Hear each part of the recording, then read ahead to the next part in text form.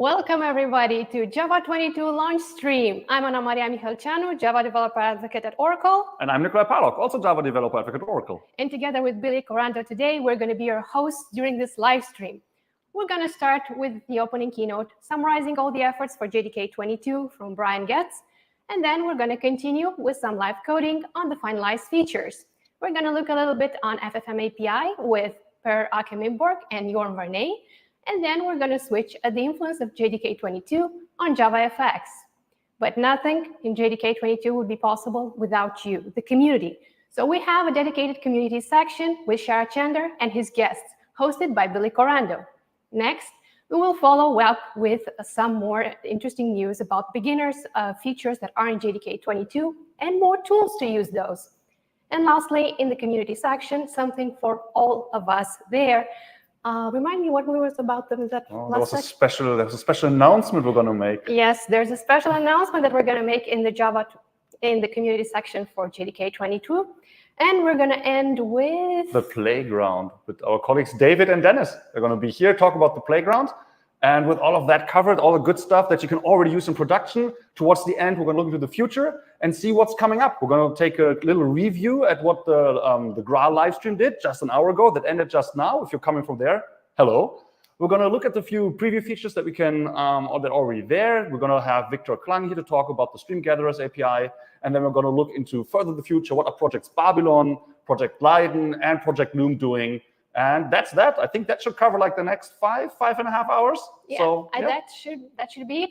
So for now, let's enjoy Brian's keynote on the JDK 22 efforts. Enjoy.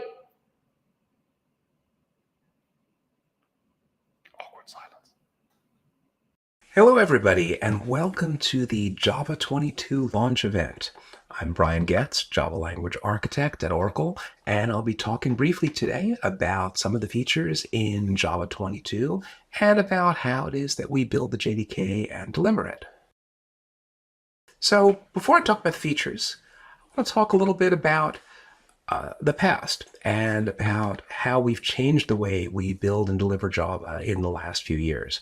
So those of you who may have been Java developers in the days prior to Java 10 may remember that we used to have a release model that was fairly coarse-grained, feature-boxed, which meant we picked a bunch of features that we thought we were going to be able to do. We kind of guessed at how long it was going to take to deliver those. We were always wrong. So we said it was going to be 2 years, but in reality, it was more like 3 or 4 years.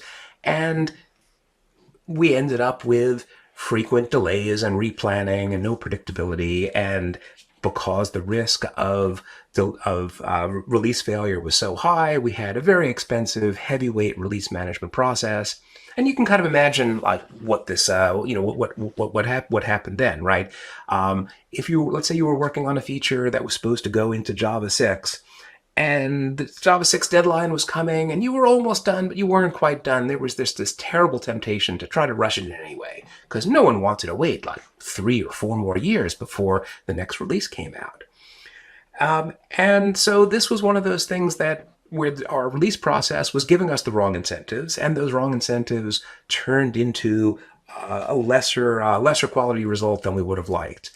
Similarly, the long time between releases encouraged us to backport a lot of things, which again took time and had the risk of destabilizing old release trains. And, around the Java 8 or 9 timeframe, we kind of realized that this wasn't working for anybody.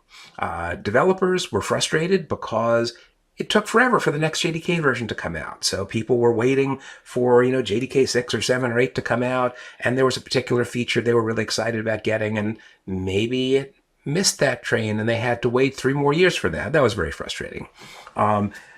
And the sort of the bad incentives that our release model gave us meant that things that came in at the very last minute maybe weren't so stable, and so a lot of people didn't want to use the initial release of Java anything because they wanted to wait to the for the next release to get all the bug fixes. And the pattern of backporting features to older trains also risked the stability of those older trains, and so this was something where nobody was getting what they wanted. So we realized we had to turn the ship, and before we simply picked a new answer, we took a careful look at the ecosystem and asked, what does the ecosystem really want or need out of this? And what we realized was the ecosystem didn't really speak with one voice. There were a lot of different perspectives in the ecosystem, but there were sort of 2 big perspectives that we identified. One of them you could call developers, which are those people who are building programs and care mostly about the latest features. If you're programming, having access to the latest features makes you more productive, helps you get your project done more reliably. So developers wanted access to the latest stuff. On the other hand, the other group, which we could call enterprises or deployers, or where you have an application that's in production, it's stable, you don't really want any new features. You just want the minimum of bug fixes to sort of keep your application running with no changes. And the old model, which was kind of one size fits all, wasn't making either group happy. So we switched to a different model, which we call tip and tail, where our releases had a time-boxed release cadence of 6 months. So after 6 months, the train leaves, whatever's on it is what's in that release. And, switch to a practice of integrating features only into the tip when they're really ready. And, with trains every 6 months, if you miss the train, well, that's no big deal. There's another train coming in 6 months. And, for the other end of the problem, we offer long-term commercial support on select older releases, which we call LTS. Those are the tail releases. And these releases get the security updates and critical fixes only that stable enterprise deployments want. And so we got a picture like this. The length of these bars reflect the support lifetime of a release. So the current LTS release is 21. That came out about 6 months ago, and it's going to have years of commercial support ahead of us. Java 22 is being released this month, so you are here. And if you're developing an application now, you might start developing on 21 and deploy on 21, or you might start developing on 22 and then hop from 23 to 24. And when it goes into deployment, you'll stay on 25, for a long time. You can adopt the new releases at your own rate or not, as makes sense for you.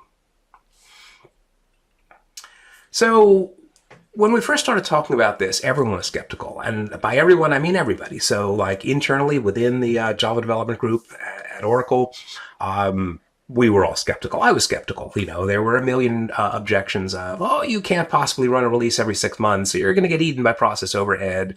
What if there's not anything in the release to ship? That'll be so embarrassing. There'll be a million backports. It'll be overwhelming. These were all basically code for we fear change. And the broader ecosystem, was even more skeptical. Some people said, Java 8's all we're ever going to need. Or, oh my God, it'll be overwhelming. There'll be so many releases. Or, you can't possibly maintain your quality. And all of these were basically code for we fear change. And, change is scary. But what's interesting is that the change that was required was not so much the methodology change. The important bit of change was cultural change, which was changing how we view developing the JDK. And that meant unlearning a bunch of things that we had learned over the previous years and had gotten used to doing. So for example, one of the things we had to learn in this change was learning how not to panic over missing the train. There's another train coming in 6 months. Learning to resist the urge to backport everything, because you really only need to backport, the most critical bug fixes and security fixes. And learning how to break big features like, Lambda and generics down into smaller deliverables that could be delivered over time. And so this was a change for us. It took us a little bit of time to get used to it, but it turned out better than we could have expected it would. One of the big surprising changes for us was that we were able to take our heavyweight release process and cut it almost to zero, because we really didn't need very much release process anymore with this methodology. We were able to cut the number of backports we had to do almost to zero. And that meant more stability for long-term support releases. But all of this meant more time for developers to focus on developing, which enables us to deliver more features faster. And that's what the real payoff is. And that's why I've, gone through this little digression on history, because all of this is leading up to delivering, being able to deliver all the features that we're going to be able to, that we're talking about today.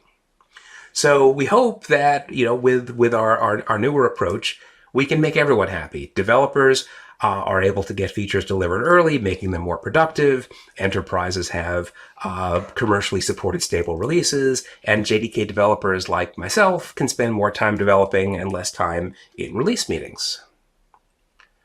So with all that aside, let's actually look at the features that we've added to the JDK in the last few releases. So here's a list of the JEPs that are in JDK 22. A JEP stands for JDK Enhancement Proposal. So this is how we deliver big features. We describe them in a document called a JEP. And these are the JEPs that are in JDK 22. Some of these JEPs were also in JDK 21 because they're either re-previews of preview features that were added in 21 or finalizations of features that were added in an earlier JDK. Now, if we zoom out, these are the features that have been added since 21. A lot of them are the same, but the list is gets a little bit bigger. If we zoom out further back to the previous LTS, which was Java 17, we can see the list gets a little bit bigger. And if we zoom all the way out to JDK 11, which was the first LTS under the new release cadence, you can get a pretty good sense at the rate at which new features are being added. And you can see that these features are sort of spread out all over the map. There's language features, there's library features, there's performance features, and there's a certain number of stewardship and housekeeping features like removing old things or re-implementing certain features like reflection to be more performant. Okay, so let's talk a little bit about how it is we develop these features. So in OpenJDK, we develop major features in the context of projects. Projects are oriented around a particular feature area. Sometimes they'll produce one JEP, sometimes they'll produce a few JEPs, sometimes, as in the case of Amber, they'll produce sort of an infinite stream of JEPs. And each of these has a focus, like Loom is about lightweight currency, Panama is about native interop, and each of these, is inspired by a user pain point where we look at Java in comparison to the competition and say, well, Java is really good, but it's not as good as this competing platform on this particular feature. Let's fix that. So there's going to be talks today on almost all of these features, and I'm going to give you a brief overview of a few of them, and then I'm going to turn it over to the other speakers. So Project Loom, which I think is one of the most exciting things to come to Java recently, is about improving Java concurrency. And it takes Java's concurrency to the next level almost by changing it like almost not at all. Basically, if you look at the Java concurrency model, Java's had threads since day one. And threads are great. Threads give us readable sequential code with clear, understandable control flow, and great debugging and serviceability, and readable stack traces. But threads are expensive. They're expensive to create. They have a high resource cost. And as a result, maybe you can only create a few thousand of them. And this sometimes puts developers in a situation where they have to choose between efficient development, using the familiar thread per task model so that they can write clean sequential code, and efficient deployment in that the familiar thread per task model uses a lot of resources. For a while, people were enamored of the reactive approach, which offered kind of the promise of better scaling, but it came at a terrible, terrible cost. The programming model is contorted, debugging is terrible, stack traces are unreadable. And so what Loom does is just gives us cheaper threads. So we can use the familiar thread-based programming model and create millions of them and not have to worry about it. And Alan will be talking about Project Loom later today. Project Panama is about better access to native libraries and off-heap memory.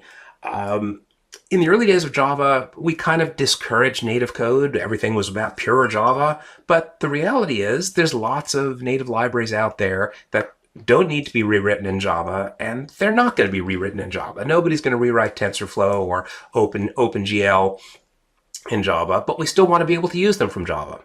And you've always been able to use native libraries from Java, but you had to use JNI, which was terrible, horrible, painful, unsafe, error-prone, all of those things. And so Panama offers us a better, safer, performant alternative to JNI and byte buffer for accessing native libraries and native memory.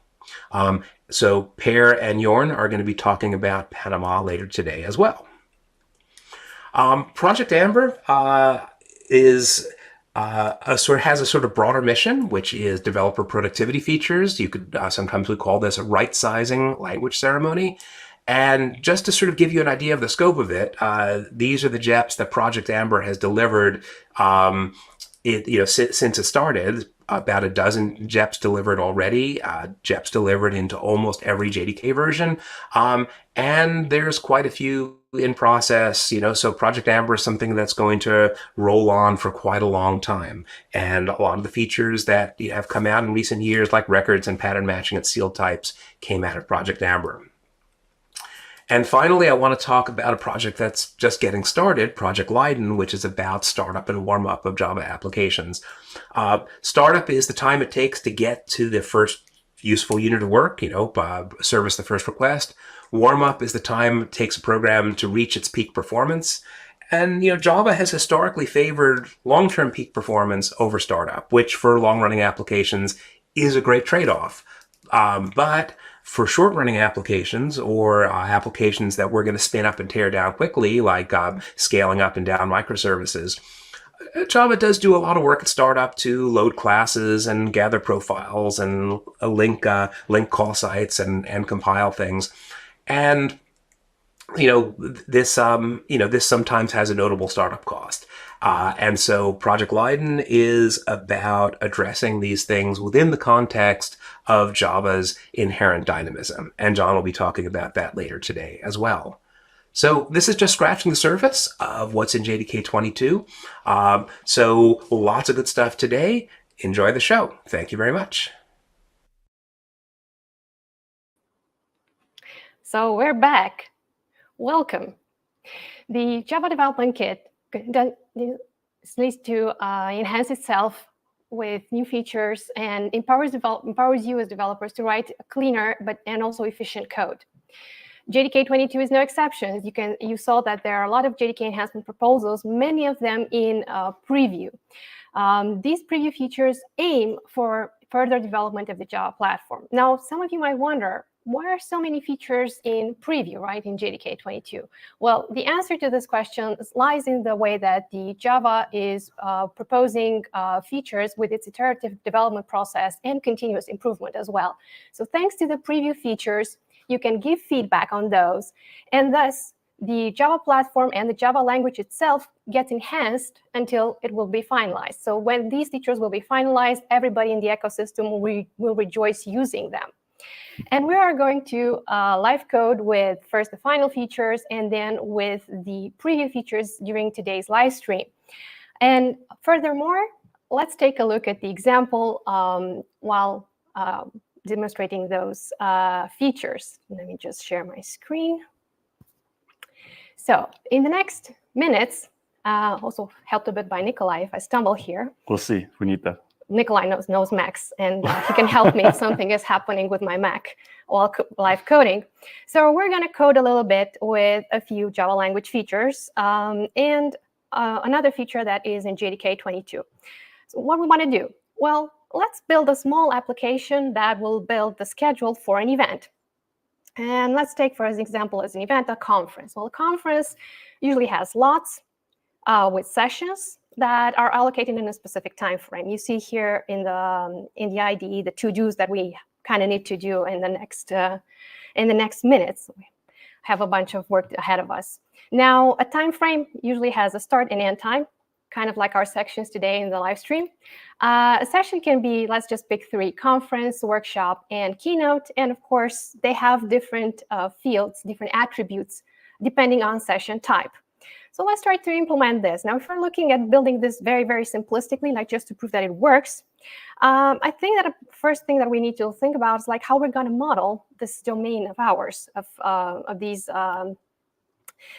elements here. So let's start with the slots. if we're looking at the slots, well, they can have event sessions and a time frame. Now, I think this is going to be a little too far, just starting with this, but let's just do a record slot. I know, very intuitive, and say session and, of course, time frame. Sorry, and just give them here as parameters as well. Time frame, and that's it. Next, if we're looking at the sessions, we can make session a record as well, right? But since we say that the session can be a conference, a keynote, and a workshop, it feels that these kind of types in our models, they share something in common, but only these three. So a way to implement this would be to use a sealed interface that is called session. So let's say sealed session. So sealed interface session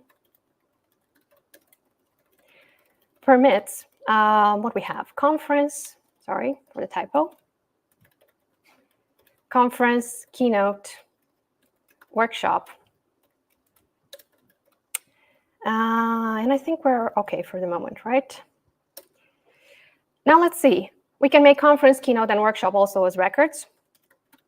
So let's say conference, and give them what they have as fields. So conference has a title, string title, a theme, string theme, a duration, we're going to go with this, and a speaker. Now, a speaker can be a string, but let's make it, for the sake of the situation, another record. Maybe we can use these nested records at some later point in time. Now, let me go here, implements, session. And we're going to come back to this one later. What else? Well, we have a keynote. So let's go with the keynote part and give this one a title as well. Actually, no, I think the keynote had a theme and not this conference. You have to pay more attention to what I'm sorry, doing. yeah. Actually, you're doing just great. I'm just going to bug over there and watch you from there. Okay, And that's a speaker. But I have forgot to define this little record here. So implement session, and maybe go with the record speaker over here, and just say string name, string bio, and of course, what else? String social handle. A lot of strings here. Now, this one doesn't need to implement anything. It's just an inner record in our hierarchy. And of course, the last one that we need to implement in this model would be a record for workshop. So let's go for the workshop string title. Workshop has some steps to execute. So let's go with string and say steps. Import the class, yes, JavaOne, and a duration as well, and speaker, another speaker here, implements session. Now, apart from these, I need another record for my time frame, which says a time frame has a start and end time. So this one would be easy, time frame, local date time start, local date time end. And I think we should be fine for the moment with our definition here. OK, so let's go and implement the event schedule. If we want to implement the event schedule, we have to generate, of course, a few of these conference sessions, and then we're going to announce the schedule like we have announced with this live stream. So first of all, we need to modify the slot, have session and time frame here, and the list looks better. I'm going to cheat a little bit because I don't want to manually do this. And of course, let's reformat a bit. So what this for does, it generates events of type workshop, conference, and keynote, depending on the division of I to 3. So now we have the announce schedule part. So let's announce the schedule based on the slots that we defined so far. So we're going to scramble a bit the schedule. How we can do that? Well, we can announce the schedule here in this method, and we get a lot of slots. So, and depending on how the slot type is, we're going to give a different announcement. So let's go through this. Let's say slot session time frame slots. So let's go to this one and see how we want to print out. We're going to print out all this depending on the session type. So I can go through these and implement all this through a switch. But since we're using records, we can do it like with pattern matching for switch. So slot and do the cases. Well, case slot of session and time frame. Let's say in this case, we can have conference and time frame. So we can, the first one will be the conference type. Let's say shout. We're going to use the announce method of the type session. So I'm going to say C and T here, I think. But we need more cases, right? So there are more cases to be handled here. We can also do a default, but in this case, since we are trying to represent only these 3 types of session, and we want to be aware, and the compiler to make us aware in the future if we're adding something to our event, we can use an exhaustive switch. So let's go to the time frame and do the same thing for the keynote. Okay, and print out here. Okay, and of course, for the last one, it's going to be workshop. And of course, print the workshop. Let's see. Oh, here, W. Let's see. It says here that there's an issue with the arrays. Oh, yes. This one was not imported. Should be fine now. So let's run our program and see what's going on. If we can announce. Give me a second to get myself. Oh. Which one?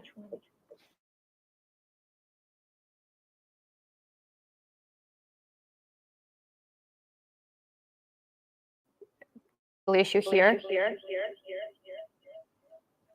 And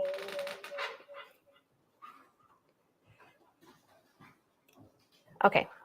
So let's go and continue implementing this. Let's run our program and see if we can announce the schedule with this current part here. Now, all that I've used here so far, by the way, is JDK 21 features, nothing 22 yet. The reason is because I'm going to go into 22 soon. So we have a schedule, right, with the sessions, do not miss it, and an announcement. But sometimes when you want to announce something, maybe you don't want to give the title. So in this case, our announce method was using something from the conference, like the title or the keynote or the workshop. But maybe we don't need this, and we just want to replace with just a message or string saying conference, saying here keynote and workshop. Now, in this situation, when we are not using anymore the records that we declared in the case statements, you can see here that things are already grayed out for you. The reason being is because they are not needed. So what happens is that thanks to the unnamed patterns and variables that are now finalized in JDK 22, we can bind to the type, to this conference type without actually naming it. So we can use the underscore in this case, since we're not using them further in the system out part. So just replace with this. Let's run again the schedule, and we get a different type of announcement based on the session type. Now, this is one way to handle this. There are other benefits of using nested record patterns. For example, the for enhanced loops. And that's also a nice way to go through fors when you are having nested record patterns, and many other advantages that were brought to you thanks to JDK 21. But since we're at JDK 22, we saw a bit about unnamed patterns and variables, which was finalized. Let's see a bit about another important feature that was finalized in this JDK release. And that I want to say it's about launching a Java program that has supplied us multiple files. So let's do that. Let's assume that we are going to... I'm back. I'm done screwing up the sound. Okay. Sorry. Thank you. No worries. You know, it's a live stream, so we need to, we did this intentionally. So, okay, so people now know that exactly. This is live. So if I'm doing something wrong, it's live. Okay, so let's evolve the model, right? So how would we evolve the model? Well, maybe we want to move this to a package, or we want to externalize these records because they might be used in another class. So let's do that one by one. First one that I want to move is, I think, where's my session interface? I have the record. Did I do something? Oh, I moved the interface here. Okay, so how was it doing this in IntelliJ? I think. You keep going, and I'll leave a little bit of a comment on something that somebody was said, yes. and that I found interesting. Yes. So somebody said in the comments, and I'm struggling to see right now, but I'll just recite from that we're all on these YouTube videos. We're all so excited about this switch, and the person was like, "I'm just using switch from time to time." And that is entirely correct, right? Like you wouldn't use switch a lot without this feature because of maybe you switch over enums or over strings, but you cannot use switch over complex types. And now that you can, you're going to use switch differently. You're not just going to do the same thing as before, switch over an enum and switch over strings, and then occasionally also switch over complex objects. You now have the chance to switch over complex objects intentionally and to use that as part of a larger data-oriented programming paradigm maybe, or just in general, in more locations than you would in the past. So I agree. If you just think, how often am I using switch, then this does not seem like a great change. But if you try to see how often could I use switch and experiment with this, you'll see you'll end up doing it a lot. That's actually a very good point. Well, while you're talking, yes. I actually moved my records and the sealed interface to their own classes with a small shortcut key. So now I have my program for the schedule supplied as multiple Java classes. Let me go to, how was that? Should we go, I'm going to do this. I forgot the keys for the terminal, sorry. It was Option M. So if we would have had this, let's say in Java 21, and I would have done Java SRC. Of course, in Java 21, the unnamed patterns and variables, by the way, were in preview, so I have to use this. Enable preview, minus source 21. So if I want to do this and run just my program, my main program that was running the main, it was event schedule.java. Compilation failed, problems. It cannot find the records that I have in other classes, right? Now, thanks to Java 22, if I'm just switching to this one, and just say clear, double checking all the time. Yes, I'm running on 22. Hey, you never know. I'm super impressed that you can remember that it's one dash and then version, because I always type dash version, and that only works for some commands, but not for all. So anyway, sorry. And now the moment of truth. Hopefully, I've done this correctly. So what I can do now, I can say Java source, because now I'm using only final features. And say event schedule.java, let's see. And now my program is compiled successfully and prints what I expect it to do without doing any other class path or any other additions to run this program. So these are two main features that were added in JDK 22 that you can experiment as well, and they complement the already great features of language features that were released in JDK 21. But apart from this, there are a few more other features that are important within JDK 22, and those are related to performance. Specifically, the region pinning for G1 garbage collector. So this part is a little bit particular to using GNI. And what I want to say is that, well, G1 GC is a generational garbage collector. And of course, when the garbage collection occurs, it goes and looks into different regions and sees if a specific object should be collected or not. Now, when using GNI, what happens is that the code, the native code, has access to the Java heap, and it is in a critical region state. So when the code is in that critical region state, it shouldn't be garbage collected. Until JDK 22, in order to avoid this kind of situations, like not to accidentally sweep code that is actually in a critical region state, what people were doing were disabling the garbage collection so that doesn't occur. Yeah, it's not necessarily the best solution, but it is a solution. As a result, that introduced some latency with garbage collection. Again, not okay. So in order to solve that, JDK 22 introduced region pinning. What this means, it isolates those regions that are having native code that uses that is accessing critical heap, and thus is not anymore garbage collecting them. So it's more an elegant way to isolate those critical regions than instead disabling all the garbage collection for more regions and introducing latency. But if you want to avoid GNI and all these headaches of disabling garbage collectors or think of region pinning and other stuff, well, we have today with us two experts in working with native code. And yes, I'm going to welcome soon our colleagues, Jorn Vernee and Per Ake Minborg, that have worked on Project Panama. So let me move. Hey, hi guys. Hello. Hello. Hello. It's good to see you. Welcome to the launch of JDK 22, which your feature that you have worked a lot on has contributed a lot. And today we're going to have some live coding from yourselves as well. But before going further into action, like we did so far, I would let you introduce yourselves. So maybe Jorn, you would like to say a few words?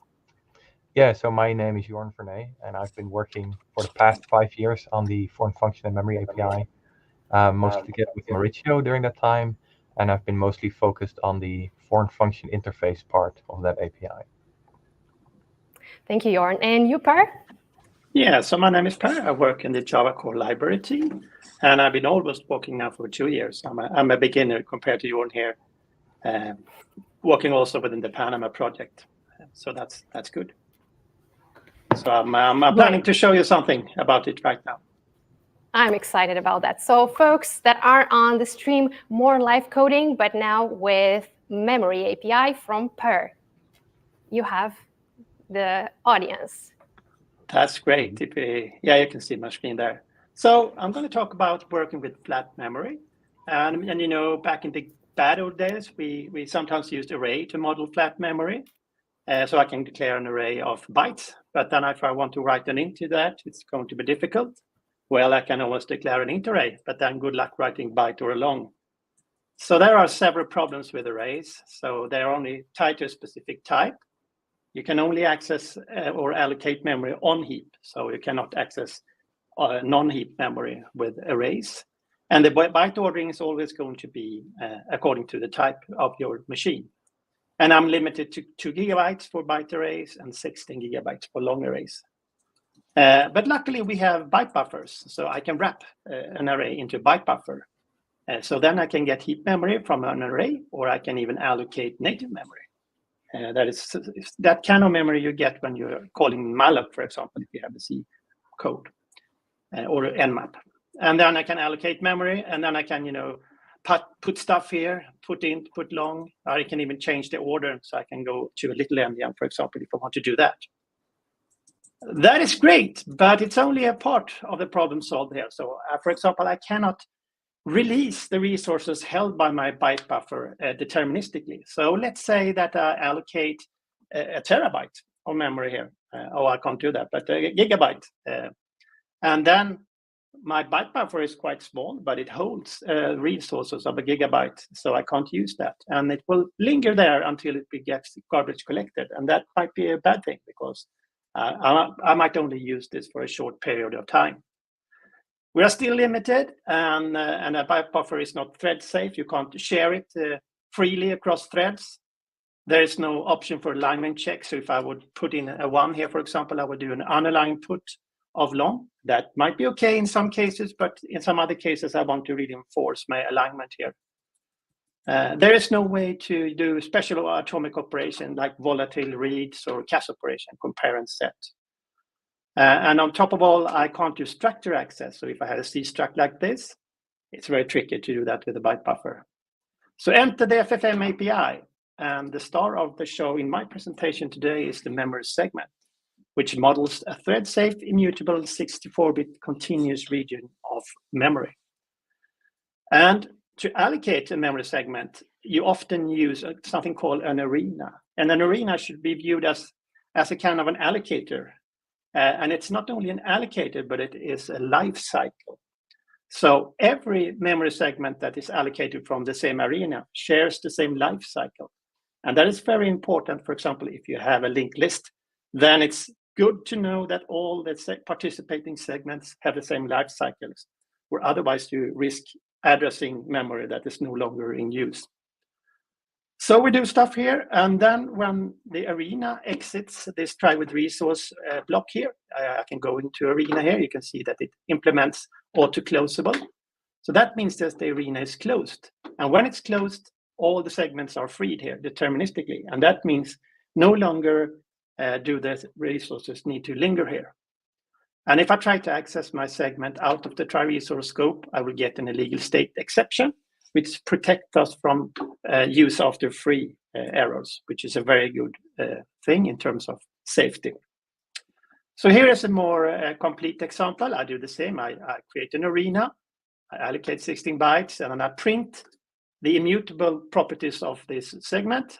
I set the value at offset 0 to the value 3 and int, and then I use the existing hex format, which has been in the JDK for a long time, and I print out the kind of hex representation of the content of this 16 bytes segment here. I am using a conversion here that converts a segment to a regular array, so I can use this hex format here. And then hopefully it should print something like 03000, because my hardware platform is using little endian, as most of the platform do. There is also interoperability features that you can convert from an array or from a byte buffer to a memory segment, and vice versa. You can create, just as I've shown up here, you can create arrays from a memory segment and call existing code. So you can still use a segment, but then if you want to call legacy code, you can use any of these conversion methods here. So let's run this and see what happens. So I'm running this now, and it will print. This is the kind of immutable data. So apparently my memory is allocated at this address here. It's 16 bytes as expected, and it also prints. Here is the int, it's 4 bytes, and it's a little endian, as you can see here. I can go up here and change that. So maybe I want to use a big endian, and I can just say that I want to use order, byte order, big endian here.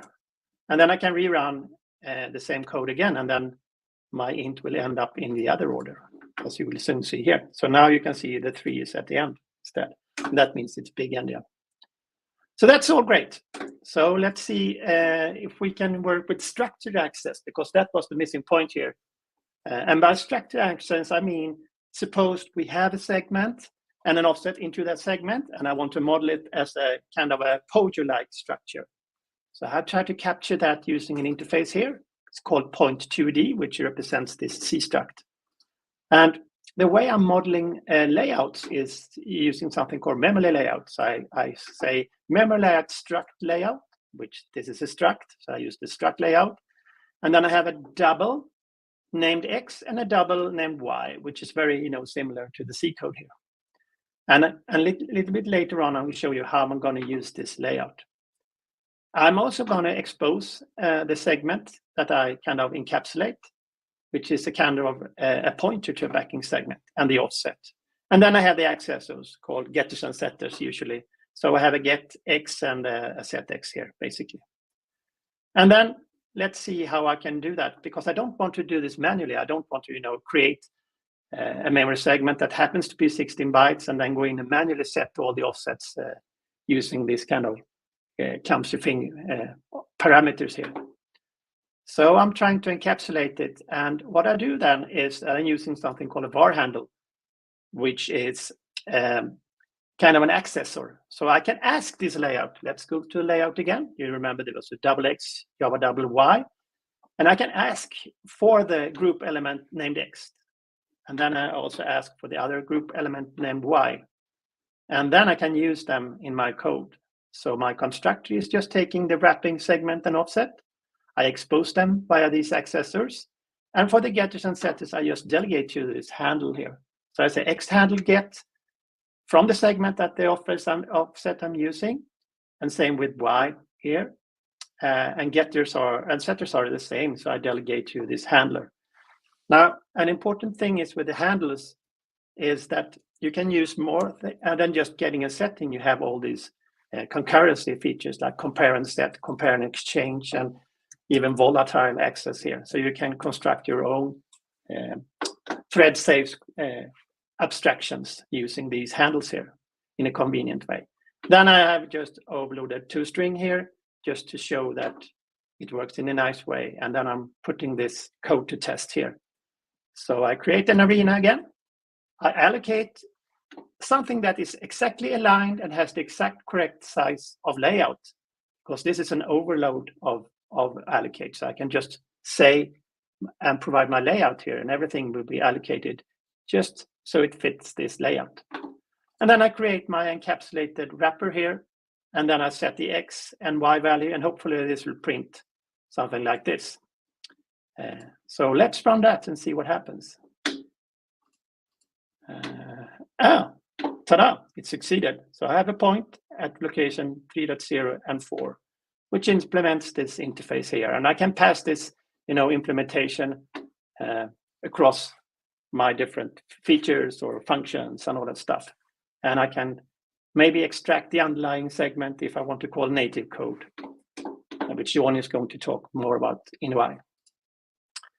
Let's talk a little bit more about arenas. So there is a predefined arena called global, which is always there and will remain there for the entire time of the JVM. And then there are 3 factory methods, which allows you to create your own arenas. So this is an auto arena, which is the same as before, that will use the garbage collector to free all the resources you have allocated. Of course, then you don't get this kind of deterministic behavior, but maybe you're using code in conjunction with legacy feature and some functionality. Then it's a good fallback to use the auto arena.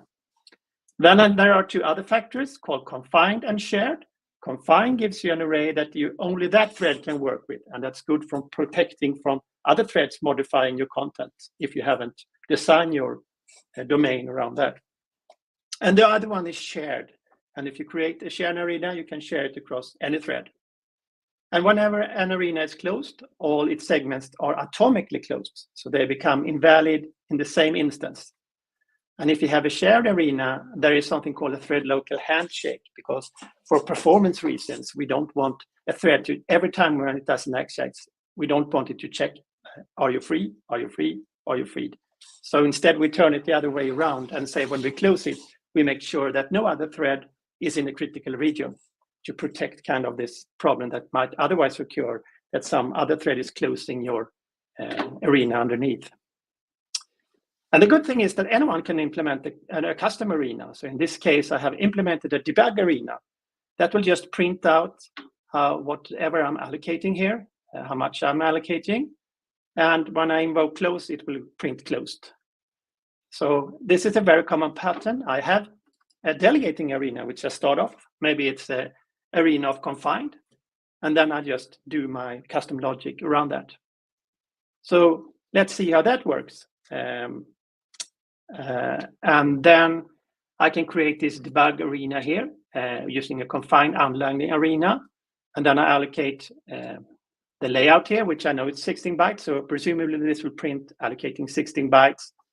We can do a lot of other stuff here. And when we exit the try with resource block here, the arena will get closed and my closed method will be called. It will print closed, and then it will close the underlying arena here. So let's run that and see what happens. Great. That works too. Amazing.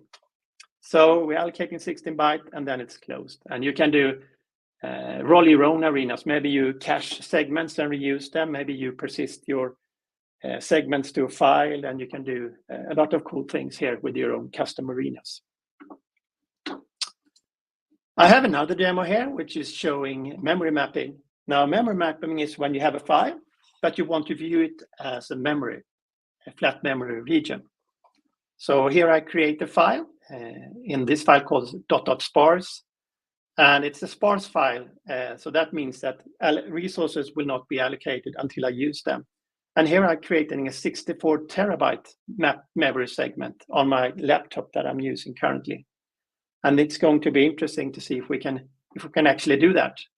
And when this try resource exits, the memory segment will be freed. So let's run this and have a high risk that this fails.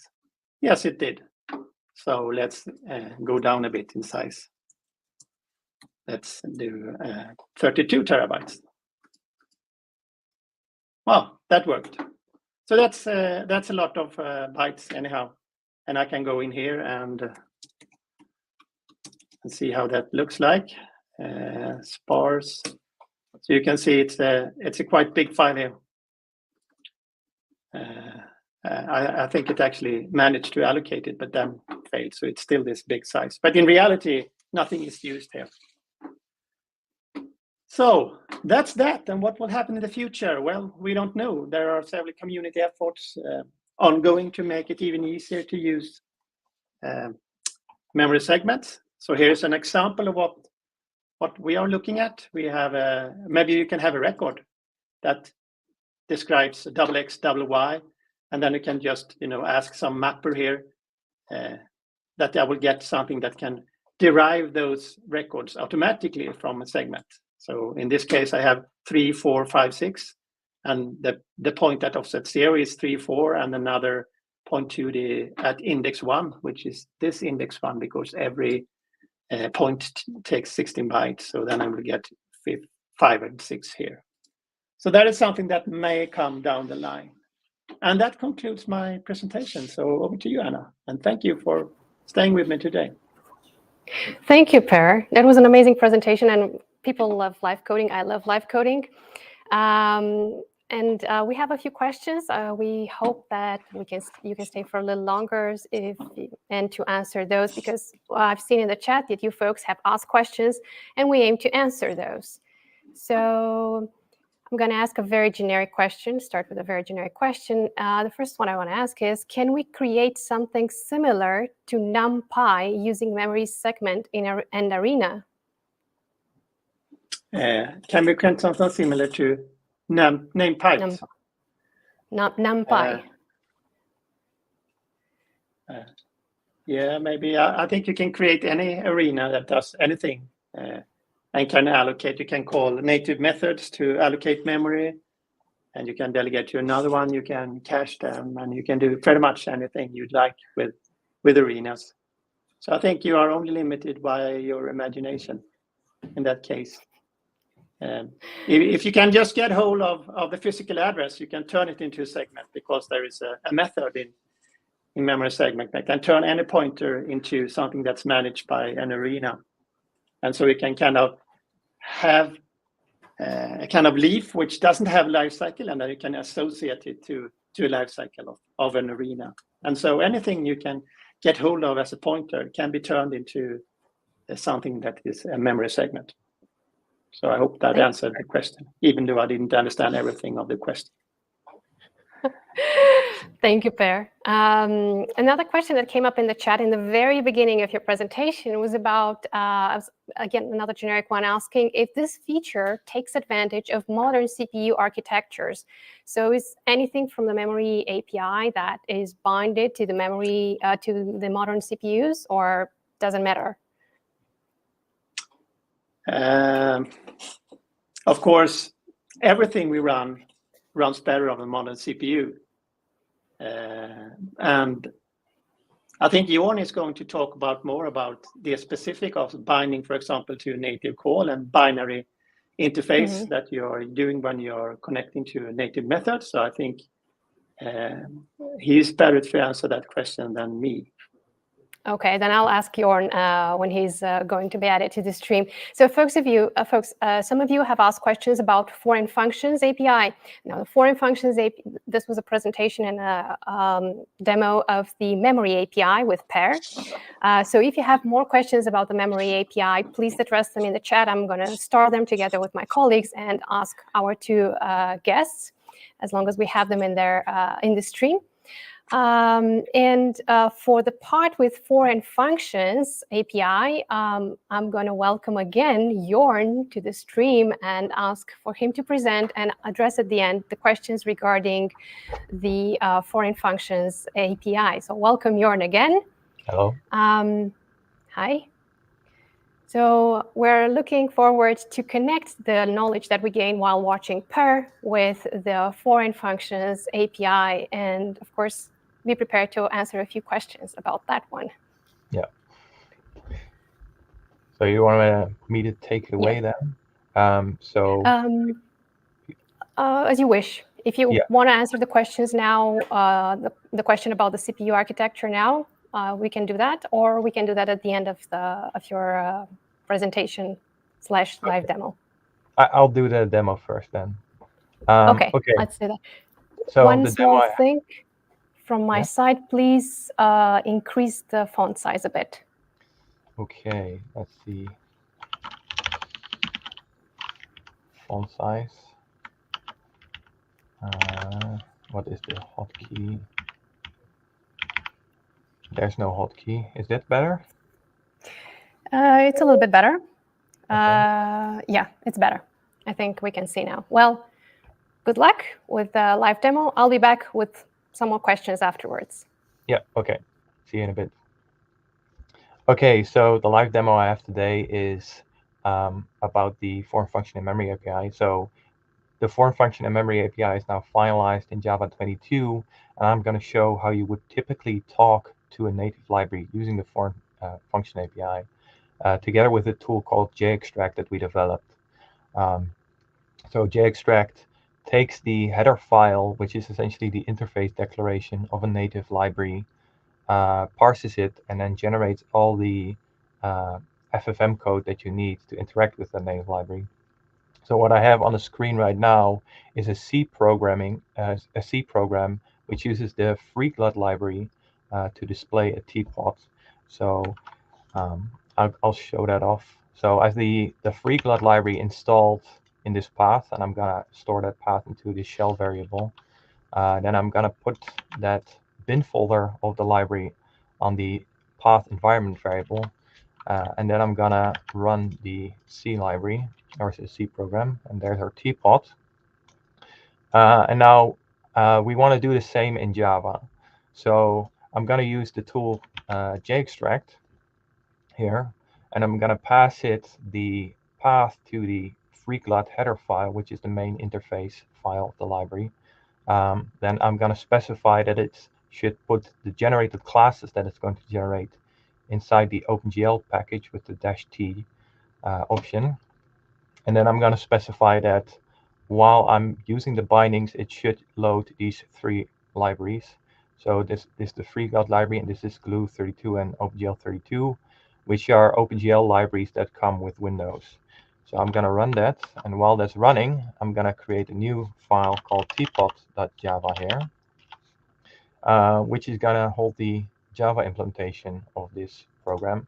So first, to start off, I'm just going to copy paste all of this C code into this Java file. Now, obviously, there are a few changes that we need to make because Java is not C. So I'm going to start off with adding the import for the foreign function and memory access API.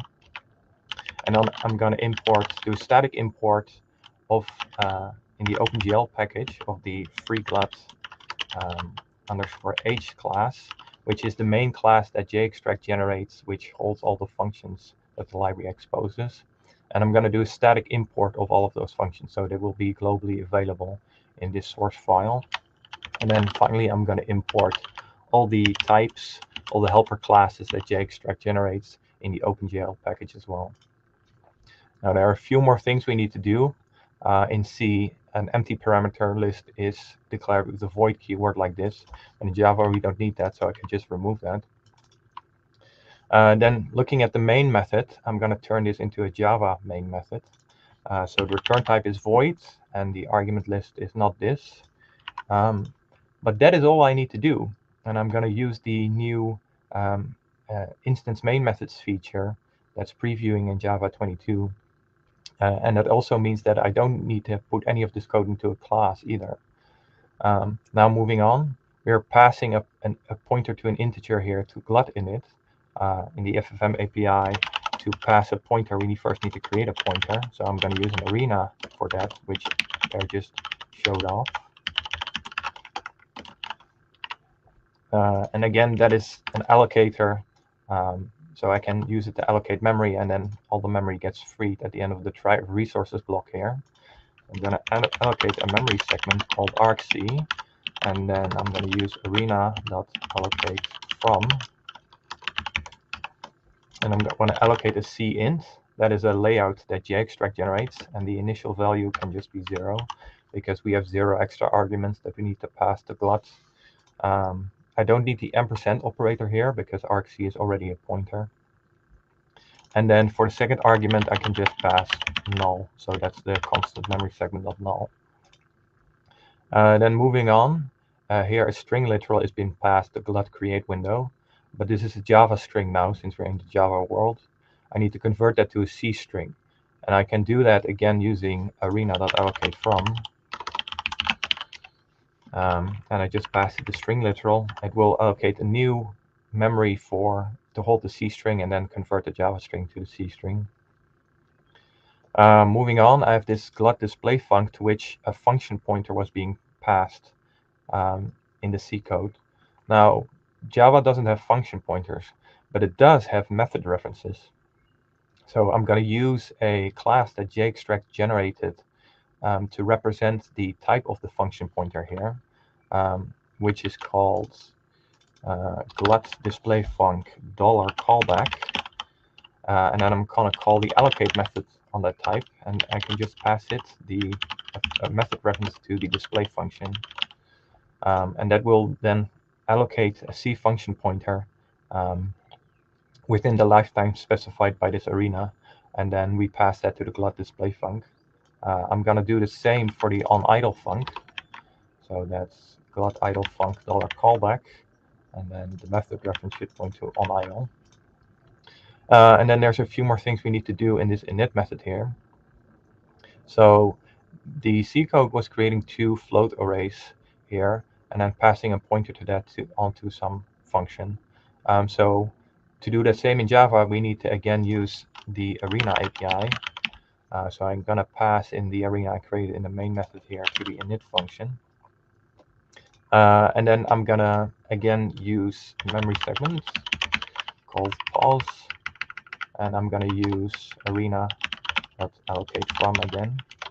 And this time I want an array of the type GL floats, because that's the underlying type used by the C code.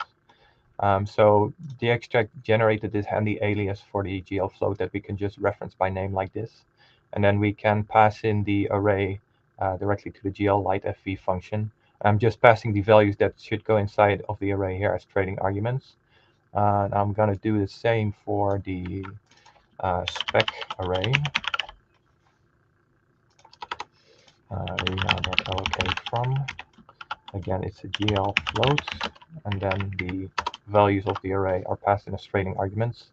And then finally here, I'm passing in a pointer to this local float variable in the C code. Again, when we're using the FFM API, we need to manually allocate things we want to pass a pointer to. So I'm going to declare a memory segment here, again called shiny. I'm going to use arena.allocate from again, and it's a GL float as well, with the initial value is 113, and then I can just remove this ampersand. And now there's one more thing we need to do here. The C code is using all these GL underscore constants, and in the C world these are macros, and JExtract exposes the value of a macro as a function. So what I need to do in all these cases is add a couple of parentheses like this. But I'm not going to do that manually. I'm just going to use a regex replace function. So there we go. That added all the parentheses needed. And then I think we're ready to start running this. So JExtract finished running. It printed out a bunch of warnings and generated quite a few classes, because here it's also pulling in the Windows SDK. So some types in the Windows SDK are unsupported, basic way of saying, but that's not important for our demo. Next, we're gonna compile our teapot.java file, and that's automatically gonna pick up the classes generated by JExtract here.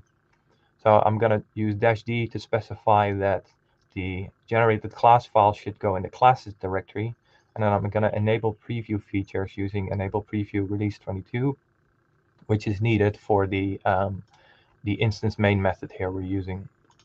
So I'm gonna run that. That should take a few seconds because there are quite a few classes to compile. So just wait while that's going, and I'm gonna copy paste this run command while that's happening. So there we go, and now I'm gonna run it using this Java command. So as the class path, I'm specifying the classes directory in which we generated all the files. Then I'm gonna enable native access for the unnamed module, which corresponds to the class path. And this is needed because we're accessing native code, we're accessing native library. And then I'm gonna enable preview features again, so that we can use the instance main methods. And I'm just gonna pass in the name of the main class. If you run that, we again see the teapot. So that is the demo. If that interests you, you can go to github.com/openjdk/jextract, and you will find the jextract tool. You will find a download link, and you find instructions on how to use it. And you can also look in the samples directory to find many different samples, including this one in a slightly different version of the teapot example, but it does still print out a teapot. And that's it for the demo. Hey. Hey. So great demo, by the way. And we have a few questions about it in the chat. So quite a few. Welcome back, Per. Hopefully both of you can balance it. So Jorn, there was a question asking you, are all those method calls in his Java method, they're actually C++ methods written in C? So I think it's about the JExtract generated code, yeah. But I'll let you answer this one. So I don't know if you can still steal this. I don't think you can see my screen right now, but yes. So all the C function codes, all the C function calls here. Okay, now you can see my screen. All the C function calls, so this GL enable, that is a method that's generated by JExtract. So that's the exact same name as the C function would have. And through the magic of static imports, we can statically import and call it just as if it was a C function. So here again, we're calling the C function in the C code, and JExtract just generates the corresponding method, and we can call it like this using static imports. Thank you, Jorn. Another question that came in the chat from Dan the First is, are there plans for JExtract to support C++ header files? Nothing at the moment. Well, where we don't directly support C++ right now because C++ doesn't have a stable ABI. Different compilers can have different ABIs. Different versions of the same compiler can have different ABIs. There might be some compiler flag that change the ABI. So it's just too complex to support at this point. The way C++ is supported at the moment is if you have a C++ library that has a C interface to it.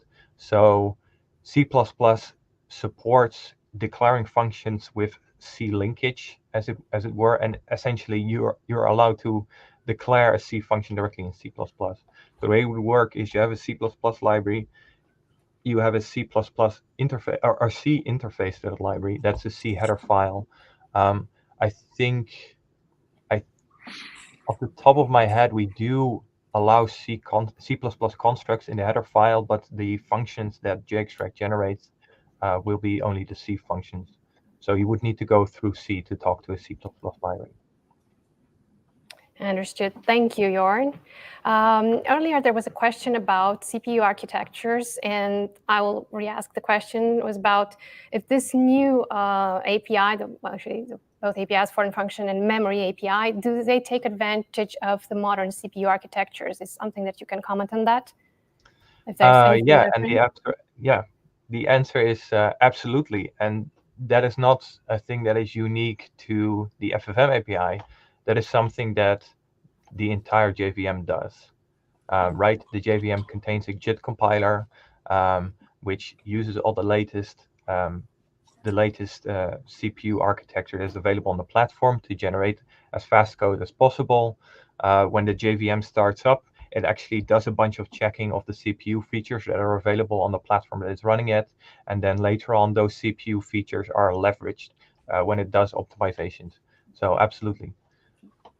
So one example is that we can use the vector operations that are built into some CPUs, and the compiler will automatically identify that these operations are available for this CPU, and then it will, for example, unroll a loop and use vector operations instead. It's good. It's good to hear. Now, there was a longer question in the chat, but I think that the main essence of it was who is using the FFM API and for what?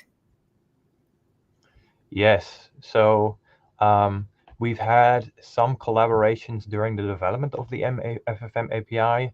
So some of the big names that people might recognize are Netty and Lucene.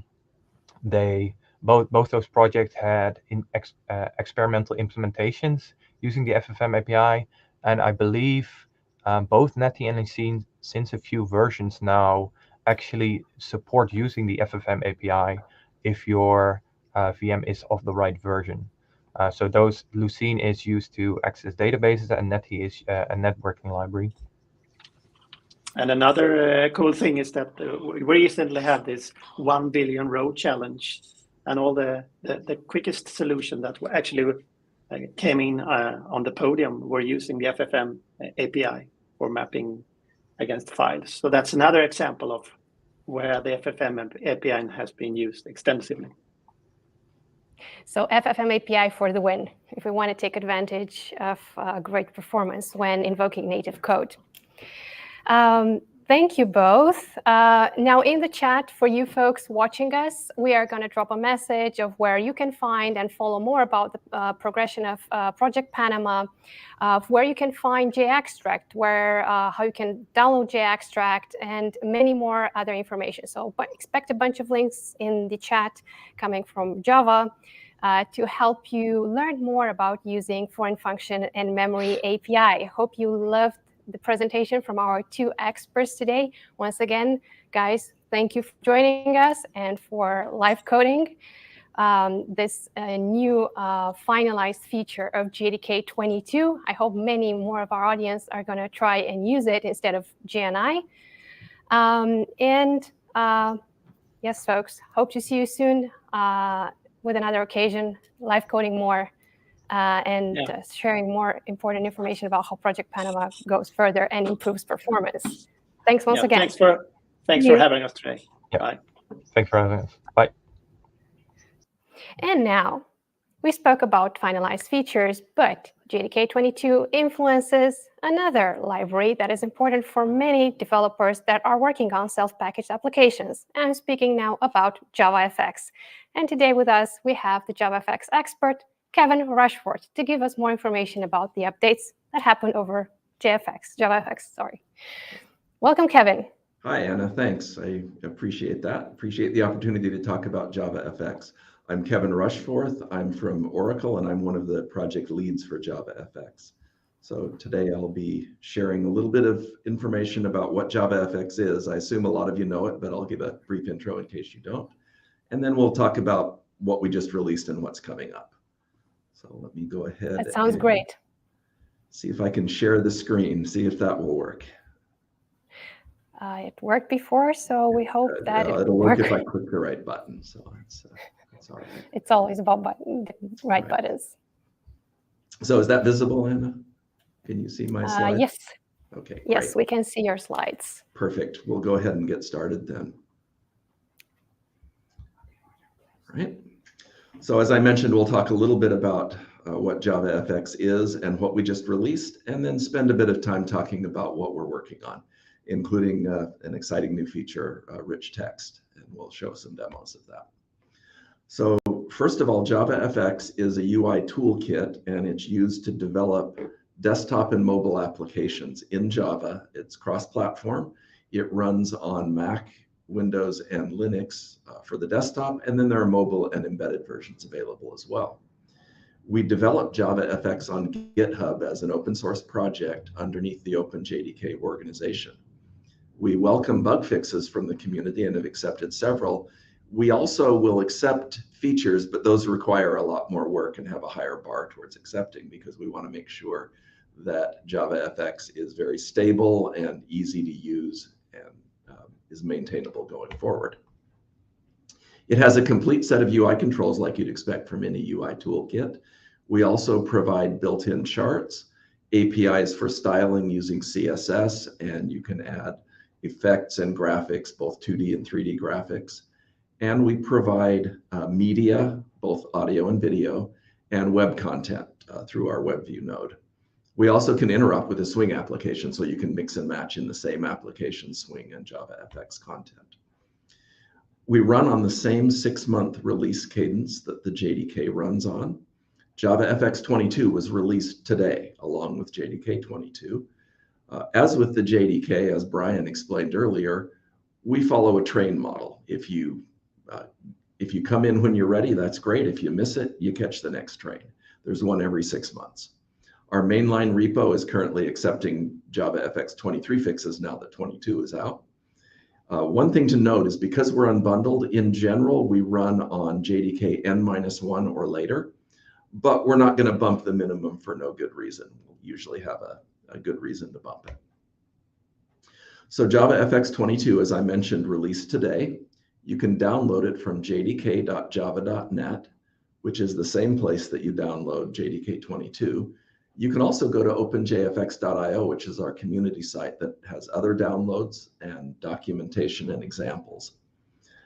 JavaFX 22 runs on JDK 17 and later. We recommend JDK 22.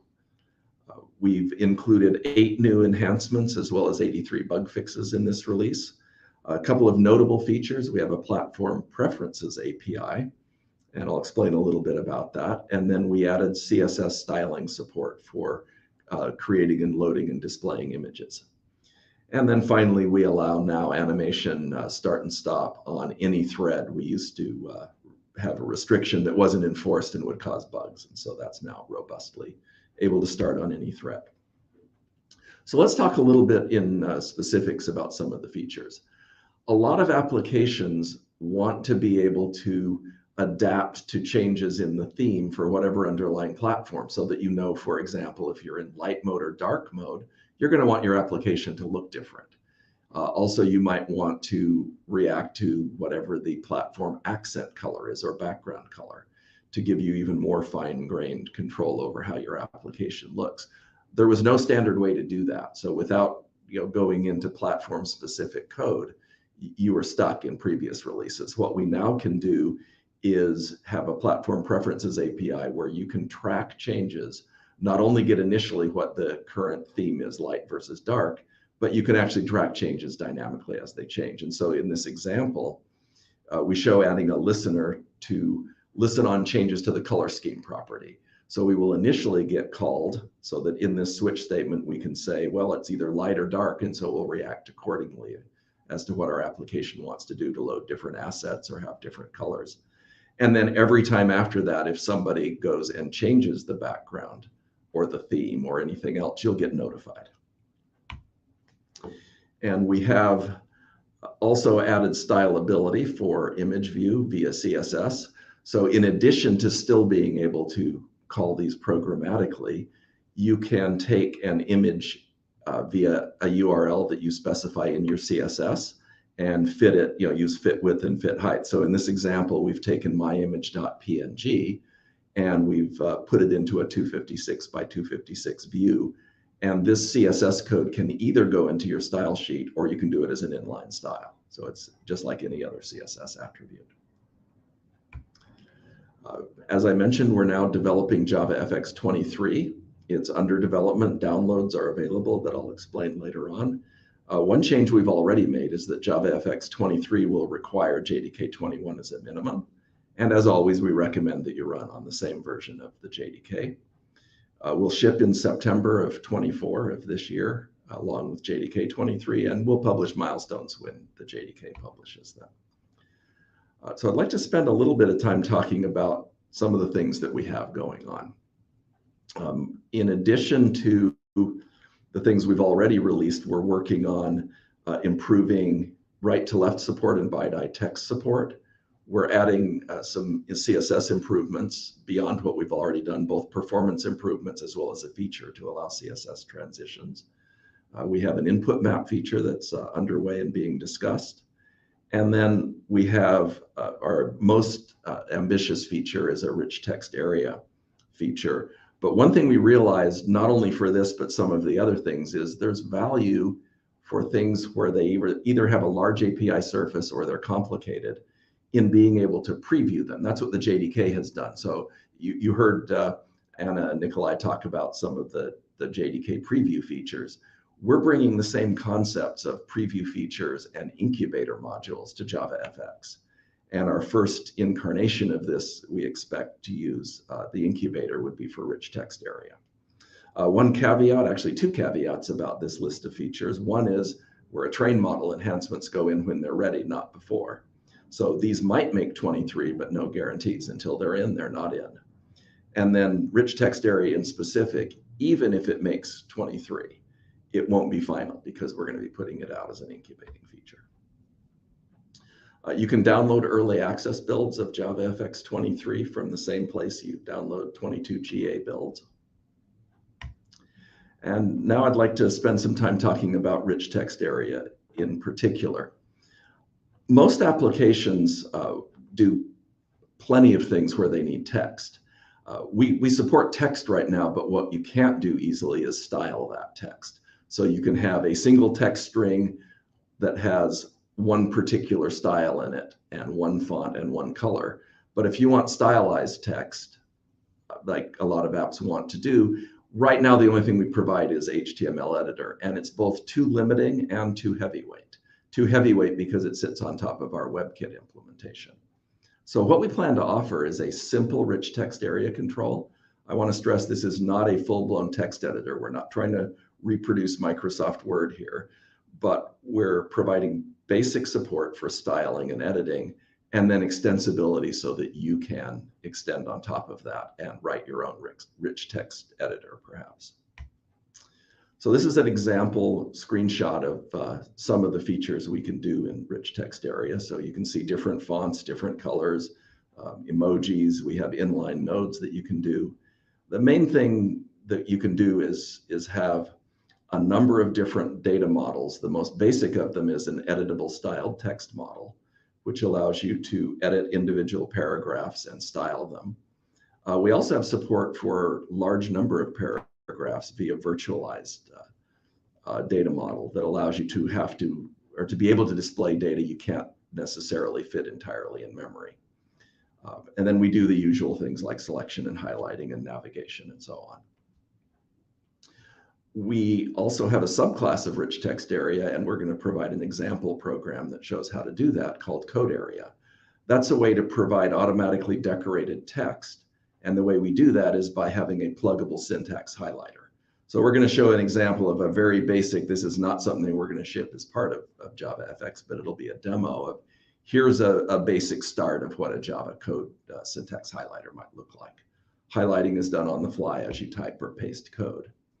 And then I'm going to show a demo of a simple rich text area editor.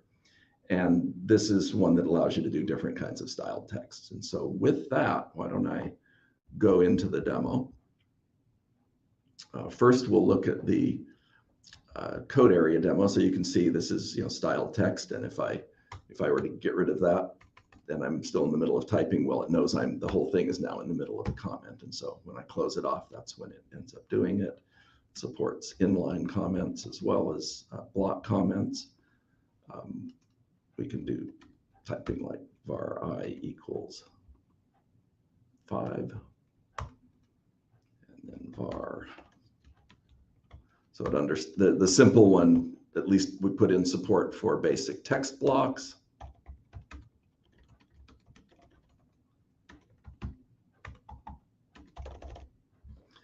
And then we've got also support for highlighting, so you can turn on and off the current highlight, and you can turn on and off line numbers. And so that should give you a basic idea of what we support with rich text. And then the last thing I wanted to show on the demo is our rich text area editor demo. So this is a demo of rich text editing. So we can go and change the color, so we can bold or unbold that. We can do strike through for different pieces, or change to monospace if we want to do that. We can, let's see, change that to Courier New. So now we have monospace. So it does everything that you'd expect a very simple editor to do. Think of this like WordPad or Apple's text edit. It should be able to do some things like that, but we're not going to provide this as a full feature. Instead, we'll provide the building blocks and allow your application to be able to do that. So now we'll go ahead and just wrap up a little bit by talking about some of the things we're looking at going forward. As a general policy, we're going to focus on the core parts of JavaFX. So any feature that can be done entirely by a library or application should be. And if there's fundamental missing things, or if there's something that so many applications need that we can provide in a standard way, but not make it so that we get, we don't want to provide, a good example is we don't want to provide a rich text editor, but instead we'll provide a basic control that you could extend. We end up having a lot of things to do to fix platform bugs, and we're always looking at new small enhancements. Specifically for platform features, we're going to be continuing and on our development of Metal Graphics pipeline and macOS accessibility APIs and Wayland support on Linux. Going forward, we might look at native Wayland support and DirectX 12. And so for a call to action, I'd like everybody to download JDK 22 and JavaFX 22 and give it a spin, and then try out our early access builds. And then with that, I'll go ahead and see if there are any questions. Let's see, whoops, that is not the right window. Thank you. Thank you, Kevin. It was a great presentation, a great sum up of the JavaFX features that are coming right now, and also what's been going on with JavaFX, and a very nice demo.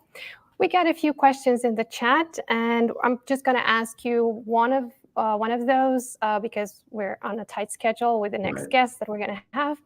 So somebody asked in the chat, like, why is JavaFX separate? Why is extracted from the JDK and not Swing? If you can provide an answer to that. Well, Swing is a part of standard Java SE, so it needs to be part of the bundled libraries. JavaFX was originally extracted so that it could evolve, more quickly and at its own pace, and it runs as a separate project. You can, though, and we've run demos of that. That's what I was showing there. You can take JavaFX modules, the JDK, J-link them together, and it's as if it's part of the JDK as well. Thank you. And another question, since I have like 2 more minutes. Somebody asked if we can make games with 2D or 3D support. Yeah, you can certainly do that. In fact, some people have done fairly simple games with JavaFX. Both 2D and 3D have been done. So we don't provide any libraries, but we provide all the pieces you need to make the cool graphics. Well, that's great. Thank you very much, Kevin. Folks that are watching us right now, there will be a message dropped to you in the live chat there about the call to action for JavaFX. Be sure to check the links that are in the message. And, well, stay tuned with the updates that are happening within the JavaFX space as well. Thank you once again, Kevin, for coming here. And, well, I'm going to welcome now on stage the next host of this live stream, my dear colleague, Billy Corando. Welcome, Billy. Hey, Anna. I hope you've been having fun. I've been sitting here monitoring the comments and watching as you and Nikolai and all the guests have been presenting. Now I'm on. It's just like getting a bit nervous here. Welcome to the party of nervous people. No, don't worry. We are going to be here to support you in the background. So, Billy, have fun with the community section and more. See you soon. All right. All right, thank you, Anna. So yeah, I am here to cover the community section of Java. I help run, along with my job, I also help run the local Kansas City Java users group along with Deshaun, who you also see in the comments. But with that said, I'm actually going to bring on Mr. Java community himself, Sharat Chander. Hey, Shar. So yes, I mean, really, who better to actually run the community section than Shar? So I'm going to go ahead and actually hand it off to you because you have a couple of guests. I think one of them, a lot of people in the comments will definitely recognize. So definitely stay tuned for that. But with that, it is the live stream is yours. Oh, Billy, I appreciate that. Wait a minute. I thought the best person to talk about community would be you, Billy. That's really nice of you to say. But yeah, thank you for including a community section in a highly deeply technical item. Community is important. Yep. Absolutely. No, I'm still learning from you, but maybe one of these days, many years from now, I'll be at your level. But that's yeah, I'll let you take it from here. Oh, you're way too kind. We have the announcement of Java 22 today. We've been hearing about a lot of technical updates as part of just this, not just this release, but Java in general. But as we know, the real heartbeat of Java isn't just technical innovation, it's the ecosystem, it's the community at large, and I'm really humbled that we now have a community section as part of this live stream and our Java releases. And there's no better way to actually start about talking about community than making a rather interesting announcement, and that is the return of JavaOne. Yep, you heard correctly, the return of JavaOne. This has been a flagship pillar in terms of our Java innovation and our Java community story. I'm pretty excited about this return. JavaOne will be coming back in calendar year 2025, March 17th through March 20th. So please just point your browsers to javaone.com for further updates and insight. We have a lot of work ahead of us as we reintroduce JavaOne, ensuring that it meets not just your technical content needs, but your community needs as well. The entire Java DevRel team and the Java organization is looking forward to putting this event back into flight to ensure that community stays visible and vibrant through such a flagship moment. So for everyone behind the scenes that's working on this, thank you. For those of you in the community who I haven't reached out to yet, I'll be reaching out to you shortly for some help and support and involvement. But as we lead up to JavaOne, there's a couple of other important conferences to keep in mind. One is DevNexus on April 9th through the 11th. They are celebrating their 20th event this year. So if you have the opportunity, please visit us and the Java team at DevNexus in Atlanta. We also have DevOps UK coming up on May 8th through 10th in London. The Java team will be there as well. We're hoping to meet many of you in person. And then, of course, JCon in Cologne, Germany, May 13th through May 16th in Germany. So again, hoping to see many of you at these three events. These are lead-ups, hopefully that can invigorate the JavaOne message, but also just keeping Java vibrant. Community in general is very important in multiple dimensions. For you outside of Oracle, it's also important to spotlight the importance of Java community inside of Oracle as far as how we're building our next generation of solutions that are taking advantage of modern Java features. And there's no better person to actually talk about some of that innovation than Dave Cabellas. Dave, I think I see you. There you are. See you there. Dave, thank you for joining us in terms of the Java 22 launch. From the Project Helidon team, we're always excited to see our microservices story embracing modern Java features. And with that, maybe you could talk a little bit about what is Helidon and how is Helidon actually using modern Java to evolve microservices for the future. Happy to. And Shar, thanks for having me. I'm excited to be part of the launch. Good stuff. So Helidon, if you're not familiar, Helidon is it's a series of Java libraries or a framework for writing applications that run on a web core powered completely by virtual threads. when Java 21 came out, we actually, before Java 21 came out, even we adopted virtual threads as the primary underpinnings for the project. Helidon is 100% open source. It's on GitHub. We align with Java releases whenever they come out. So now that Java 22 is out, you'll see us uptaking new features there too. Helidon has a couple of different flavors: SE for functional programming, and then MP for using microprofile for things like CDI, JAX-RS, etc. So Helidon itself is it's a native framework for writing, Kubernetes-friendly applications. And so there's actually value beyond just the language and the platform, and at its core, there's greater resources that developers can turn to from Oracle that's also using modern Java features. So talk a little bit about what is Helidon doing in terms of that path with modernizing around Java. Sure. So let's see. I'm going to back up just a little bit to Java 2021 just for a second too, because that was when virtual threads came out, and that was like a huge left turn for us. So we adopted virtual threads, again at the base.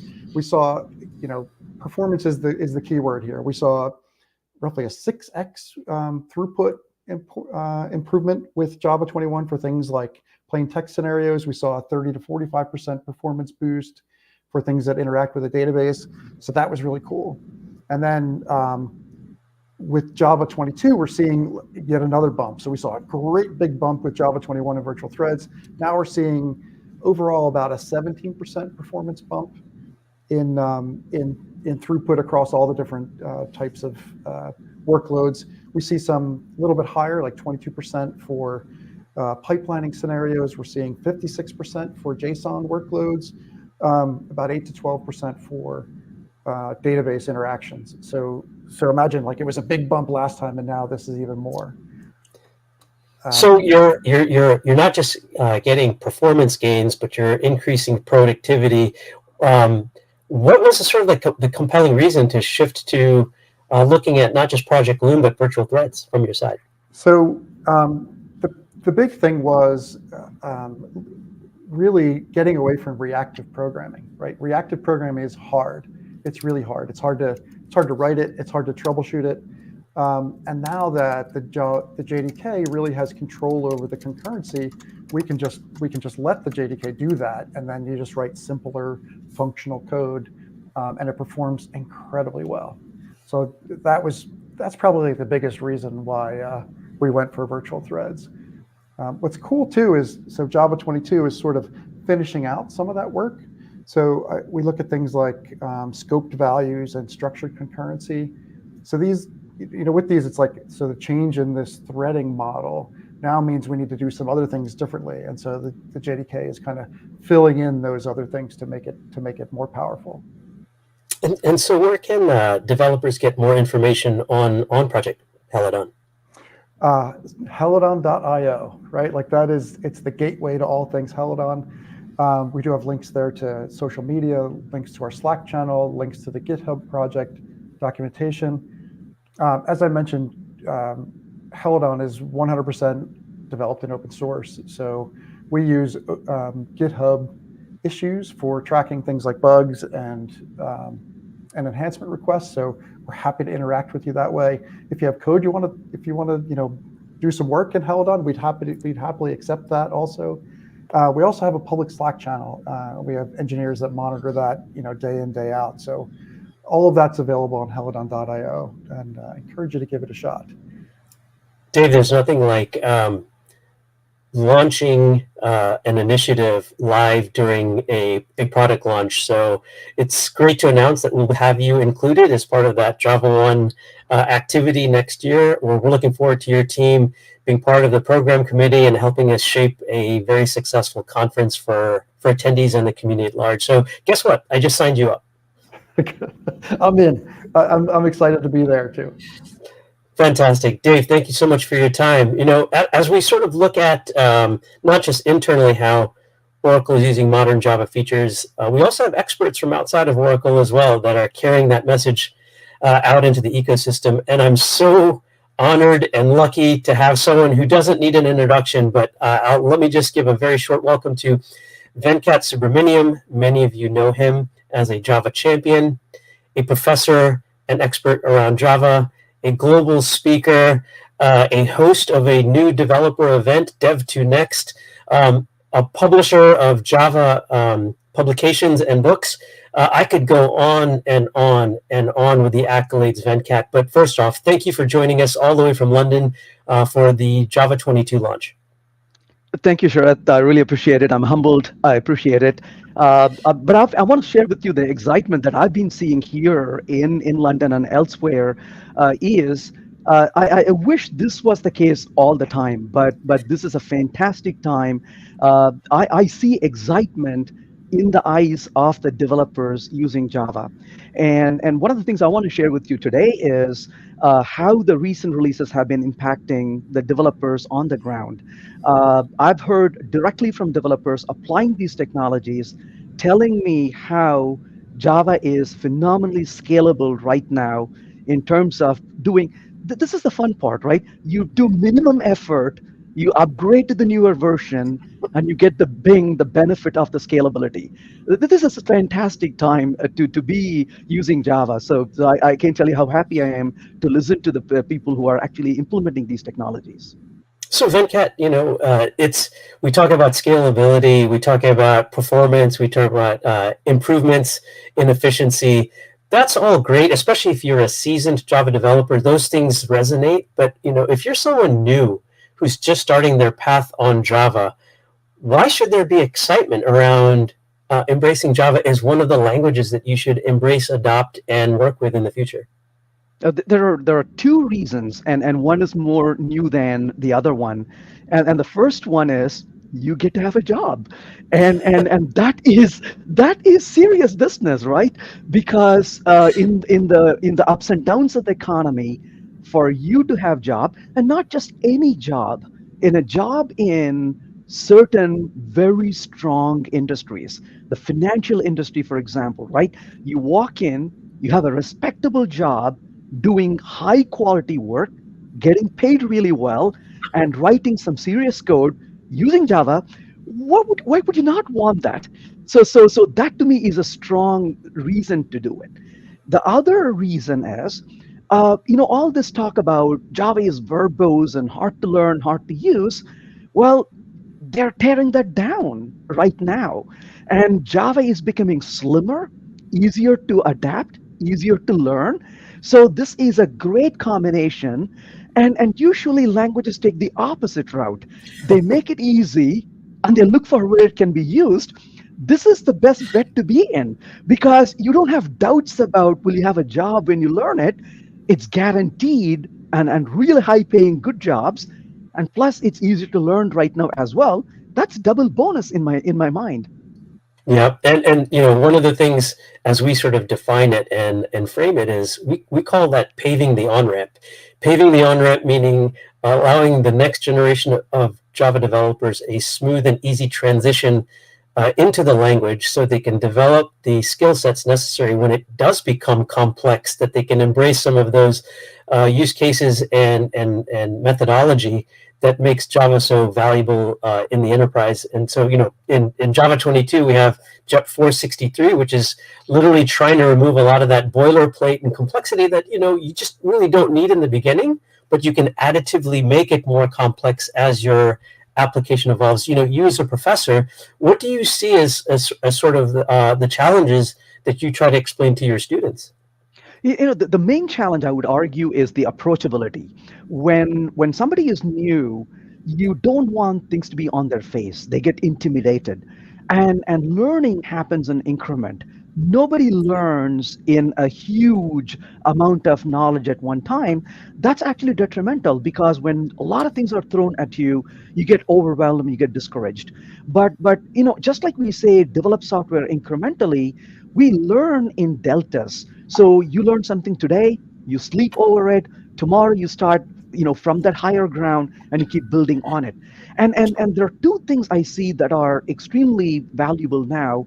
One is, as you mentioned, right, we are tearing apart all these ceremonies. So you're able to start using things without having to learn 20 things before you can take your first step.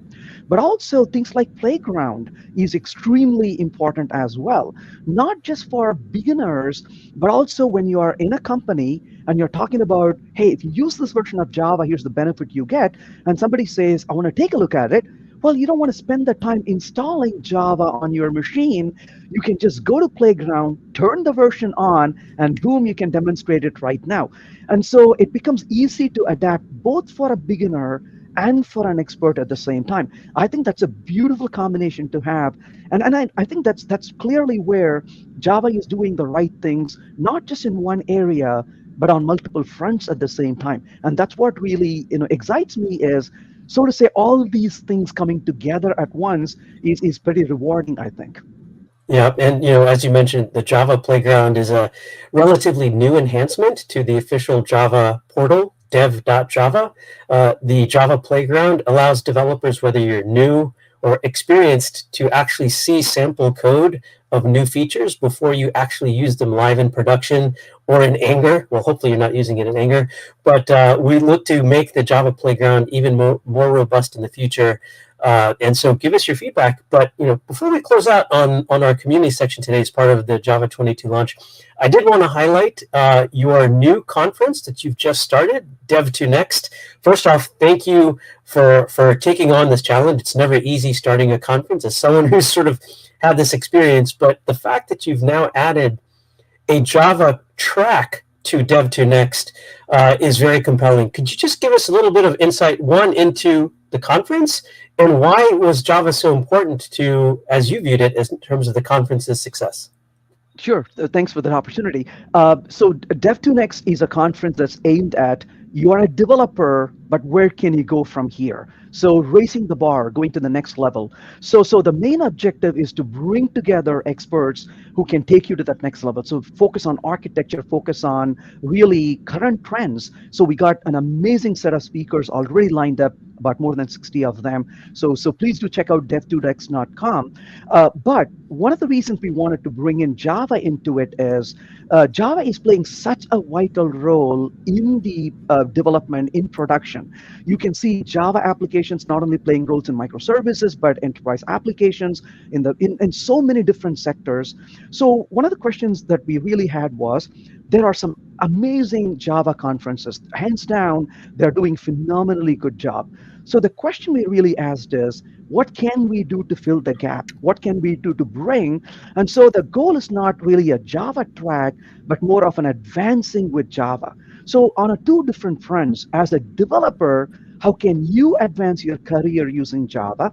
And secondly, in production in your company, as a team, how can you advance using Java? So the talks we are selecting are really focused not on what can Java do, that's important in elsewhere, but what can you do with Java? So that is the real focus of the Java track, or the advancing in Java track that we have.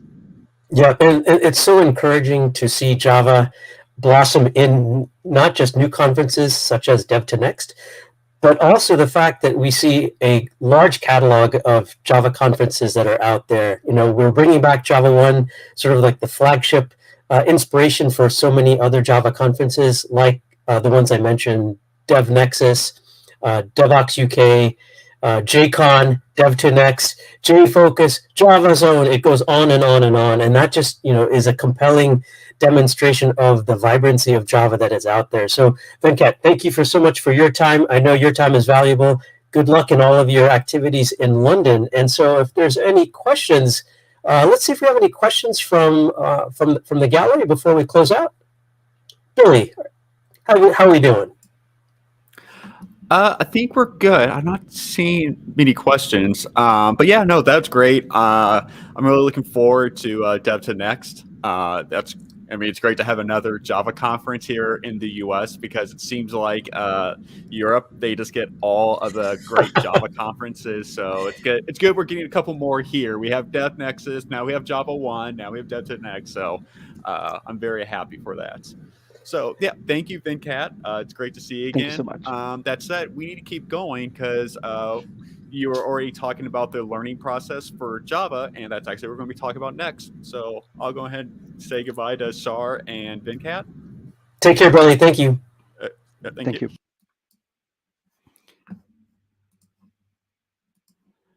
All right, and now I'm going to bring on my next guest, Ron Pressler, who I catch him right in the middle of taking a drink. That is, a skill I've developed over many years of doing some live streams. Hey, Ron. Happy JDK launch day. Exactly. Always a happy day whenever we launch a new version of the JDK. What number are we up to already? 22. We're on Java 22, and and then I guess actually in a couple of years here we're going to actually line it up. We're going to actually be launching Java 25 in 2025, so that's going to be extra special. Yeah, I'm saying for us, the people who work behind the scenes, now that we target features to releases late, so we do the features, we don't know until pretty much last moments which version they're going to show up in. We kind of sometimes lose track of which version is already out.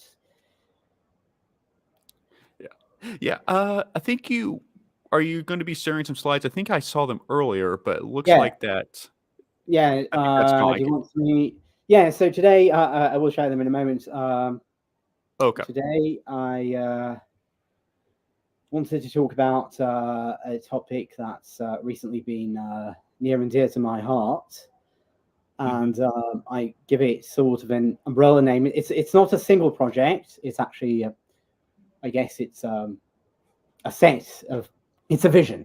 It's a vision, and the name I like to give that vision is Small Java.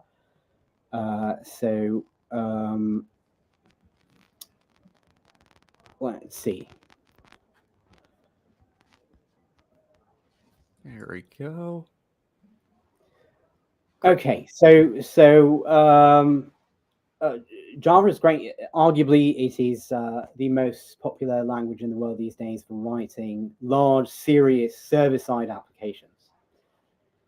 Other languages have some challenges scaling up to the kind of big project. So Java programs are big, both in terms of how much lines of code go into them, but also in the throughput they need to support, in the heap size they need to support, the magnitude of the workload. So other languages might have a challenge scaling up to Java's level, but Java has some problems or some challenges scaling down to smaller things. I'll say what I mean by that in a moment. And that is something that we need to keep an eye on, because disruption of any incumbent product or technology comes from below. From products that might be less capable but are easier to get started with.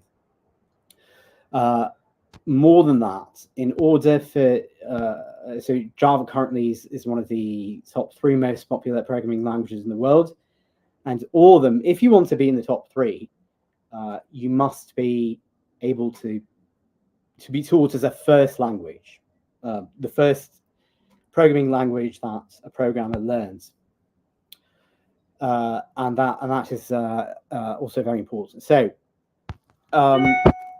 this thing I call Small Java is letting Java scale down, and by that we mean 2 different things. One is why did I think it stopped sharing? Yeah, there you go. Yeah, just you lost your slide. One moment. Why?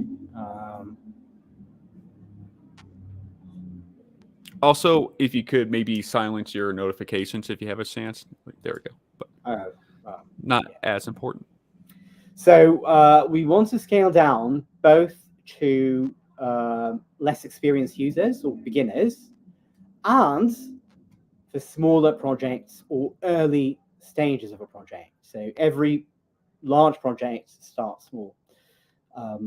So one way of describing that is reducing activation energy. And for beginners, that means getting started with the language and the tooling more easily. And for veterans, it means getting started with a new project more easily. Now, these 2 are 2 separate concerns, but they're not necessarily separate features, because things that make it easier to get started with the language and tooling also tend to help getting started with small projects. And the reason for that is that beginners tend to write small programs, and we want to help them write small programs, but veterans also write small programs. So if we help beginners write small programs, we also help veterans. Now, this is not, I said before, it's a whole umbrella vision for a number of projects.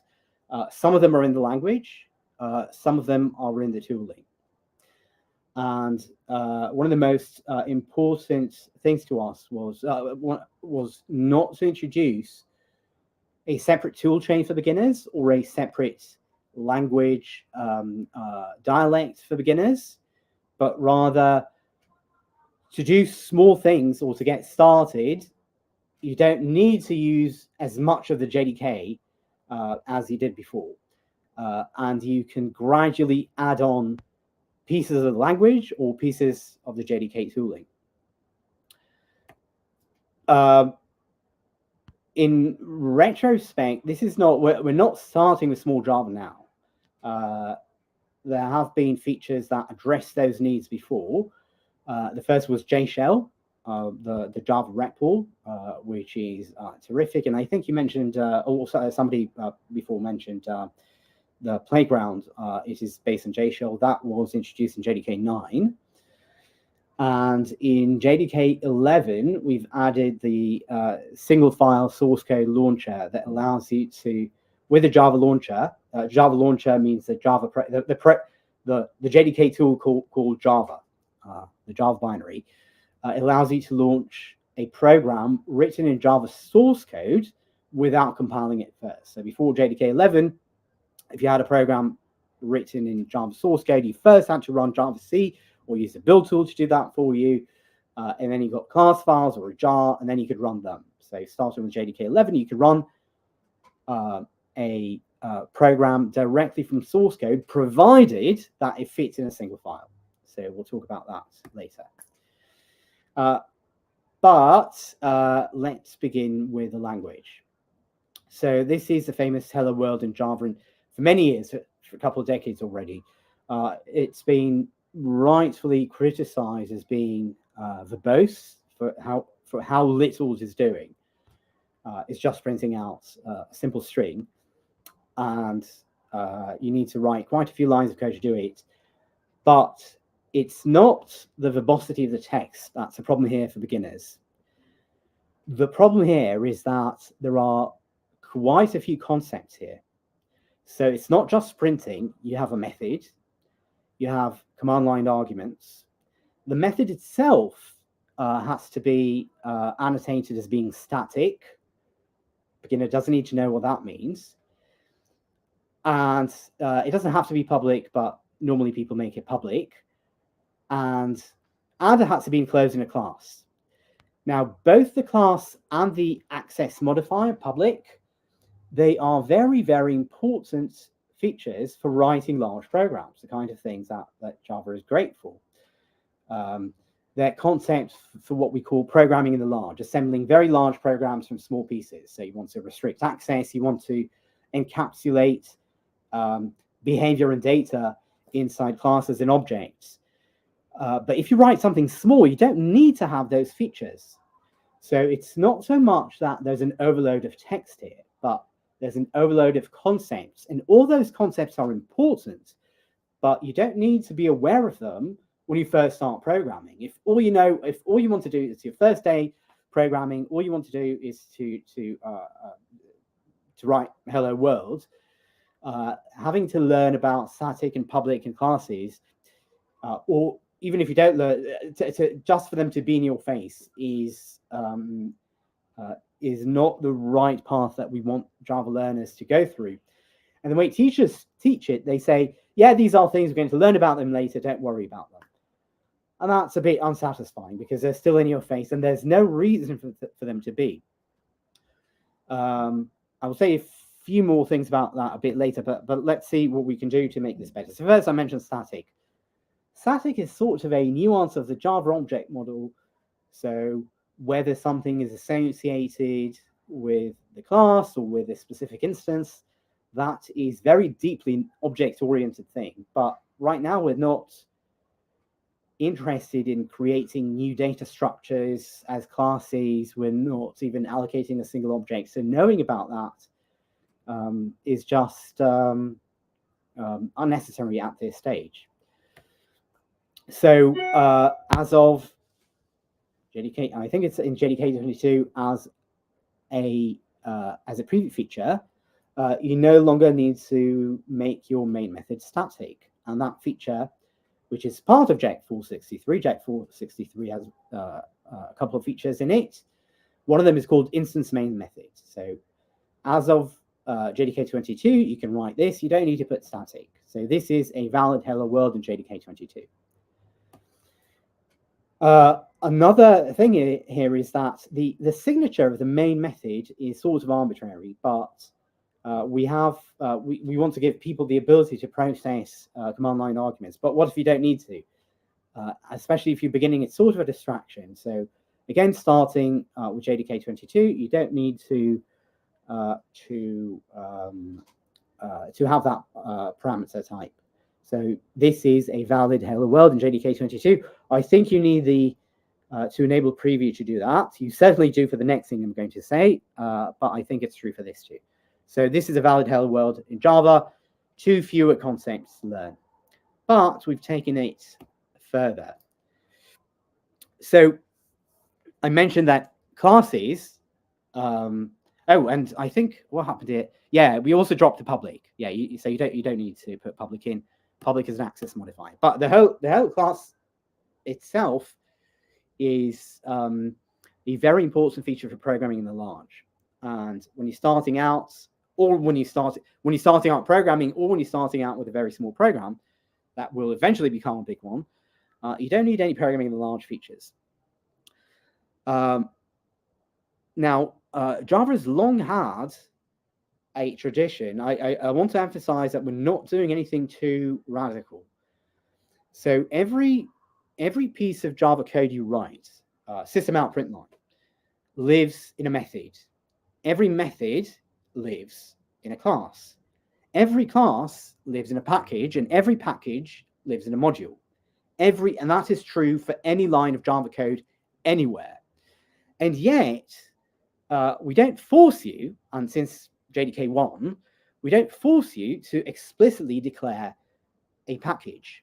If you don't declare a package with a package statement, then one will be provided for you. An implicit one is called the unnamed package, and so you don't have to put it in. Similarly for modules, every piece of Java code lives in a class, lives in a package, lives in a module, but we don't force you to explicitly declare a module.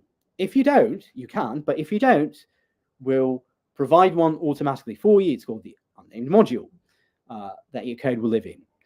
So what if we could do the same here and say, sure, once your program consists of multiple modules, you need to declare them explicitly. Once it consists of multiple packages, you need to declare them explicitly, right? You cannot access a class in the unnamed package from any other package.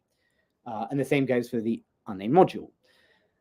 So as long as your program consists of a single class, why do you need to declare it explicitly? And so starting in JDK 22, you don't. If you don't, one will be automatically provided for you. It's going to be the implicit class. The class is still there. The package is still there. The module is still there. It's just that one is provided for you. Now, you may ask, okay, what's the name of this class? The answer is that the platform will pick one for you, but in practice, it will match the name of the file that you put in. So if your file is, I don't know, hello.java, and you run this with a source code launcher, it will get loaded. It will become part of the hello class, or if you compile it with Javac from hello Java, you will get hello.class as before. Now, each of those things can be used in isolation. So you can choose to omit the class declaration, but add a public access modifier, add a static. This will work. You could go back the same here, add the class declaration, the explicit class declaration, but not add static. You could add the string arguments with public, without public, with static, with an explicit class, or without. Each of those things is separate, and that is why it is not a new dialect of Java. It's just as Java is done for packages and modules. If you don't provide a class, one will be provided for you. But just as in the case of, say, the unnamed package, where classes in the unnamed package can reference each other, but classes in named packages cannot reference a class in the unnamed package, the same goes here. So this class can reference any other class, but classes outside this file cannot reference this class if it is implicit. I'll go in for a bit, and then maybe I'll stop for questions if there are any. But we can take this further, because there is still this thing. It's not an entirely new concept, but we sort of have a class namespacing here and a static field that's used here. It's not that much in your face, but it's still a little bit mysterious. So what we're planning to do, this is not in JDK 22 yet. We will have a class called name TBD. I think that probably won't. I don't know if that's going to be the name that will stick. And it will have a very, very small number of static methods. I think the current plan is, I don't know, between 3 and 5. We don't want to have feature creep. We'll have a method to print something to the console, maybe something to read something on the console, and that's about it. And you'll be able to write it like this. And this is, again, this is not a separate dialect of Java. It is just a regular static import, but it is done for you automatically if you're not declaring a class. If you do declare a class, in order to get the same behavior, you will need to do import static simple IO dot star, or whatever name we call it. But we can take this further, because we say, okay, so we have those, I'm missing a closing bracket here, but we can take this further and say, sure, okay, so thank you for that handful of methods in simple IO, but a small program probably needs to use some lists. And once I want to use a list, I have to import Java util list. And for small programs, we don't want you to have to do that. And we sort of want to auto import a lot of stuff for you. So today, we auto import everything in the Java lang package, but we want to do more. And we sort of debated where to draw the line. And in the end, we decided that anything we do will be quite arbitrary. So what it will include, it will be all the public classes in the Java base module. And you'll say, okay, so you get all of Java base automatically imported if you're writing an implicit class, if there is no class declaration. But we said it's very important that it's not a separate dialect. And once you want to declare a class, you'll be able to very easily get the same behavior. So in order to support this, we also needed to support the explicit version of this, so that you can mix and match whatever features you want. And that will likely take the form of what we call module imports. So if you add this explicit, so this import statement will be done automatically for implicit classes, but even inside regular explicit classes, you'll be able to put it in. And in fact, it doesn't just work for Java base, it works for all modules. And what it means is import all the public APIs, all the public classes in all the packages that are exported by the name module. So you'll basically get everything you can from Java base. You may ask, what if multiple packages export a class with the same name? We do have a very, very small number of cases of that in Java base, but they hardly matter. They're in classes very few people use. If you do want to use a class that exists in multiple packages, you'll get a compilation error, and you'll need to import one of them explicitly. And I think, yeah, okay. So do we have any questions about this so far? There is a number of questions. Do we maybe want to handle them at the end, or you prefer to do them all now? Let's do 1 or 2 and then see. Okay. All right. Let me see. Let me see which one would be kind of the best. Well, let's see. Okay, so one person was suggesting like they don't understand why public static void. You kind of talk about it is too complicated.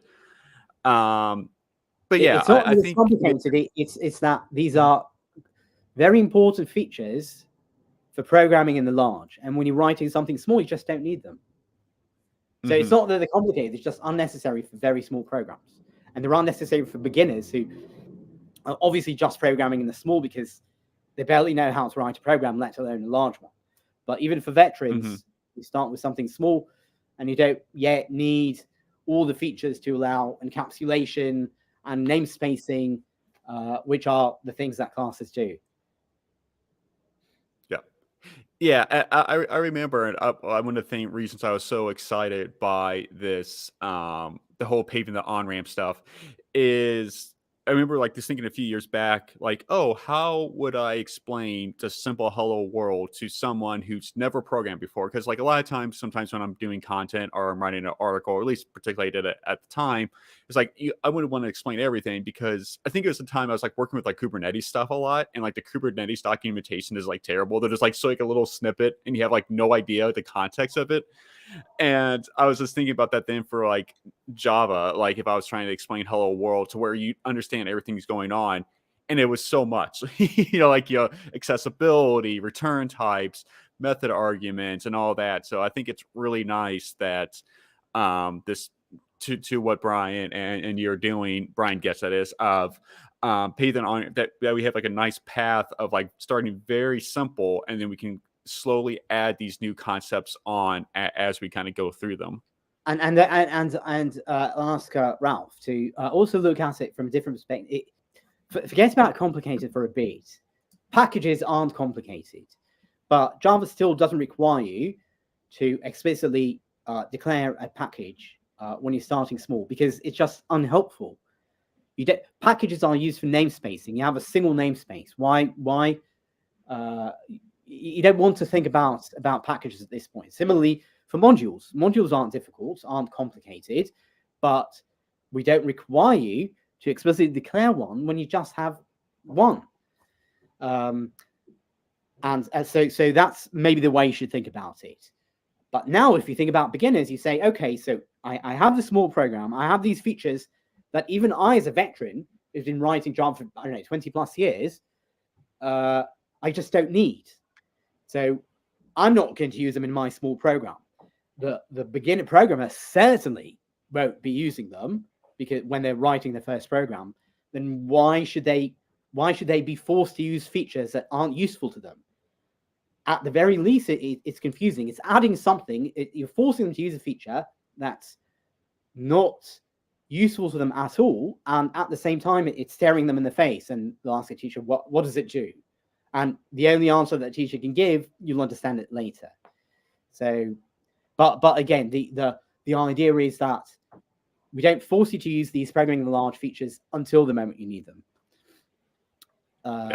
Yeah, that's also kind of what I like about all of these features is, like, at least when I talk about them, a lot of times I'm talking to more veteran developers, not new students. And I'm like, there is real use that, like, for like someone like myself, like, I remember learning Bash a bit way back in college, but then I hadn't used it for such a long time. So now it just looks a bit like gibberish to me. So it's really nice that now Java, between, these new changes and things like the single file source code launch single file launching a source code file, and then now multi-file, is that it's like if you want to just write a simple script to do something, like, can actually just do that in Java, and you're not having to go through so much ceremony and then doing like JavaC and then to run Java and then all that. It's very similar to like the little scripting kind of program. I do have one other question I maybe want to get to before maybe getting you back to your presentation. Should be a quick one. Are there any plans to remove the usage of Java from semicolons? Not that I know of. Yeah, I I figured that'd be a pretty quick. I don't think it's that important, honestly. No. Some people aren't bothered by it, but even if they are, it's not. It's not a whole new concept. It's something I think that the value that it will give is quite small. So maybe someday, but there are no plans to do it. Okay. Right. So let's move on, and All then right. I'll take Yep. more questions later. Absolutely, and I know some people ask some other questions, and I'll get to them some later. Some that I asked some of these out of order, but yeah. Okay. Right. So now let's leave the language for a bit and talk about writing programs, running them, compiling them, etc. So let's say you have an idea for a program. Either it's your own or at your job, you've been told to do this. So first you might want to do some exploration. Maybe you might need to use some part of the JDK that you've never used before. I know, cryptography or something. So what you do, you don't have any files in program yet. You just want to learn a bit about those parts of the JDK. So you run JShell and starts exploring. Then you want to you're ready to start writing some code. So you write a single file to try some things out. So you can run it with source code launcher. It's okay. But now your program grows a bit and you have 2 files, only 2, not 200, only 2. What do you do now? So maybe you know how to use JavaC, but I think very, very few Java programmers have used JavaC directly in a very long time. It might be unfortunate, but there are good reasons for that. And I think one of the things we should do is also to make those primitive tools a little bit more pleasurable to use. But in practice, once you go into 2 tools, what you do is use a build tool. Now, the popular ones are Maven and Gradle, and if you're an experienced developer, maybe used to them. But if you're not, it's not only they have to use the build tool, you have to learn how to use it. And the build tool is not Java. It's, Maven and Gradle are their own DSLs in their own languages. But worse than that, you have to pick the build tool. And you might need to pick the build tool at the time when you are least informed about which build tool to pick and why. And that comes very, very early. You start with 0 files, everything's okay, we got you covered. 1 file, we got you covered. 2 files, now you have to use a build tool that's designed to build programs from 10,000 files. So you get this. So we always want a smooth on-ramp. On-ramp makes it easy to get started, but also eventually, gradually, allows you to merge onto the highway. And we don't want this big speed bump in the way. And that is. So in JDK 22, in Jet 458 describes, you mentioned it before, we allow you to launch a program made up of an arbitrary number of source files without compiling them first. So let's say that you have just a single directory in a single file. You run it like that. Or rather, stage 1/. Then you want to add a few more files, but they're still all in the unnamed module. And your main and your code in the main file references those. So does, I don't know, new components A, or calls a static method components A, whatever. And you still launch it like that. Later on, as the project grows, you say, okay, now I want to separate these components. Each of them is more than one single class. I'm going to put them in multiple packages.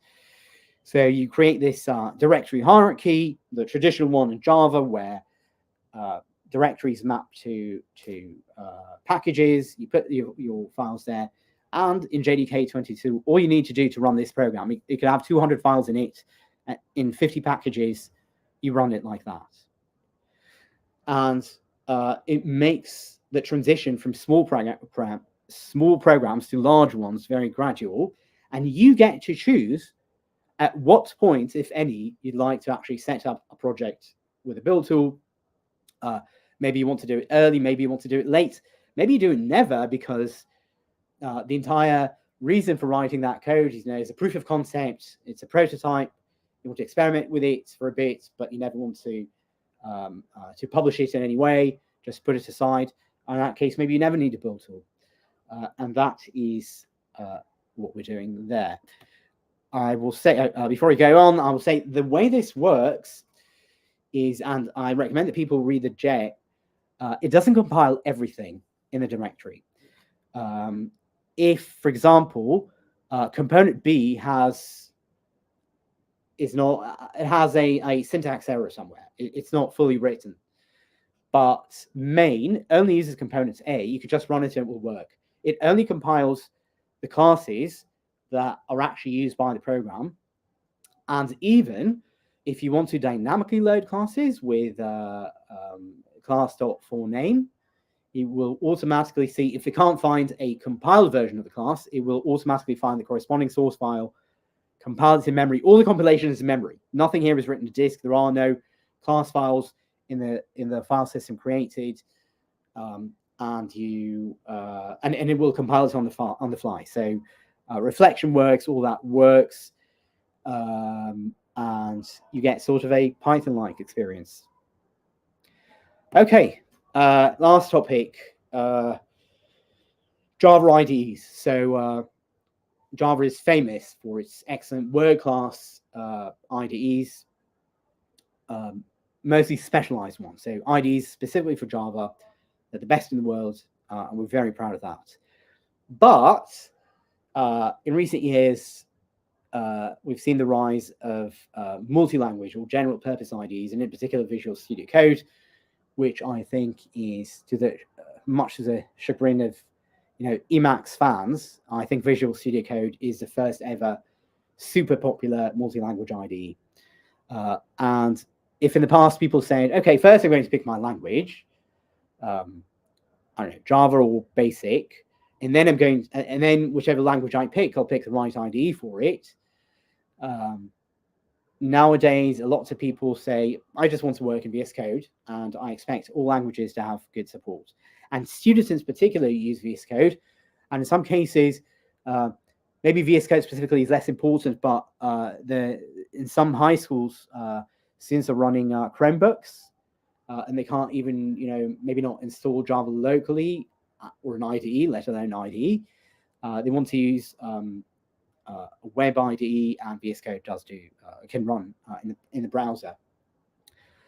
So we thought that we had to have a good experience for Java for people who use VS Code. I use VS Code because, I write most of the code I write in C++, but I also write in Java, and it's nicer for me to work in the same window.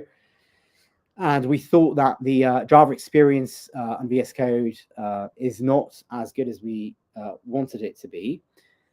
And the problem is, we thought, okay, so let's try and make it better.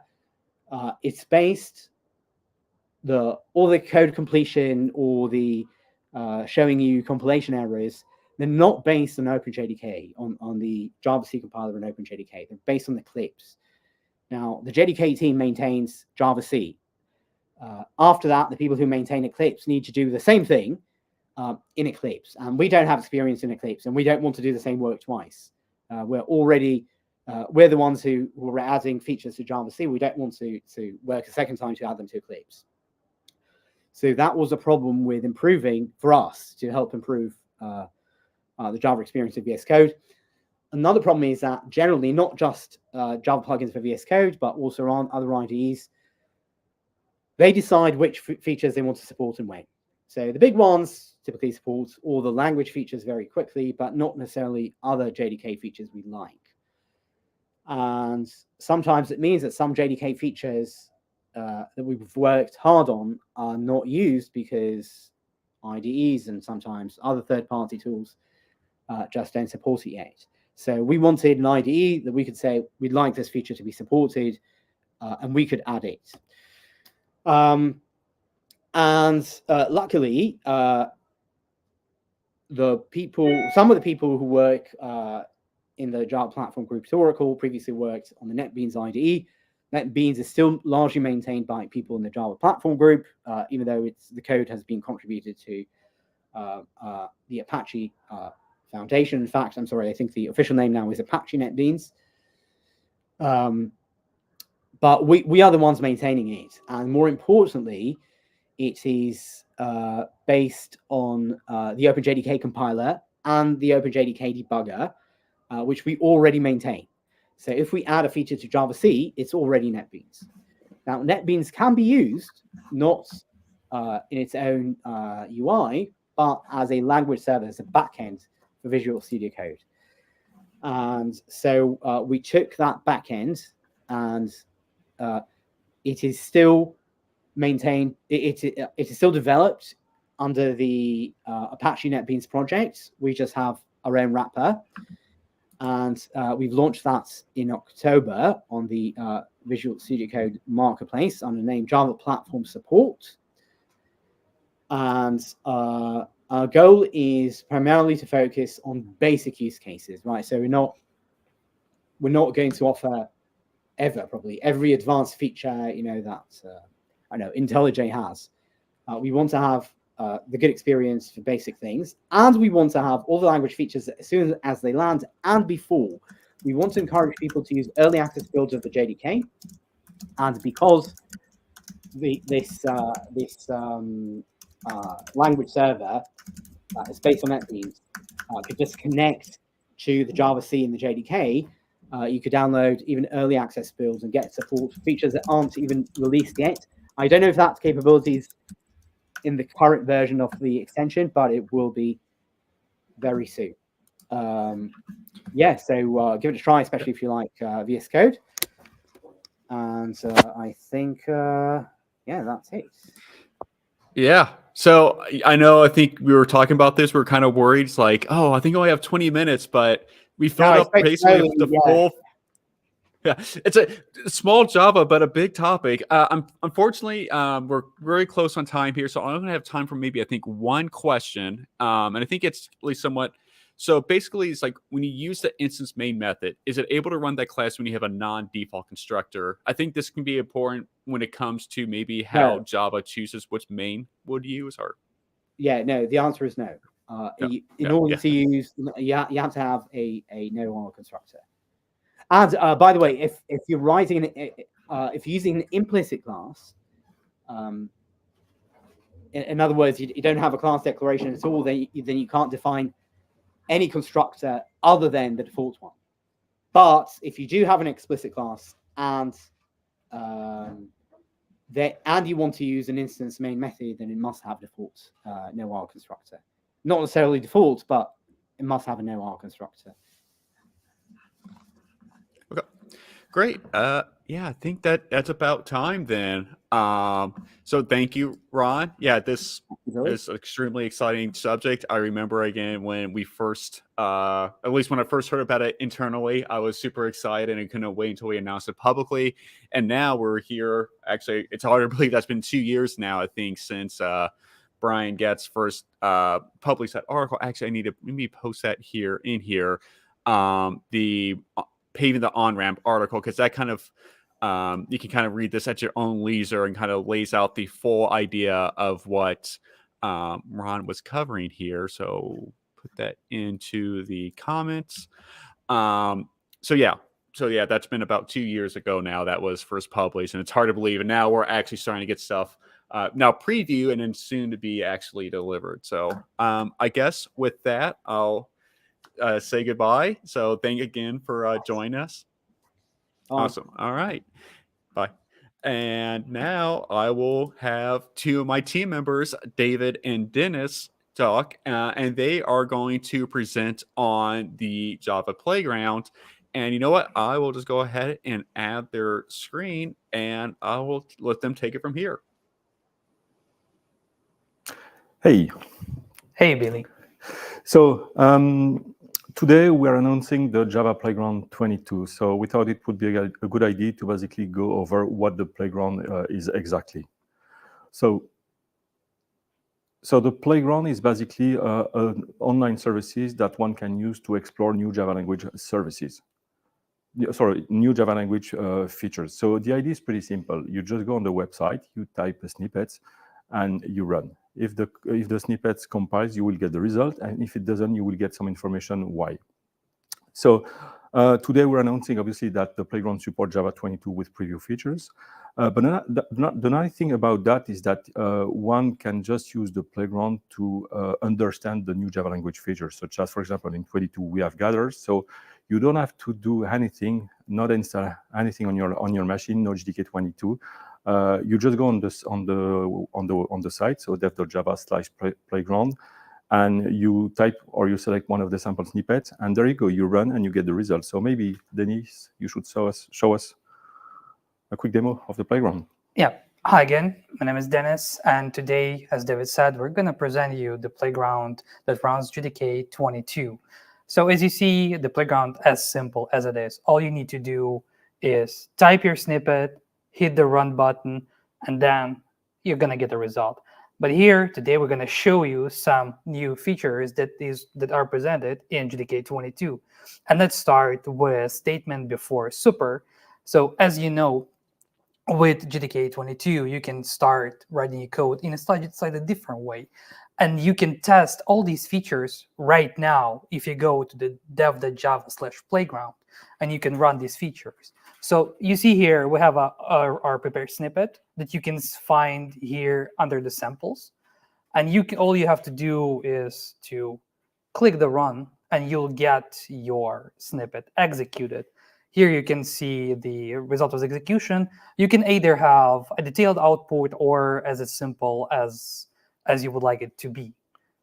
So maybe I should comment here, but because one of the questions that we often get is how does that compare to an IDE? So clearly, the playground is not an IDE. That's a tool that has been developed to explore new Java language features. So it's clearly not a tool that you're going to use to develop an application.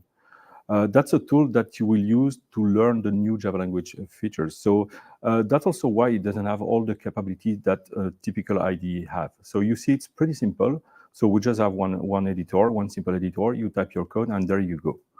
Now, it's not also an IDE in the sense that some of the most advanced capabilities that an IDE provide, such as, for example, code completions and so on, are not offered out of the box. Why? Well, there are many reasons for that. But the idea is that we want to make Java very approachable. So in this case, we want the playground to be very basic and very simple. So that's why it's as simple. So this is what we have. Yeah, and worth to mention that the playground is available to any of you without signups. You can go and try it out. We didn't have any tracking, so we didn't store all your snippets, so it's completely stateless. Except one thing, that for the security reasons, we intercept the invocations just to prevent some invocations that we consider as potentially harmful for the platform. Although you still can go and try all the latest Java language feature and some new APIs that are available in JDK standard library.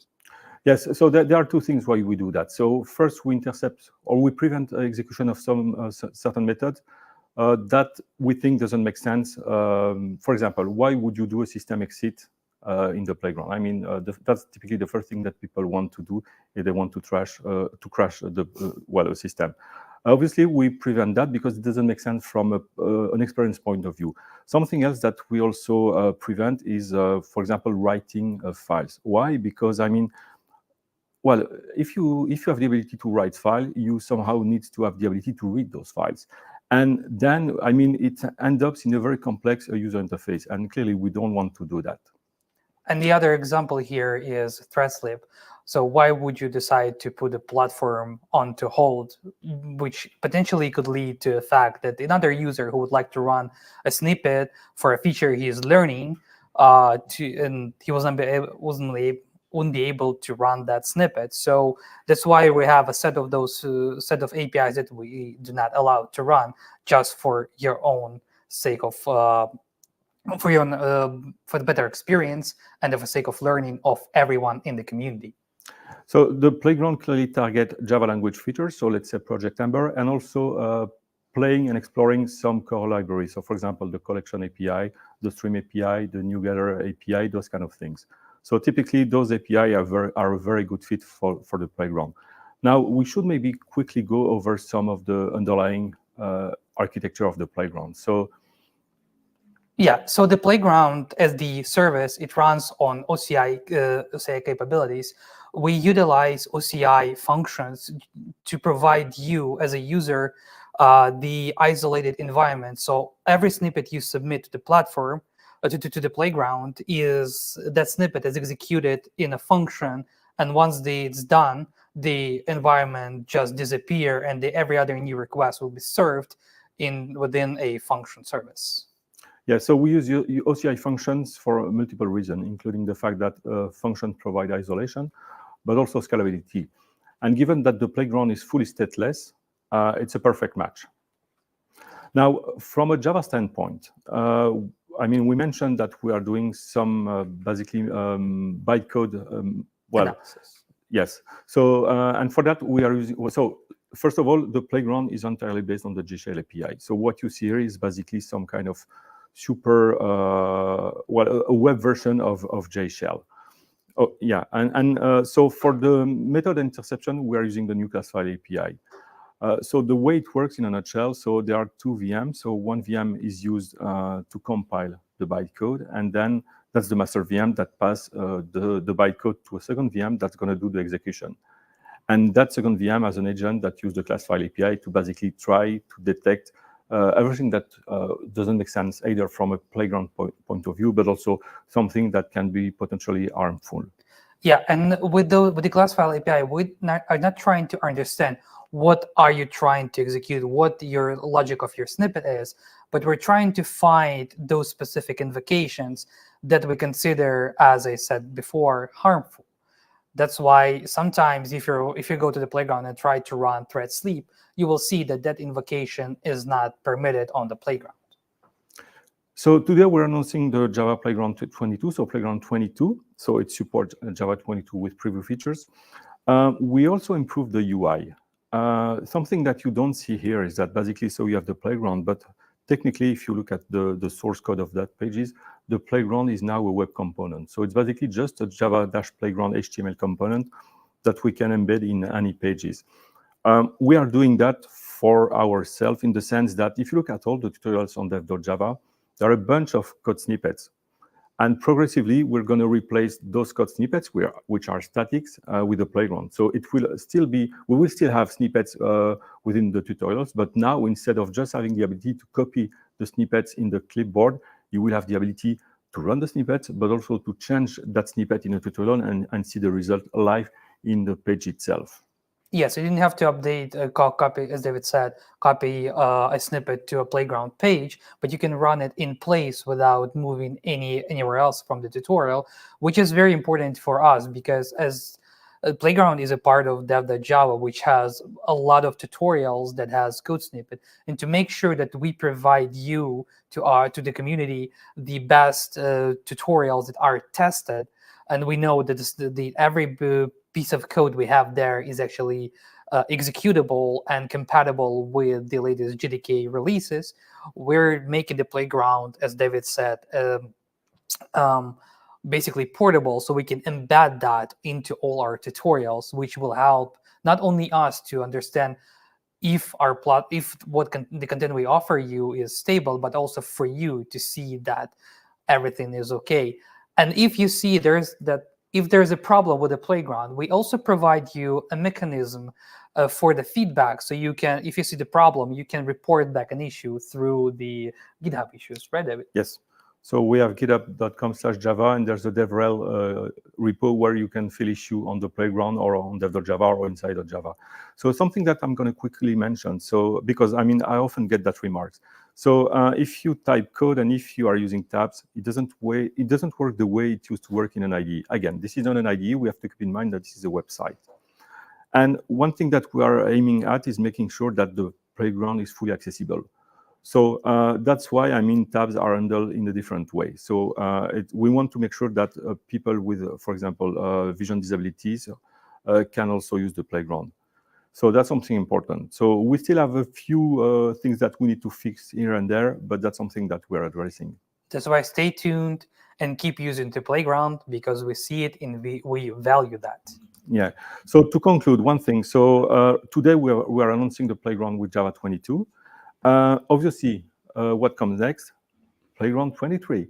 But this time, we think that we're going to be ready to have the Playground 23 more or less at the same time as the Java 23 enters rundown phases. So that basically means that a few weeks, 2 weeks maybe after rundown phases 1, we're gonna have the Java Playground 23 online, so you can play with the new features of Java 23 again without having to download or install anything.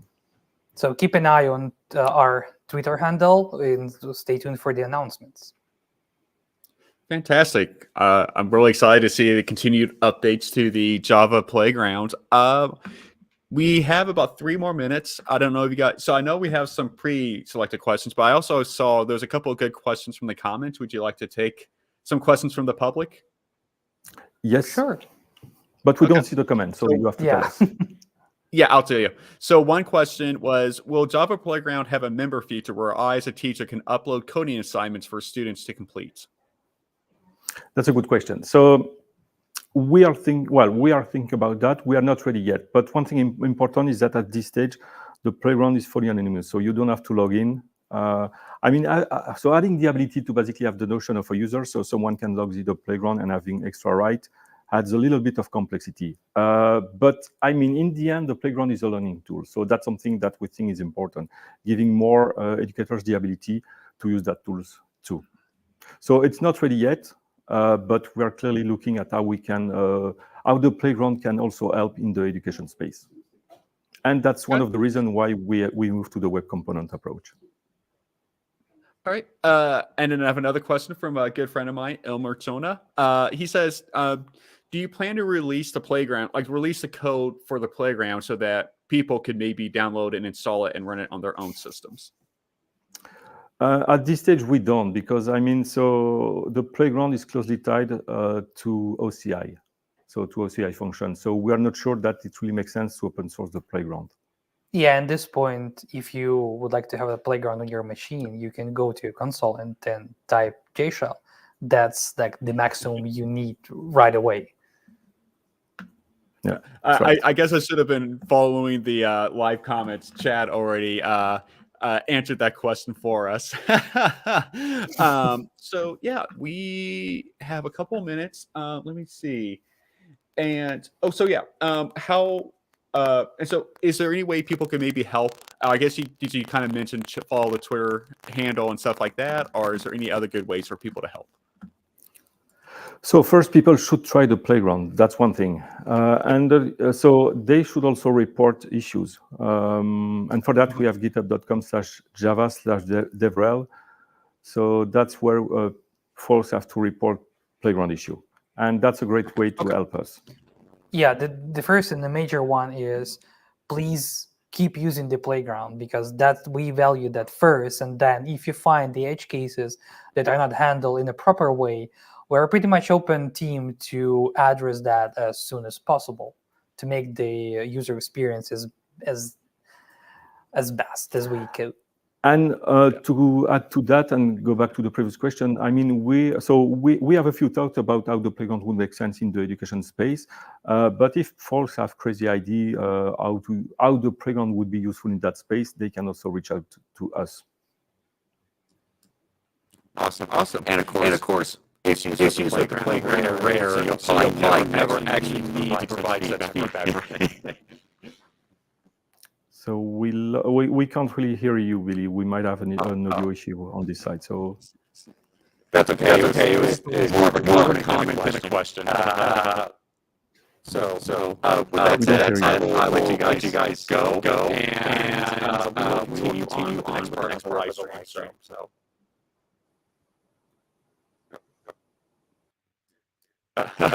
I guess the audio wasn't quite coming through there. I'm not sure quite why. Yeah, that's right. AI. So we have a couple minutes here while I still have your full and undivided attention. So one thing I do want to talk about, Sharat earlier announced how we are doing JavaOne, and to kind of finish up this community section is that we are improving the process for submitting talks via CFP. We're making it more properly public. So if you're really interested in presenting at JavaOne, almost exactly a year from now, my audio is synced. What the heck is going on? One moment.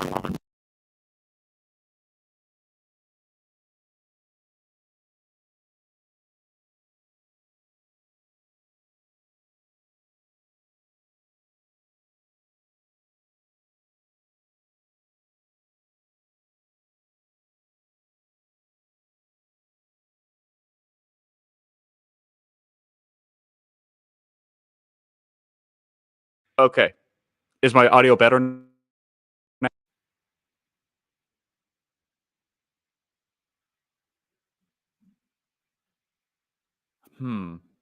Okay, I'm not sure.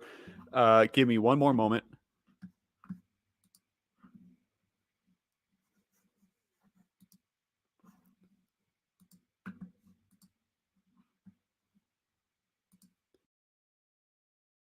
Is the okay, I guess it's better now. Sorry, there's a lot of delay between what I'm doing and the audio gets back. But anyways, I just want to mention the CFP is now public. It's not now public, but it's going to be. So if you're interested in presenting at JavaOne, definitely start thinking about talks. We're going to be having talks on, of course, the core language features, JVM, AI, machine learning, and all that. So definitely start thinking about your talks because, we want to make sure that we are getting robust feedback from the community, including allowing the community to present at Oracle or JavaOne. So we're really looking forward to that. I remember I got to kind of present at JavaOne kind of right when it changed to Oracle Code 1, and that was a really great experience as well. So looks like they need a couple more minutes as I talk about here, but will recordings of JavaOne be available? I think they should, or we're hoping to. I think that would be the hopeful plan. Obviously, that's still a bit early in the process, but now I see Nikolai is here, so I can stop this. Hi, Billy. Can you hear me? Hey, yes, I can. And I think that's good. Well, that's nice. Yeah. So like all this audio going in and out of things, man, you don't know how it is behind. I mean, but the audience doesn't know how it is behind the scenes. There's literally Bluetooth wires lying all over the room behind there. Nice. Okay, good. Thank you very much, Billy. That was a super interesting section. Absolutely. I'm it's like so looking forward to JavaOne. Like, oh my God, like this is gonna hopefully. I mean, surely this is gonna be great. I'm looking forward to it a lot. So yeah, when is it? March 2020, 40? March 2025, so March 17th through 20th. So one more year. Still a little ways away. Yeah, it's hard to believe it's only 1 year to 2025. Yeah, I'm gonna mark it on my calendar. Bye. All right. Yep. Okay, right. So we've now covered all the cool features that can already use in production JDK 22. I really think like something like FFM API will change a lot how Java is used in certain spaces. And I think most of us won't code that directly, but many of us, I think, can rely on that and use libraries that might use this under the hood. So I think there's a lot of potential in those things, even if they're not that flashy, like, like Lambdas, for example. But we've seen Switch and the unnamed patterns in Switch was really great as well. After the community part that we just concluded, we're now going into the more nebulous territory of things that are not part of core OpenJDK that you can use as a final feature yet, but things that are on the horizon, right? Some things are very close. They are like preview features already. We're going to look at 3 of those. And there are other things which are projects like Graal, Leyden, and Loom that all have worked. They partially already have something done, right? But they also have still work in the process. And we're going to look into that. In fact, if you've been online an hour before this live stream starts, you might have watched the Graal live stream, which, Graal launches faster. So that's why the Graal live stream was earlier. So they're already done. And we're going to have here Alina and Fabio to talk a little bit about that and to tell us what great things they discovered on the live stream. Hi, you two. Hi, Nikolai. Can you hear Nikolai. us? Okay. Yeah, I can. So you had a long day as well, right? This is the tail end of your day? It's a very long day for all of us, yes. Yes. Okay, I'll let you two do your thing. Have a lot of fun. Thank you so much. Yeah, Okay, first time on the hi, Java everyone. stream. So exciting. Oh my God. Yes, maybe we can start with introductions. So my name is Alina. I'm a developer advocate for GraalVM. Hey everyone, and my name is Fabio, and I'm a researcher on the GraalVM team. And we are here to talk with you about GraalVM. So we also had a release today. So GraalVM for JDK 22 has been released today, and we are aligning our release schedule with the JDK release schedule. So now every time there is a new Java version, you can also get a new GraalVM version. So you can use the latest and greatest of both projects in the same place. And the way we want to do this is we want to talk with you about GraalVM a bit in general, so give you more context. Maybe some of you don't know GraalVM that well or haven't tried that many things. And then we will switch to talking about GraalVM for JDK 22. So let me share my screen and we will show you what exactly we will talk about here. Okay, amazing.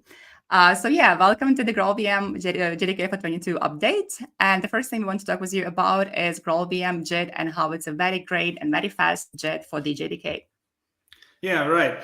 So you know how you get to choose between different garbage collectors in your JDK? The GraalJIT is an alternative just-in-time compiler that you can also use on the JVM. The easiest way to get started is, well, obviously to use the GraalVM JDK, a GraalVM distribution. And yeah, here's a command for SDKman that gets you started. It's not out yet. It will be out in the next 24 hours, we guess. But this command will also set up your Java home to point to a GraalVM JDK, and then you can run your application on it. Well, why would you do this? Well, maybe the Graal compiler is a better fit for your application, and you get a speed up. And all you have to do is run on a different JDK. And yeah, so your mileage may vary. You should definitely try it out and measure for yourself. But so far, the feedback that we've gotten from the community, I think 1 billion row challenge, for example, was really positive. And yeah, Graal is looking pretty good in some of those benchmarks, right, Alina? Yes, for sure. It's interesting how we already saw benchmarks from the community before we even released actual production builds, because you also have early access builds. So you, as those community members, can also try GraalVM a bit in advance, even before we produce an actual release. And here we show you an SDK man command that I guess will be available tomorrow morning, I think. But there are many places already where GraalVM is available. So on our website at graalvm.org, you can find all the links and all the different ways to consume GraalVM and include in your CI/CD pipelines. So SDK man is coming up, but GraalVM is already available in all the different places, and you can already get it now as we speak. So we talked about GraalVM JIT, yep, and installation, but what about native image? Right. So GraalVM is quite popular for native image. That's the AOD compilation toolchain that GraalVM JDKs provide. And yeah, they're quite known for, well, these executables, they're quite known for a very fast startup, but they also can run your application workload with fewer resources, which means you can get the same work done with spending or using fewer resources, and that translates to cost savings, right? Especially, for example, in the cloud. And native image has additional advantages. For example, it traces through your application and determines what's reachable and what's not reachable. And in the end, it will get you and generate you a binary that only contains the bits that are actually needed in your application, which naturally means a reduced attack surface and improved security. And GraalVM native image also provides lots of other cool security features, for example, SBOM support. Right, and because everything is packed into one executable, it makes for a nice compact packaging. It includes a JVM, and you can just deploy that single file in a container, or ship a CLI tool, for example, to your users. Yes, and the way this works and the way you can think of native image is that we are shifting a lot of that work that is normally done on the JVM at runtime. We are shifting a lot of that work to the build time, right? So we are analyzing your application and we are compiling it ahead of time so that every time when you need to start your application, it starts very fast because all that work has already been done at the build step. And that's kind of a trade-off that native image offers you. do all of that work once, and then every single time when you need to run your application, you can start it much, much faster because there is not much of that kind of infrastructure work to do. And because of all those benefits that Fabio and I talked about, many libraries and frameworks in the ecosystem have already recognized and adopted GraalVM, and in particular native image. So if you are doing Spring Boot, Micronaut, Quarkus, Halidon, there is a very easy path for you to build applications with GraalVM, and all those frameworks will give you tooling and support for building such applications out of the box. So it's quite easy. And talking about tooling, there is also some tooling that we offer from our side, from GraalVM side. So one thing is very helpful, that is Maven and Gradle plugins. Together, they are called native build tools. And in case you have an existing app that you want to try and build as GraalVM native executable, we would recommend that you start there. So you add those plugins, and they will help you build and test your application as a native executable. And also they will help you incorporate dependencies so you can use your libraries in the native image mode as well. And another tool that we like a lot is the GitHub Action for GraalVM that helps you easily integrate GraalVM into your GitHub Actions workflows. And this way, for example, you can do cross-platform compilation where you can build with CI/CD and you can produce those native executables for all the various platforms that you might need. Right. Another concern that sometimes comes up is performance. But the good news is that you don't really need to trade performance. AOT compilation with native image provides great performance. And one of the things that make this possible are profile-guided optimizations. Usually when you're working with a just-in-time compiler, the way the compiler works is it's collecting profiling information, and based on that makes decisions what parts of your application can be optimized and how they can be optimized at runtime, and then it produces highly optimized machine code, which then runs instead of your actual Java code. So in native image, we have support for profile-guided optimization, and that allows you to feed back those JIT profiles into the build step, and then the compiler can make use of that as well and perform the same optimizations for your native executable. Well, typically this requires an additional step where you would generate an instrumented binary, then run a workload on it or multiple workloads to create a profile, and then you regenerate with those profiles and create an optimized binary. But we have made a lot of progress in the last couple of weeks and months on PGO, and we've extended it with lots of cool features. For example, if you don't have a PGO profile, then we're now deploying a machine learning network model and machine learning model that predefines or infers profiles for your application and gives you a nice speed up. But maybe this is enough talk, Alina, and we should do a quick demo, huh? I think so. Yeah, let's see some code. Okay, the wrong tool. Okay, here. So we want to show you a little app that I have here. Let me maybe close it for now so we can look at it. So it's an app where we are taking an input from user, and then we are passing that input to a model that is coming from OpenAI. So we can ask questions, and then the model will answer those questions to us, or maybe we can make a comment and get the model to comment on it.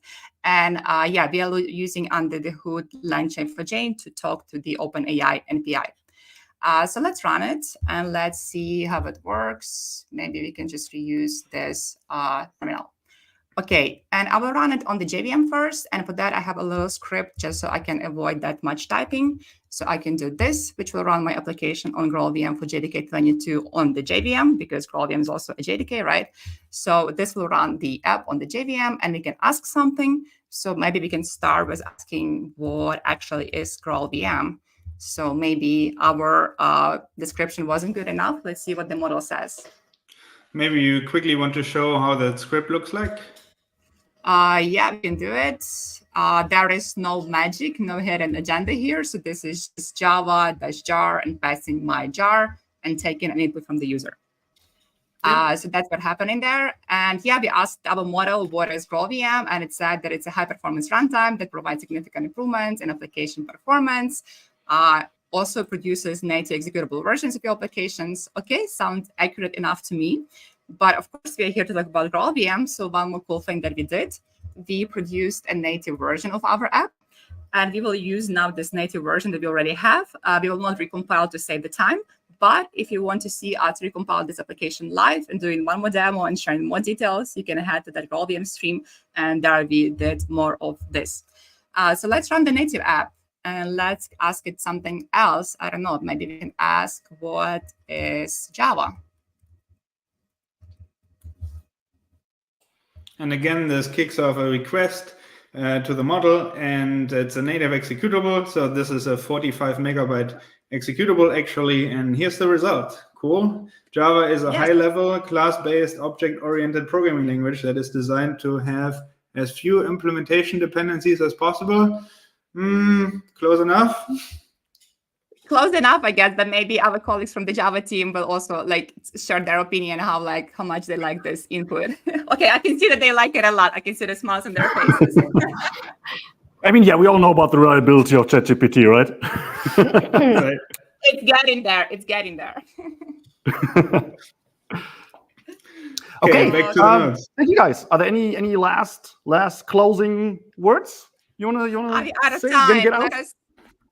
Let us show A little you bit, super yeah. quick the GraalVM website where you can get all the things. So download GraalVM here. You can get links to the release notes, to the release blog posts, all things you need to know. graalvm.org. That's your place to go for all things GraalVM.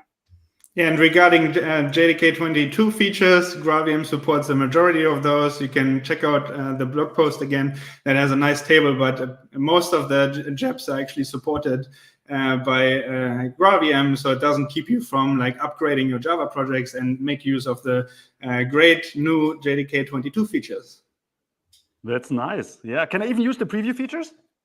Yes, some of the preview features are also available, right? The foreign function memory API is something that we're still working on. It's partially working in native image, but it's supported with GraalJet, of course. Yeah. And of course, we have this concept of preview features. You just pass enable preview features on GraalVM, and you can use enable preview features on GraalVM as well. Nice. Okay. Okay. Yeah. Since I already injected the topic of preview features, I'm going to go there next. So thank you very much for being here, and I hope there should be a post in the comments right now that links to your stream, if I remember correctly, and so you can so the audience wants to get more about this. Yep, yeah, so if you want to spend more than just 15 minutes on this, go watch that stream after this one, though. And then you can get more info about Graal. Thank you very much, folks. Thanks for having us. Thank you so much for having us. Enjoy the rest of the stream. Bye. Bye. Okay, let's do some live coding. Now the preview features, right? We have to see some action in those as well. Yeah, right. So let's get started with that. So so what I have here is a mixture already. It already has some preview features, but not all of them. So let's run this. You can see I already did this a bunch because I have to try this, right? Oh, that's not how you write clear. There we go. Okay, so let's start with running just this one. Yeah, just one more thing, Nikolai. Is it large?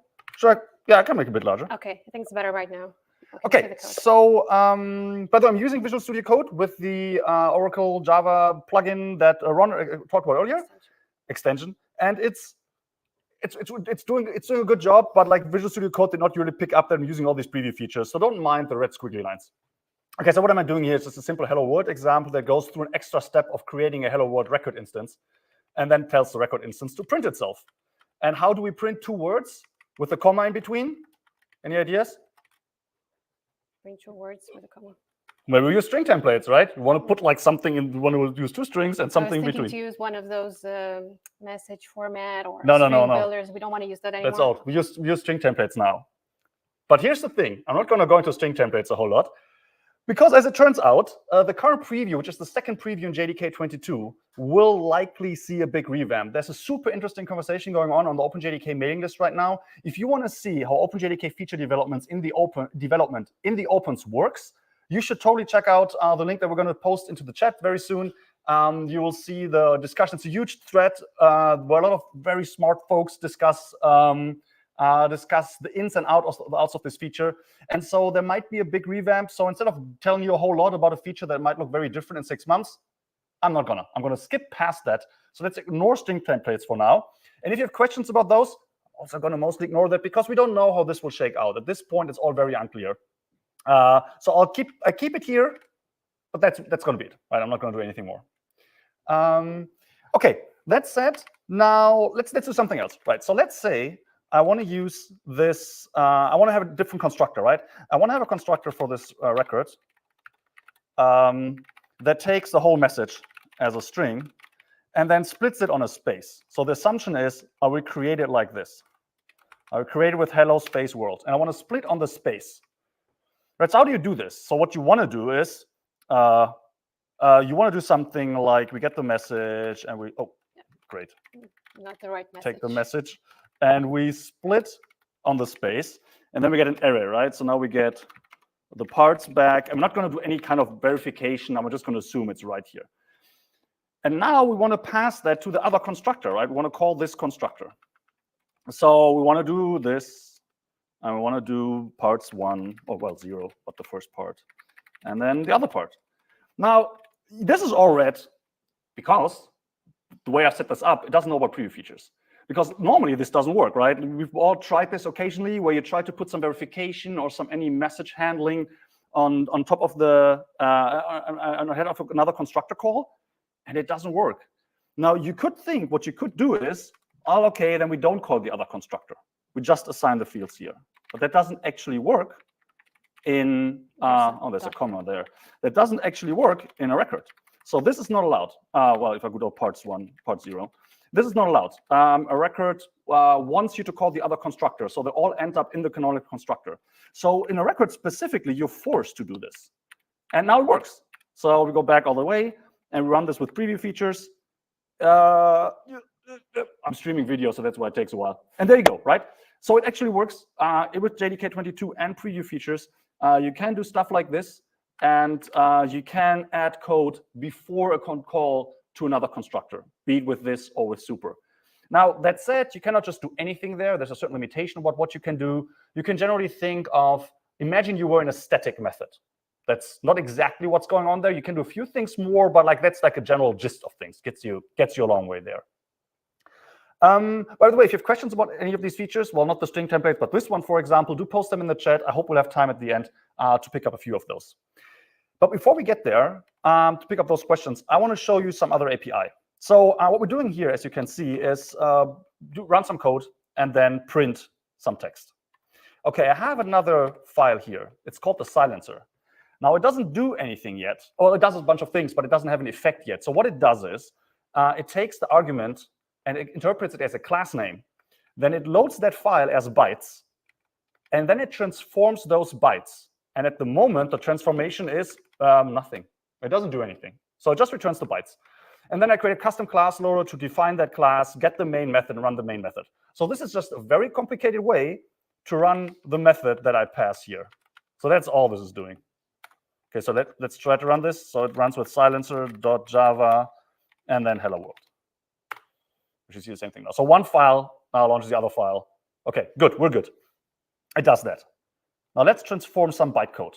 Now, most of us don't do this. I actually never did this before I tried to use this API. So I will explain later why this becomes very relevant for all of us, hopefully soon.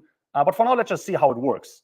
So what you can do here with these bytes is a couple of things. So first of all, you want to create something that's called a class file. So let's say that we get a class file. There's an API for that. It's called class file. Oh, class. Come on. There we go. Dot. We just go off. It just creates. There's some characters you can pass, but we're not gonna. Oh, there we are. And now from the class file, we can create a class model. So let's create a class model. And again, like it's not terribly important that you follow this. This is not an introduction to the API, really. I'm just going to show you a few things that you can do with it. And for that, we need to set up some stuff. We're going to do the interesting part in a second. So we parse those bytes. Oh, come on. No, we parse those bytes, and then we don't return the original bytes. What we're going to do now is we're going to transform them. We're going to call the class file, and we're going to say it transform the class model that you've just read. And we do that, and that part isn't here yet with the class transform. So we don't have a class transform, so this wouldn't compile. So let's create the one. A class transform has the task of reading the class as bytecode and injecting new bytecode that actually works and does whatever we want it to do. OK, so let's go into that. To do that, we can create a class model from a class transform. We can create that class. Typing is hard. Yeah, I think you're a little under pressure because of the... No, I type like this always. I always, on my live streams, I always say I type like a drunken monkey. And I'd stand 100% behind that. Okay, so that's class transform. And we're gonna be transforming methods. So we're gonna be transforming methods. And for that, we need a method transform. So we're going to go through the same steps again. Where do we get a method transform? It looks kind of similar. So method transform. But you can see how we're drilling in, right? We're drilling into where we want to go. I didn't tell you that yet. It's called silencer, so maybe you have an idea. But so at first we were just, okay, we have a class model of whatever, and now we want to do a class transform. And then we drilled down into method transform. So the idea with the method transform is that you're transforming the code inside a method. And for method transform, you need something that is called a code transform. So now we're inside the method, finally where we want to go. Because where I want to go is, I want to create a code transform that removes all calls to system.println. That's my goal here. And I can do that with a Lambda.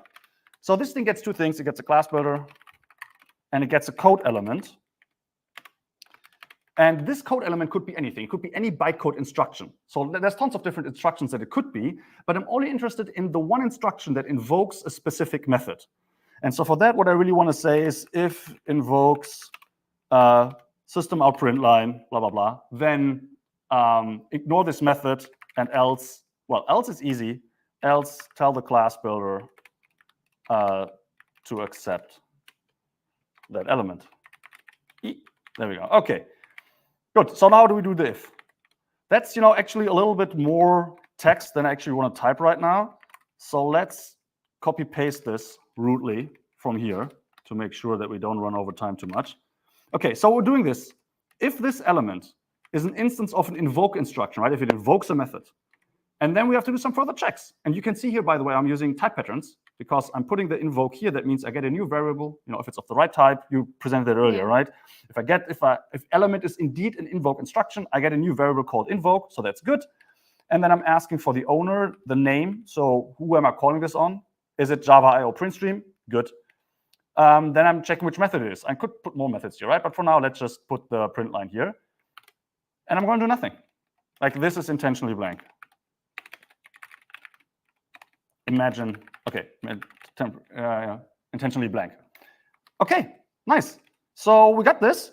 And I'm kind of the opinion that this should work. Let's see. So let's see. Let's run the silencer.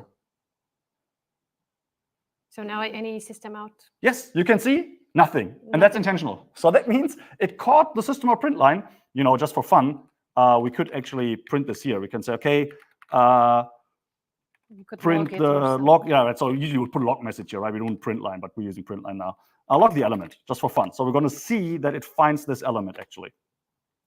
So now we can see that it finds this, this invoke instruction and it ignores it. And that's where we end up with no code. Now, I promised you that I'm going to tell you why this is important, because who writes bytecode manipulation? Nobody, right?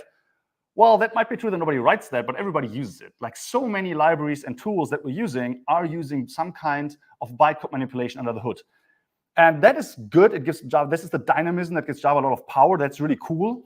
But the downside of that is that it kind of struggles a little bit with Java's now increased update cycle. So you might have noticed that whenever a new Java version comes out, a new framework needs to support it. And you're wondering, why does, I don't know, I'm just making this up now, Hibernate or Spring need to support Java 22? What's the support there?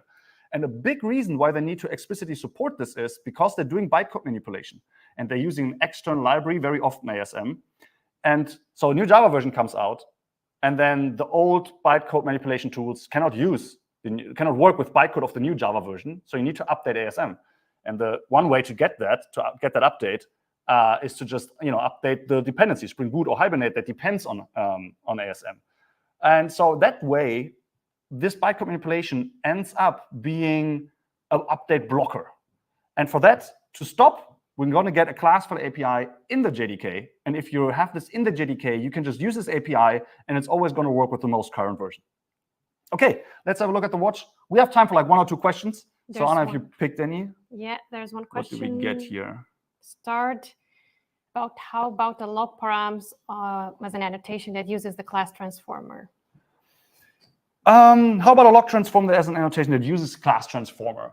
I mean, like if log transform does some bytecode manipulation under the hood, then yeah, sure, that would be one way to implement that. So if log transform needs to do bytecode manipulation, it's probably at the moment using something like ASM. It's not the only library out there, there are others.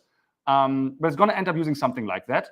And the hope is that in the future, it will, instead of directly or indirectly using something like ASM, it will end up directly or indirectly using the class file API.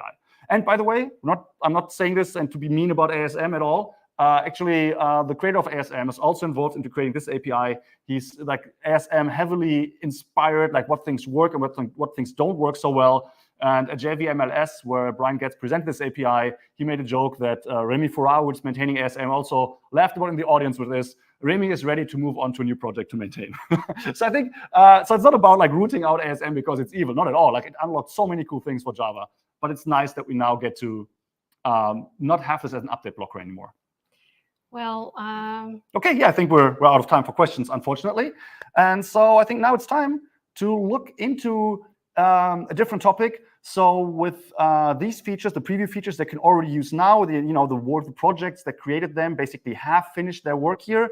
Well, not completed, it's in preview, so it might still change, but they're already working on the next big thing. And the next thing I want to talk to you about is Loom and how Loom is, after it delivered virtual threads and after it previews, or while it previews structure and currency scope values, is going to do the next big thing. Oh, right, I'm sorry. Victor is already fuming in chat. So before Loom, there's Yes. going to be another guest, our dear friend Viktor Klang, talking about stream gatherers. Okay, Victor. So how do you feel about being ignored in favor of Loom? It's fine. Can you tell us something about Loom? I mean, since we're talking about it, Yeah, can we talk about something important, please? Okay, today. Enough. I don't want to make Victor too angry. No worries Victor, at all. So introduce yourself a bit, and then explain to us what the I'm doing gatherers are.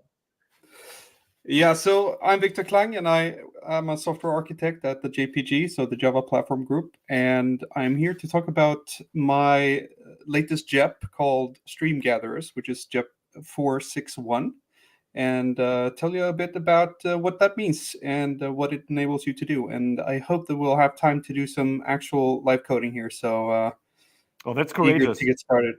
Yeah, you see how well that went just now, right, with all the typos and everything. But it went earlier very well. Yeah. I mean, not everybody's as professional as you, right? Some people can type and some people can't. All right. And Jorn. Oh, they did a really good job. Shall okay, so you have a high bar, Victor. Yeah, I know. Let me see if I can share my screen here. Yeah, let's try that, and then we'll put you on. That would definitely help if that works. All right, so you should be able to see some code now, and then you should see a presentation. That looks great. Perfect. All right, I'm not able to see you right now, so you'll have to speak up if you need anything. So this just quick recap what we're talking about today. So one big question was, what if you want to write a stream manipulation transformation or a transformation of a stream, and what you would like to do is to essentially receive some packets from the network or something like that, and perhaps you want to filter those packets, just make sure that they're correct or well formed, and then you might want to reorder those packets. They might arrive out of order, and perhaps you would like to deduplicate if you get consecutive packets with the same identifier, and then you might want to deduplicate or group them using the header. If it's a starting packet, we want to group all the packets that belongs to that starting packet. So we might have multiple requests encoded in this thing, and then when we have a stream of requests, we might want to be able to send a request to some backend service. So we want to be able to do that concurrently. So we want to be able to issue n number of requests to a backend service. and then we want to create a list of the responses or something like that. So this is like a typical stream pipeline that you would like to be able to express using Java streams. But the problem is these methods, these transformations, these intermediate operations do not exist on Java Lang stream. So what do you do? Well, one big question is, what decides, or who decides, or when do you decide that an intermediate operation should land on the stream interface? Because there's so many possible stream operations that you could want. So, and some have niche use cases and some might be generally useful. And it's just really hard to put potentially hundreds of methods on a single interface, because at some point it's just going to get extremely difficult to find what you're looking for.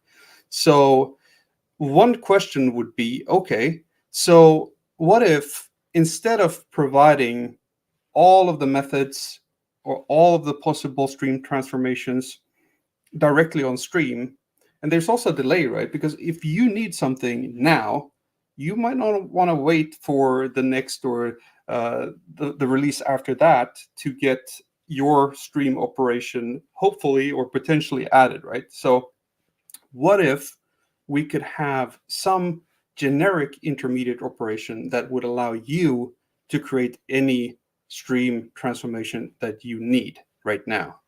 So that would be one method added to stream, which accepts something that encodes a transformation. And this leads us into stream gatherers. So there's one new method on stream called gather, and there's a new type, a new interface called gatherer. And if you're used to working or have used collectors before, stream collectors, you can think of gatherers as the intermediate version of collectors. So collectors is a generic API to create terminal operations, but gather is an API to create generic or your own intermediate operations. So with that said, you can think of the gatherer interface. It's primarily, it looks quite the same as collector, and it's been heavily inspired by collector. And it's an interface that takes 3 type parameters. The T here is for the input type, so the type of elements that it consumes. A is for the accumulator, or you can think of it as the state. And R is what type of elements that this gatherer produces. So it's the resulting type. So there are 4 main methods. One is initializer. An initializer is a method that returns a supplier of A. So essentially it gives you a constructor for the state type. So you can create new state types or instances of that state type. And then you have an integrator.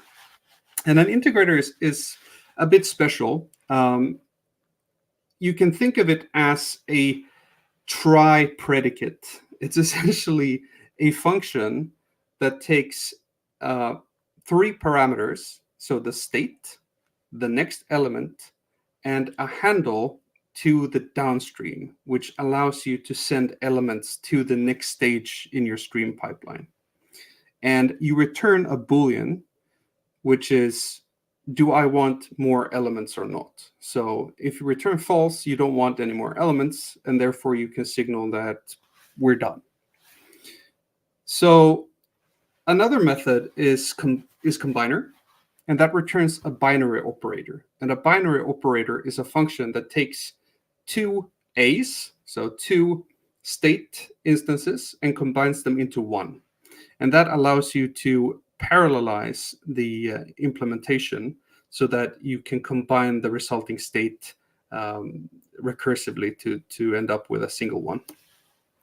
And then at the end, you have finisher, which returns a byconsumer. So, and that gets the current state and a downstream handle, because sometimes you can't do anything until you don't know that there are any more elements. And sometimes you have to perform some cleanup at the end. So it's a a callback for when the stream is done. So I mentioned that the downstream handle. So I'll discuss that a bit more. And a downstream handle is essentially a two-method interface that has a push method that takes an element and returns whether it wants any more elements or not. So if the downstream wants to accept any more elements, and you can also interrogate it if it's already in a rejecting state, which means that if is rejecting returns true, then the next push will not succeed anyway. And it's not very commonly useful, but sometimes you want to make sure that you don't perform unnecessary work.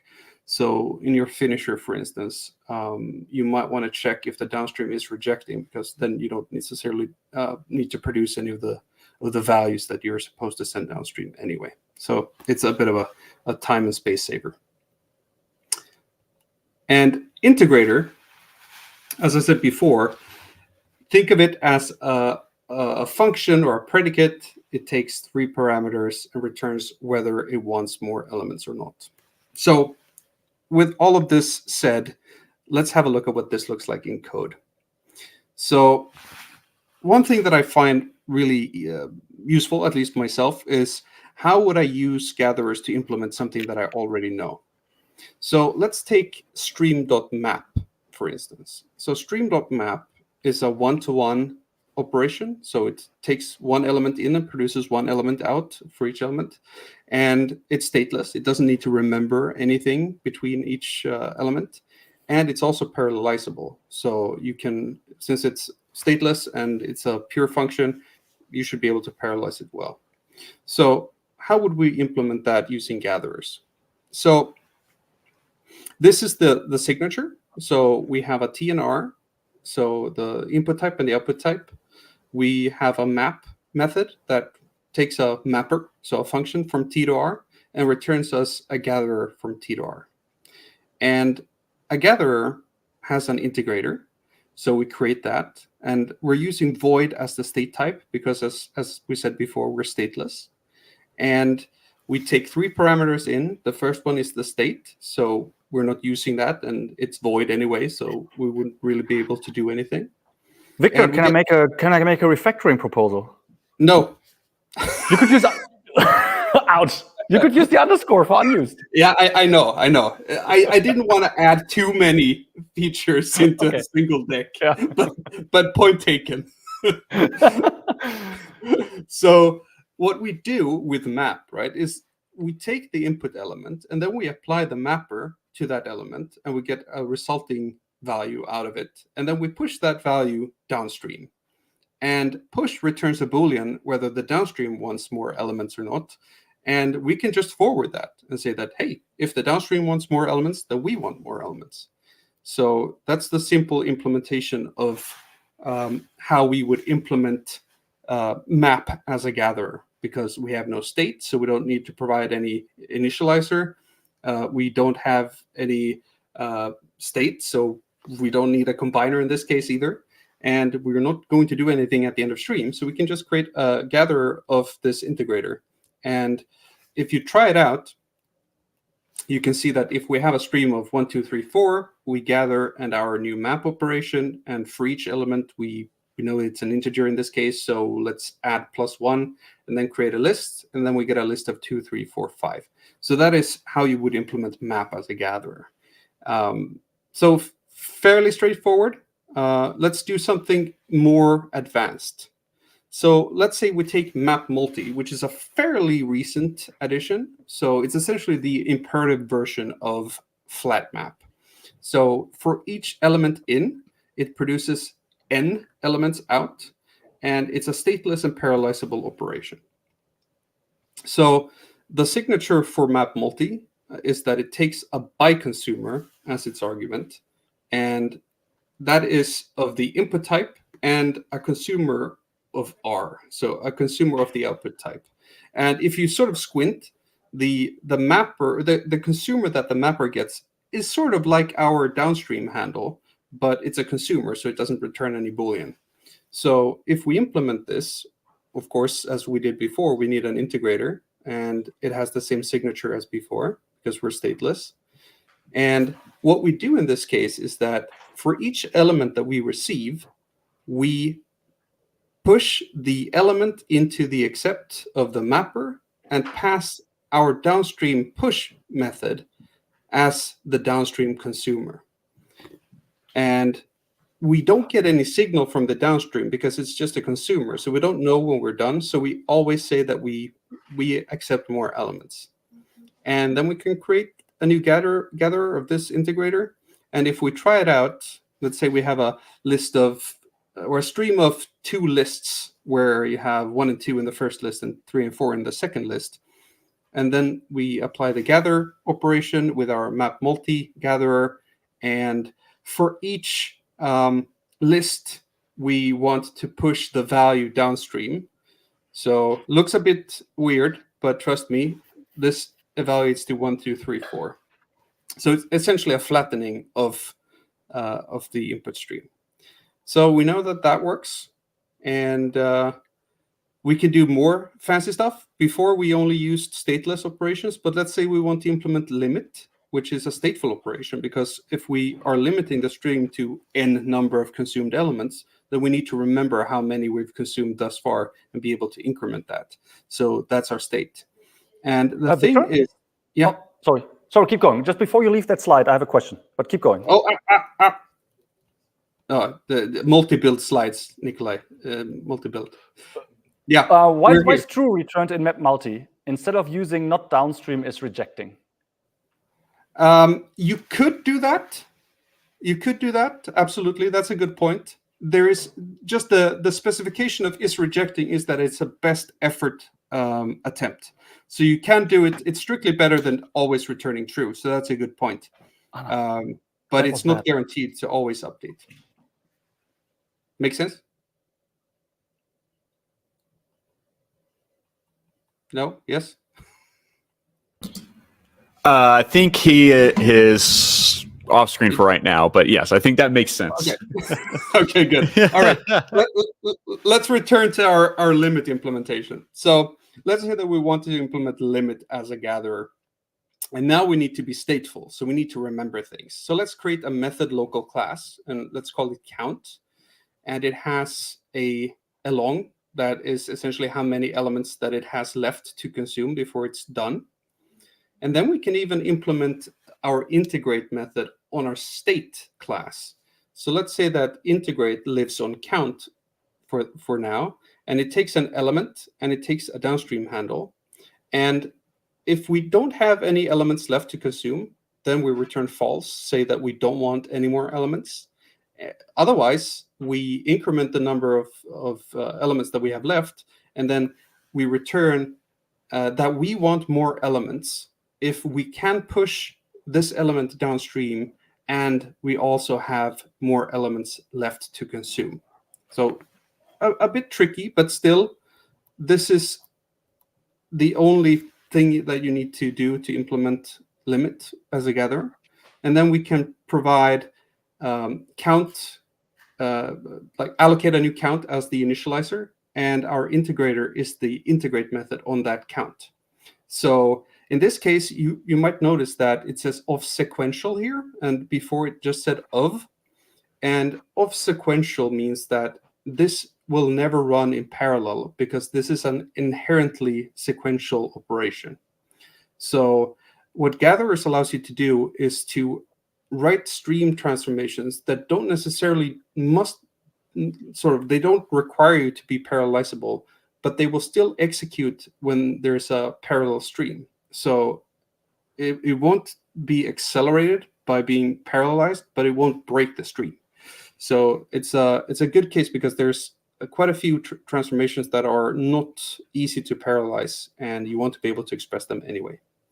So I played a little bit with this API, and I noticed all the ideas that I had, all the things that I needed it for, were actually very sequential, like windowing. I feel like that's a common case where you need something that only makes really sense if you see the items in order. And out of order windowing, for example, is really bonkers. Like it's weird. It's a good point. I've found that as well. I think most of the easy parallelizable operations seem to already be be available on stream. So I think that might be why. Let's see here. You can also, you don't necessarily need to do gather.of or gather of sequential. So gather isn't an interface, and you can implement that interface yourself. It's just the factory method is quite handy, and this also allows you to move from, you started with gather of, you then moved into a local class, and then you can move that local class into either a package protector or a public class. If you want to make it a part of a contract or an API interface. All right. At the risk of cutting into your live stream time budget, first of all, people in chat, by the way, had fun that my stream was rejected just now, but I'm back. So this is a very great, and I think I really like this example where you have a class that implements the interface. Now, me as a pedestrian Java developer, what I would have done is I would have created a gatherer interface that does not return functional interfaces for initializing or for integrating. It would just do the thing on its own, right? It would initialize or it would integrate. So why does the gatherer not do the things, but returns functions that do the things? Like just peeking a little bit into design here. Yeah, that's a great question. I don't want to spoil anything, but a good hint here is that if you have a reference to a stream, then you know that it's a one-shot reference. You can only do one thing with it. You can add a new operation to it, but then you need to add a new operation to that thing that you got back from adding the operation you did before. So it's like a use once builder. But both collector and gatherer are reusable.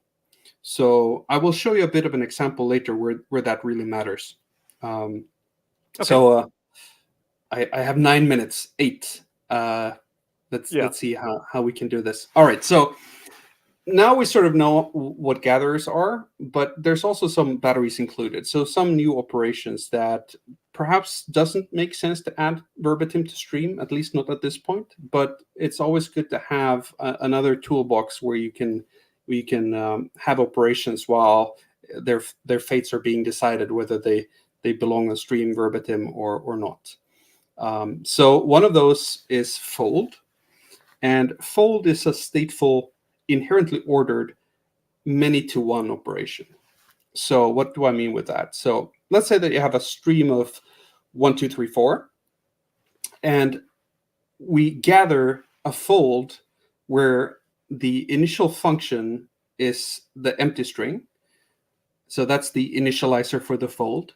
And then for every element, we get the current string and the next element, and then we add the next element to that string. So essentially, if you know reduce, you sort of know this already.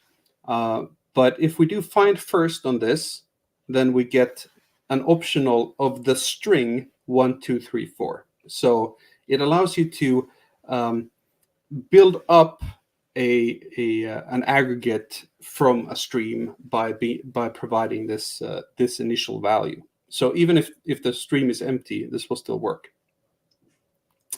And if we want to use something else, we do a fold. We have the same input, so we do a fold. But instead of providing the empty string, we provide the integer 0. And instead of concatenating strings, we're adding ints. And if we do find first on that, then we get the optional of the int 10. So this is the addition or accumulation of all of or summation of all the elements in the stream. So it's a very powerful operation. I personally find it very useful. We also have something called scan. So you can think of scan as the incremental fold.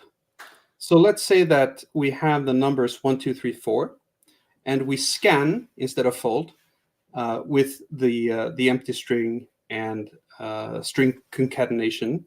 Then, and we do toList instead of find first. Then we get the incremental values of applying the string concatenation operation. So we get 1, 1, 2, 1, 2, 3, 1, 2, 3, 4. And that's really useful when you want to do sort of a roll up or an incremental accumulation of current balance or something like that. Oh, in math terms, doesn't this say like a series into, what's the term for adding up the elements of a series?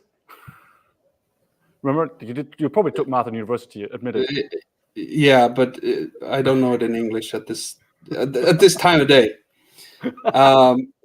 Let's That's nice, see. though. Yeah, I can see you using that. Yeah, and before we used the string, so we did string concatenation, but if we scan and do addition instead, then you get the intermediate sums of the thing. All right.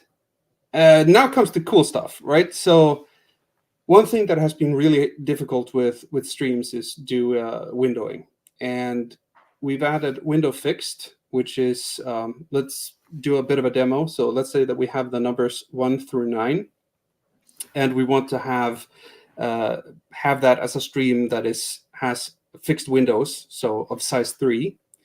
And we do toList on that. Then we get a stream of a list of 1, 2, 3, and a list of 4, 5, 6, and a list of 7, 8, 9.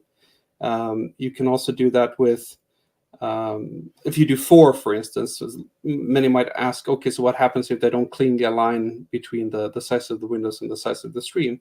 Well, you get a smaller window at the end, in this case, which in some cases you might want to filter out, but in this case, it doesn't drop any data. So at least it keeps all the elements in the stream. I needed that so often, and I tried to make it work with map multi, but because you have, like, for this operation, it's really essential to have this last finisher running to be able to finish the last group. And without that, like even with map multi, like you can do something that approaches it, but it's very hacky. It relies on mutability. This is exactly something that I really like fixed windows, or probably coming up maybe windows depending on a predicate. This is great to be able to finally do this seamlessly. Yeah, and we also get sliding windows. So, for instance, if you do have a stream of 1 through 5, you can do a sliding window of 2. And if you do that as a list, you get 1, 2, and then 2, 3, and then 3, 4, and then 4, 5. So you skip, or you slide by 1 step over a window of size 2. And that allows you to find boundaries between things, for instance. You can, if you do a large window compared to the size of the stream, you get the same, you get it cleanly partitioned, since you're sliding over 1 in every single case. So I find this extremely useful when I want to find boundaries between like different lines in a stack trace or something like that. What else? We have some more power. Map concurrent. Let's say that you want to evaluate a mapper concurrently, and you want to have it as over a fixed window of concurrency. So let me give you an example. So let's say you have a stream of, and these numbers will make sense later. So let's say you have 1, 2, 10, 20, 30, 40, and we do map concurrent, and we specify that our max concurrency in this case is 2. And for each element, so for each number in our stream, we will do something, in this case, pretty meaningless, but this is just sort of simulating that we're doing something important here. So we're sleeping. That's what my virtual threads examples look like as well. but Nikolai, do you catch interrupted exception and reset it? No, that's for pros. So in this case, we sleep for the number of seconds as the number that we get per element, right? So what I want to give us an example, and then we just return the number. But you can imagine that you called some backend service or read something from a database or made some expensive calculation. And if you only want to get 2 elements out of the stream, then what will happen is when you will get 2 elements, and then task 10 and 20 will get interrupted. So if you look at the system out print line, our tasks 10 and 20 were interrupted. But then you might ask, okay, so why was that? So that's because when the first one completed, so we started 1 and 2, and then 1 completes, and then we start 10 because we want to have a concurrency of 2, right? And then when 2 completes, then 20 gets started. But now we're done. We get a signal from the downstream that it doesn't want any more elements, and then we can cancel our outstanding work. So this allows you to have more sort of well-behaved and more stable concurrency or concurrent processing of a single step, since it tries to be good about cleaning up when the downstream doesn't want more elements. Yeah. And I'm almost done. I have like 2 slides left. So one important thing that I wanted to leave people with here is we have a gather operation on stream, and if you do gather some gatherer dot gather some other gatherer, that's equivalent to gather only once and then composing the first gatherer with the second one. So there is a composition method on gatherer, which is called and then, just as for function, which allows you to combine gatherers together. And as I said before, and it was one important thing that you mentioned, is why is it a lifted representation? Why does it return functions rather than do the thing? Well, if you can reuse them, but you can also compose them, you can create very sophisticated operations that is extremely easy to use by someone else, because they only know that it's a gatherer. They don't have to know that it's composed of 3 different other ones. So it's a really powerful abstraction. And if we look at what that looks like, let's say that we have one gatherer that parses ints, but it returns optional. So if it can't, it's an empty. And then we have something that removes empty optionals from a stream. Then we can either gather them separately, or we can compose them, so parse ints and drop empty ints as a single operation, and that is equivalent. Nice. Yeah. So I will just add this information here. Lots of good stuff. We spent quite a bit of time trying to get this right, and we're really looking forward to getting your feedback. And let me know if you create your own gatherer. And yeah. So everything in this section, for everything in the preview section, right? If you're trying these things out, your feedback, like real life feedback, you tried this in practice and this is what you found, is always incredibly important. Not, sitting at home and be like, I wish the API would do this or that, but trying to practice and seeing where it works and where it doesn't work, and then reporting back is super valuable. So that holds for everything we're discussing in this section. So please do that. And find Viktor wherever he is online and tell him specifically that you've used gatherers. Thank you very much, Viktor. Thank you. Okay, and with that, we're gonna change. And the topic that I already kind of alluded to earlier, because I was so energetic to get there, and that we already touched about a little bit, because I think Gatherer Map Concurrent does actually use virtual threads. So we have Alan Bateman here, who's one of the key contributors to Project Loom, and he's gonna tell us a little bit about the current, because you might think, well, virtual threads are done. What is Alan even still doing? And he is here to answer that question, basically. So hi, Alan. Hello, good evening, good morning, whatever time zone people are in. Yeah, so enlighten us. Which time zone are you in right now? Well, let me put it this way. It's not 6 a.m. yet. I'm in Japan this week, so. So that's so it's cool. 10 minutes before 6 a.m. Yeah, so, okay, yeah, so I think most people heard that virtual threads became permanent feature in 21. I think most people have some idea what they're all about. What I will say is since then is the vast majority of the ecosystem have actually made some progress towards actually adding support for virtual threads, which I think is great. Frameworks have had support, a lot of libraries have tried things out, and I think a lot of people have been kind of positive. I think most of the feedback we've actually got on this is positive.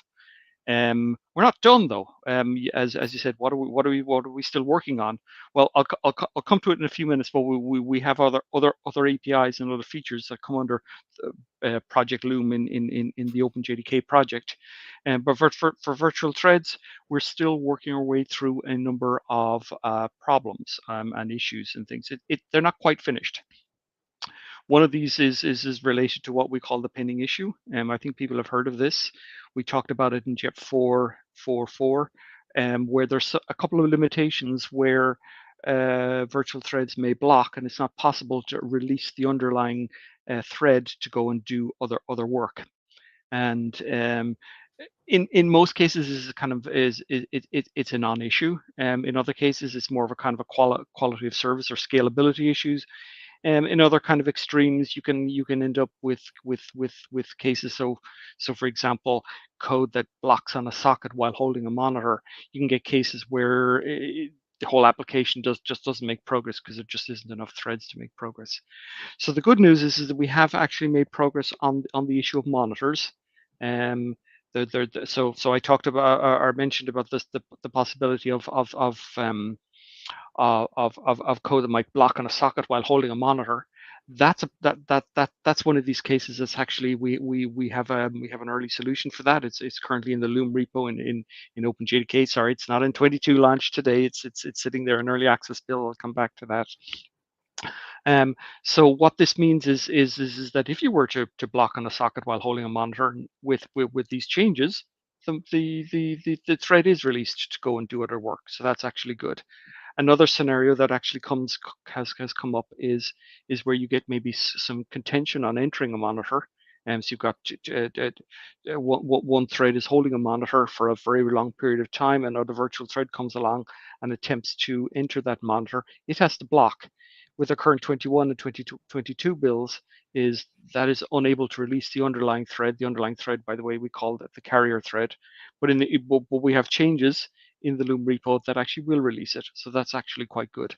And there's a couple of other scenarios that we need to work through. One is object.wait. So if you know the way monitors work is if you own a monitor, you've entered a monitor, you can actually block and wait to be notified with the object wait method. So that's work in progress, and we hope to have that addressed as well in the same way that it's been addressed for the contended monitor enter. So although today is all about the JDK 22 launch, here we have over on the side in the Loom repo some early access builds, and they've been available for the last couple of weeks that people can actually try out and actually give feedback. And I connected in just at the end as Viktor was talking about the Gatherers API, and what you'll hear in quite a few from people here today is to get feedback from early access builds and preview features and so on. That actually really helps the development of the JDK. Yeah. So they're the main. I have a question about the release there of virtual threads. I think that a question that people sometimes have is, why did you release it when those things still need fixing? So I think that because there's a trade-off there, right? Not everybody sees that. Because I think if we had the option to release, I shouldn't say we, if you guys had the option to release virtual threads with all of this fixed, back in 21, you probably would have. Absolutely. Now, the thing about implementing virtual threads is that it was one of the largest features ever and the largest changes to the code base and to the JDK in a very, very long time. And we often talk about a feature like this as requiring jacking up the house, replacing the foundations, and putting the house down without breaking anything. And what went into 19 in preview and became permanent in 21 was one of the largest changes to the foundations for a very long period of time. Yes, we've known about the monitor issue for a long time. Could we have delayed integrating virtual threads into this? Sure, we could, but then you possibly might be waiting another year or 2 years, whatever it might be, in order to actually get that. And we figured, and there was a lot of people had opinions on this. But I think I think we did the right thing. We put virtual threads into the hands of developers and the framework and library maintainers as early as we could. And there's a lot that can be done with that today. We see a lot of people deploying successfully. We see lots of people doing their own HTTP servers. We see a lot of people doing consensus algorithms and channel communication between virtual threads. It's actually working really well for them. They don't necessarily require all these libraries that are heavily dependent on synchronization and include a lot of pinning and stuff. So they can actually make a lot of progress in the meantime. Yeah, there's already value to be had, I think, right? That's the basic answer. Like that, many people can still already benefit, or projects can already benefit from virtual threads. Keeping it back so it's perfect when it launches means a lot of people will, pay the opportunity cost of not being able to use those benefits when they don't care about the downsides. Right. Yeah. Okay, so we've only got a small slot today. So aside from virtual threads, we're making progress on a couple of other things. One of them is structured currency, and the other one is scope values. So I think what we want to say about here is that we have APIs for both of those features in preview in both 21 and 22. Structured currencies is all about simplifying cases where some piece of work or a task splits into subtasks. It's all about preserving the natural sort of relationship between them, and we actually reify that so that it's very, very difficult to write reliable code where you actually split things into multiple tasks and deal with things like cancellation, shutdown, that kind of thing. In fact, at the end of the previous speaker, Viktor showed the map concurrent and being able to reliably, if you had short circuiting there, how do you reliably actually shut down things and ensure that all threads are completed and you don't have a delay waiting for stragglers? That's actually a very difficult topic, and this is something that structured currency actually supports, and as well as providing the abstraction. So, for example, you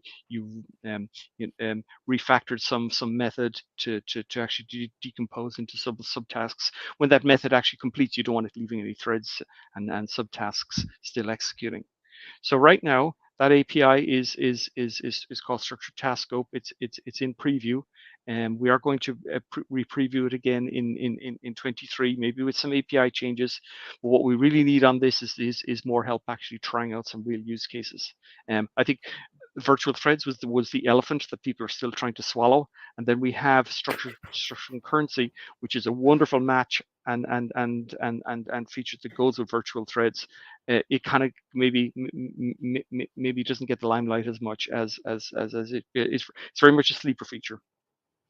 Yep. In addition, then there's another feature that we've in preview, which is the scope value. So with Java programs, in order for you to actually to pass data from one method to another method to another method and so on, you normally use method parameters.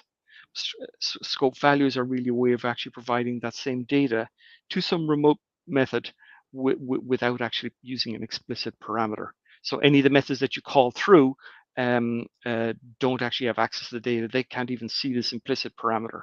So this is very much a feature that comes with Project Loom because of thread locals. Thread locals is data that you can have associated with a thread, which is very problematic for virtual threads, especially if you've got millions of virtual threads. They really want to have all this data. So by working on virtual threads, we expose a lot of the issues and the generality that comes with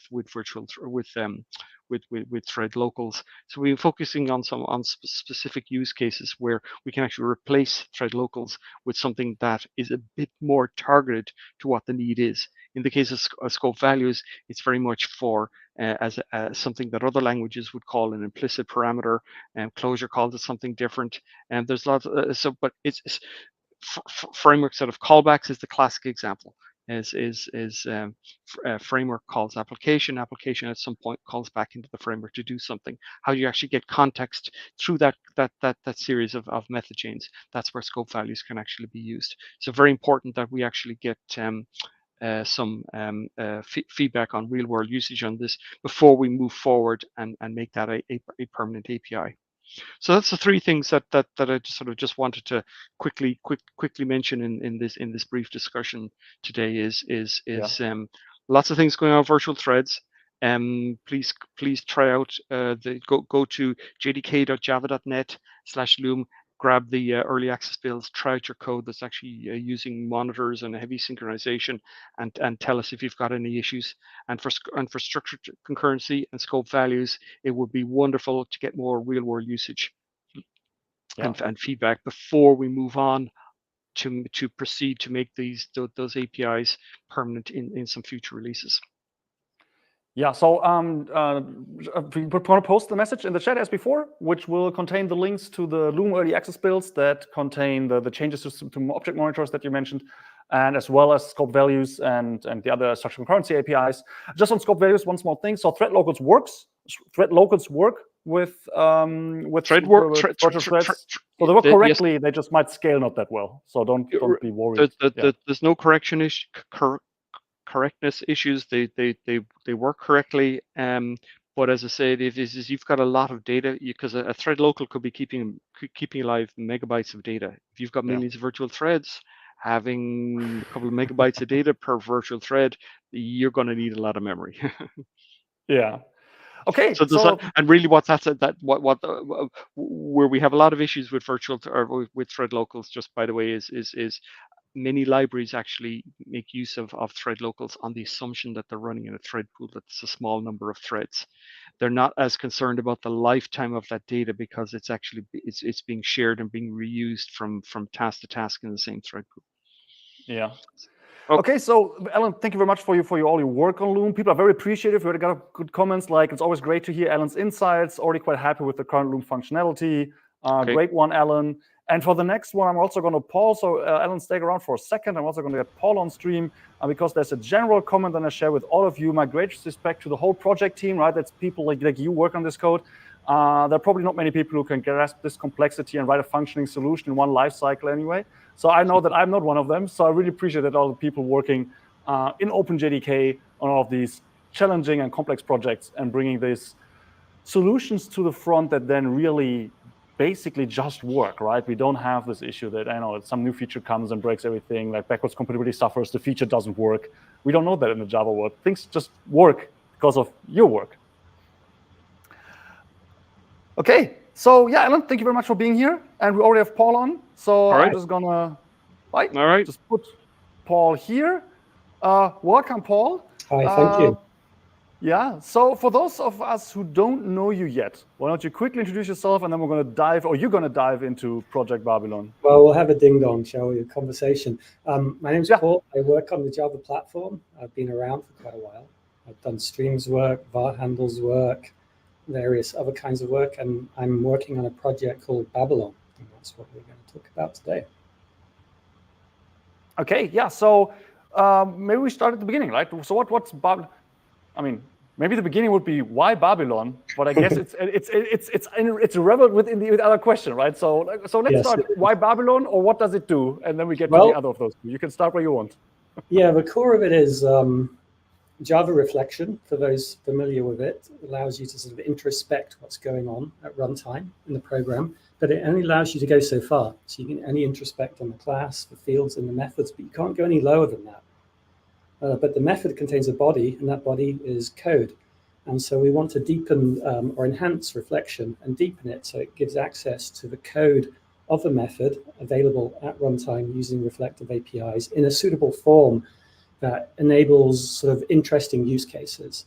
And that form sort of sits sort of in between bytecode and the AST of the compiler in a form that is easy to is malleable for transformation, if you like, and easy to reason about the code at various levels of code that you want to reason about, at a high level or at a low level, depending on your use case. So it's deepening reflection that way. It's also broadening it too, because we want to bring the same facility to compile time as well, a bit like what annotation processes can give you today, but give the same model in the same form as at runtime and at compile time in a standardized form as well, because you can't get it as a standard form on the compile time side because it's the AST of a specific compiler.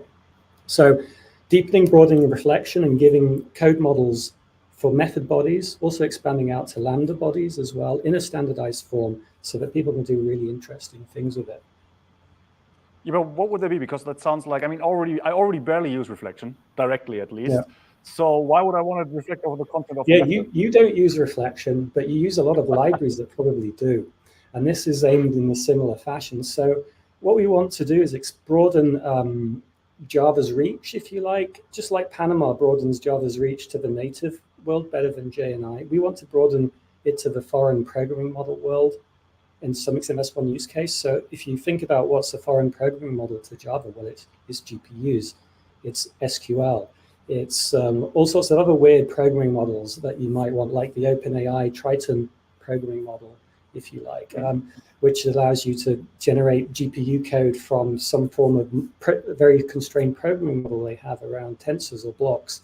So we can give a facility that allows developers to build libraries that integrate better with foreign programming models. And we don't have to put that into Hotspot. We don't have to tell Hotspot about GPUs. We just need to enable a certain facility to get access to the code in a symbolic form that we're calling a code model. And then you can reason about that code how you want.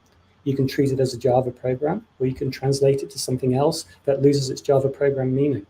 And that translation losing to Java program meaning is a sort of where you can lift it over to GPUs and generate SPIR-V code or PTX code or something like that. It's a constrained program because not all Java programs are GPU programs. So it's only a subset of those would be, that makes sense. Okay, so that since you mentioned GPUs and Triton, so that goes into the AI space, right? And something that I mean we've been asked for a couple of years now, but specifically, as you can imagine, probably in the last year, starting like 2023.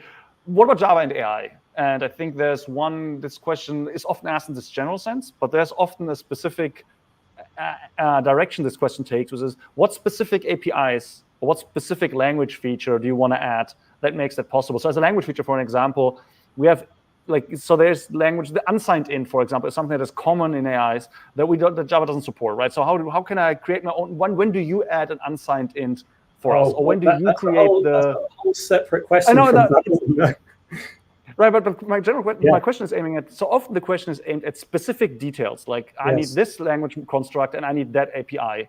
And so you're talking about something that connects to AI, but you didn't tell me yet what the AI API will look like in Java. So to some extent, it's up to the ecosystem. If we're providing a facility to give access to code at runtime, it's up to the library developers to write libraries using that facility, and that becomes the APIs. And we're actually doing that ourselves. So we're developing APIs for GPUs, programming model for GPUs, and using that as a use case so that Babylon is fit for purpose. Also for Panama is fit for purpose, because the two together, they are really powerful combined features. So we can use Panama to get access to the native GPU method calls and use Babylon to generate the GPU kernels, but also the call graph between kernels. So we can optimize the whole sort of computation as well and schedule the kernels and the data movement and optimize all that too. So I think where we'll see that happen is in the GPU work that Gary Frost is working on. And that's yet to come out, and hopefully in a couple of months we'll see that. So we'll see a very solid example of building APIs that people can then use to implement AI algorithms. Yeah. So that's my understanding too, right? That we're not so much that the OpenJDK community is not so much working on the one solution to this one problem, but creating tools that then leverages the strength of the ecosystem, which has always been lots of smart contributors, lots of people knowing their domain very, very well, and leveraging the existing tools. But it also keeps each other sort of on a faster pace of innovation as well. If we were going to put this into the platform and let Hotspot know about GPUs, that's a significant effort. And we already tried that once, very ambitiously with Project Sumatra. And we sort of walked back from that. And now we're having another crack at it in a different way that allows the two to evolve independently from a common layer. And I think I'm quite hopeful that will pay off. And I believe we can do that again in other facilities we think about in the platform. And it's often what we do now. We provide the facilities, and then the library developers can build on that. And the challenge is to sort of evolve the language and evolve the platform in an extensible way, both the language libraries and the runtimes, so that we can achieve that trick. So a library looks like it's kind of part of the platform, but it isn't. Yeah. I mean, it's interesting, like in the very small, that's basically what Viktor earlier showed with stream gatherers, right? Finding a way to give expansion points that you can write things that look like they don't look nailed on. They look like they're using the features that are there. Yeah, that's a real challenge. Yeah. I think we'll hopefully see this with Valhalla later. You mentioned unsigned int and stuff like that. We're not leaving those behind. That's a whole nother story on how we think about those numeric types and stuff like that. Yeah, so I don't want to put any pressure on you, but all hopes on you now to provide these other things. Because at this point, everybody's wary of Valhalla when. Yeah. Okay, so if people want to learn more about this, what can they do? Is there something to read? Something to try out already? Will there be something to try out? I can screen share. I have something ready to screen share. Sure, let's show something here. Yeah, so this is, I'm looking at the video of me, not the actual window of me. So that is moving, I'm guessing. So this is the main project. In a tiny bit? Pardon? Can you zoom in a tiny bit? Like this? Yeah, that's great. Yeah, that's perfect. Okay. So this is just the main project page for Babel. And if you want to find out more about what this is, you can read this page where we talk about the summary and focus. But I'd like to point to two things. First of all, the presentations we did at JVMLS in 2023. If you want to find out more of the feature and deep dive, you can watch these. Yeah. We can post the link to that in the chat right now, and then you can see those. I think most of the links will be in the message. You can see those. Otherwise, go to Project Babylon and find them there. Yeah, that's right. And the other thing is I wrote 3 articles, really use case driven, for people to help explain the feature and how it might be used. It's quite challenging because you're explaining 2 complex things at once. So I hope I managed to achieve that. They're intending to give you a flavor of what it does to inspire people to explore this and play around with it. So the first is we can use code reflection to do automatic differentiation, which is very much an ML kind of thing. If you want to optimize deep learning models, you may want to differentiate it so you can do the sort of gradient descent. Another one is emulating link. We can use code reflection to offer link-like facilities that you can represent SQL as code and then transform it to SQL statements. And then another one, which is a little bit more complex, is I saw this OpenAI had this Triton programming model where you could code GPU, you could express in Python a code that compiles down to GPUs very efficiently. And I thought, hey, I can use code reflection for this. So this is a proof of concept. We can do exactly the same thing.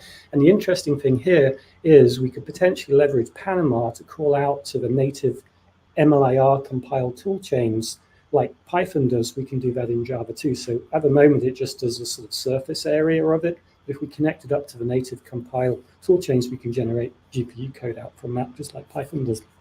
And it's surprisingly expressive today, even though Java is not as malleable as Python in its operator overloading yet, I would say. We can get pretty far.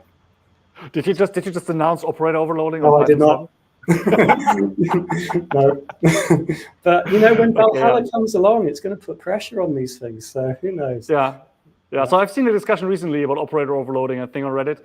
And so with Valhalla, this topic becomes interesting again because everybody hates doing arithmetics with big integer. Correct. It's kind of, sorry, big decimal. It's kind of, how often do you really do this? But everybody runs around, creates their own value types, and then there's a lot of pressure on getting something there. So yeah, there is. It's all about extensibility, and it's not an easy problem. It's about how you do this extensibly, and that's a challenge. Yeah, as we've seen other efforts like string templates as well. Like there are often ideas out there that there's a lot of tension in different, there's pull and push in and from different directions on these features.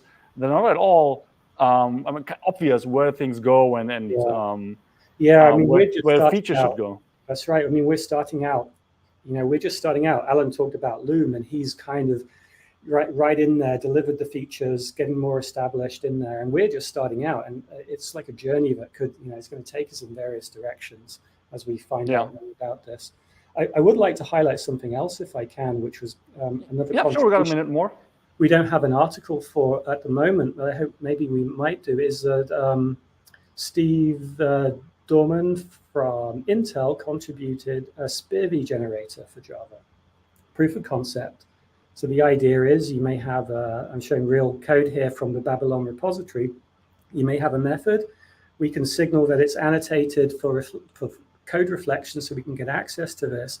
And what Steve did was he gets a model from the method and he translates it to a model that's of SPIR-V and then generates the SPIR-V bytecode in a memory segment. And then if you have that segment, you could pass it natively across the same OpenCL backend, and then it would sort of deploy the kernel for you.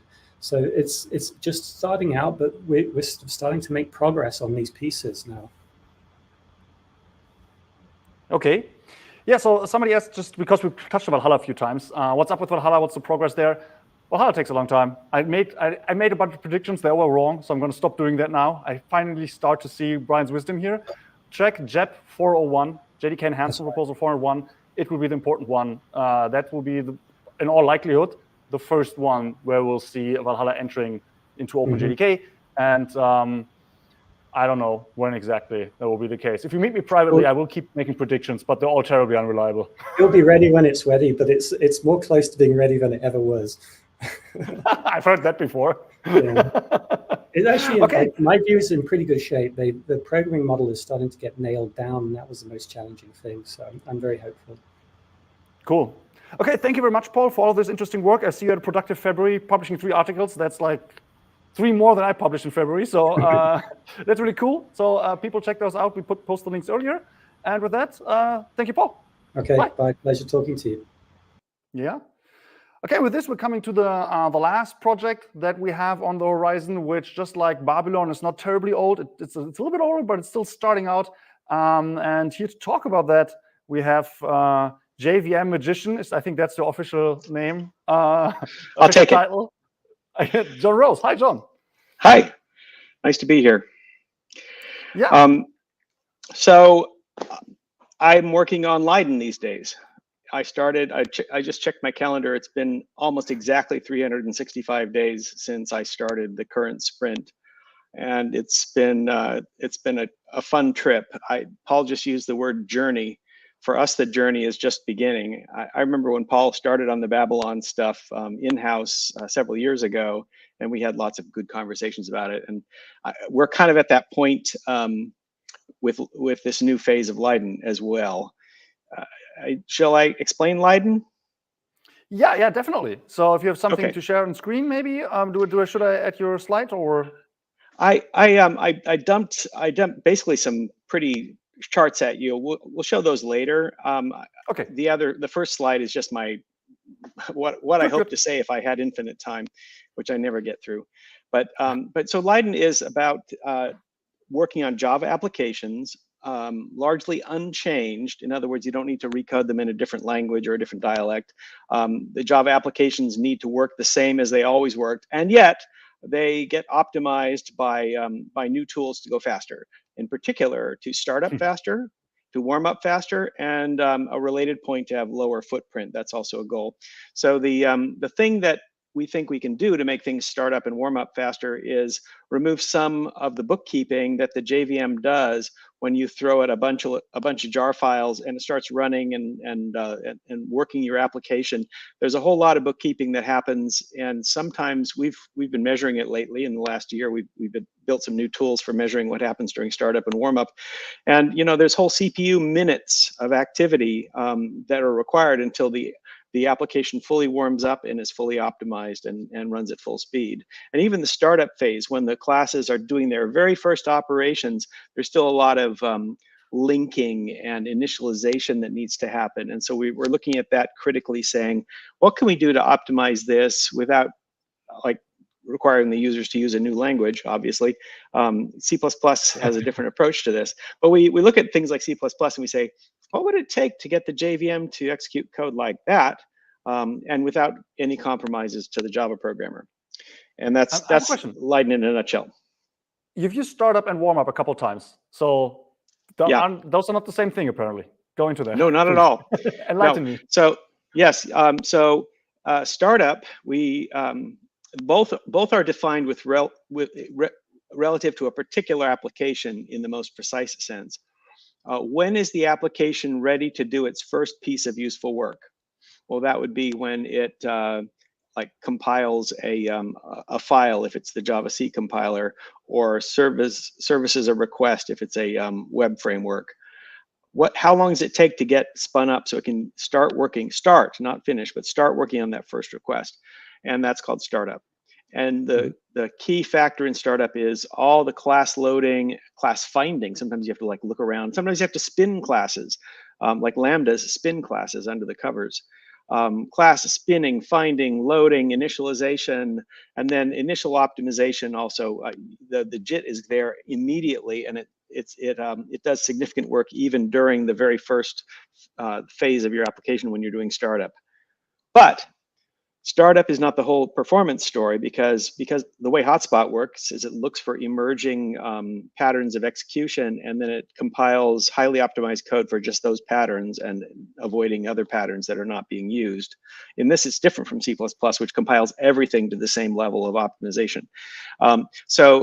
In order to develop the hotspot and then optimize it, that might take CPU minutes of JIT activity. And so that could take like 100 web requests served until finally you're running at speed. That's warm up.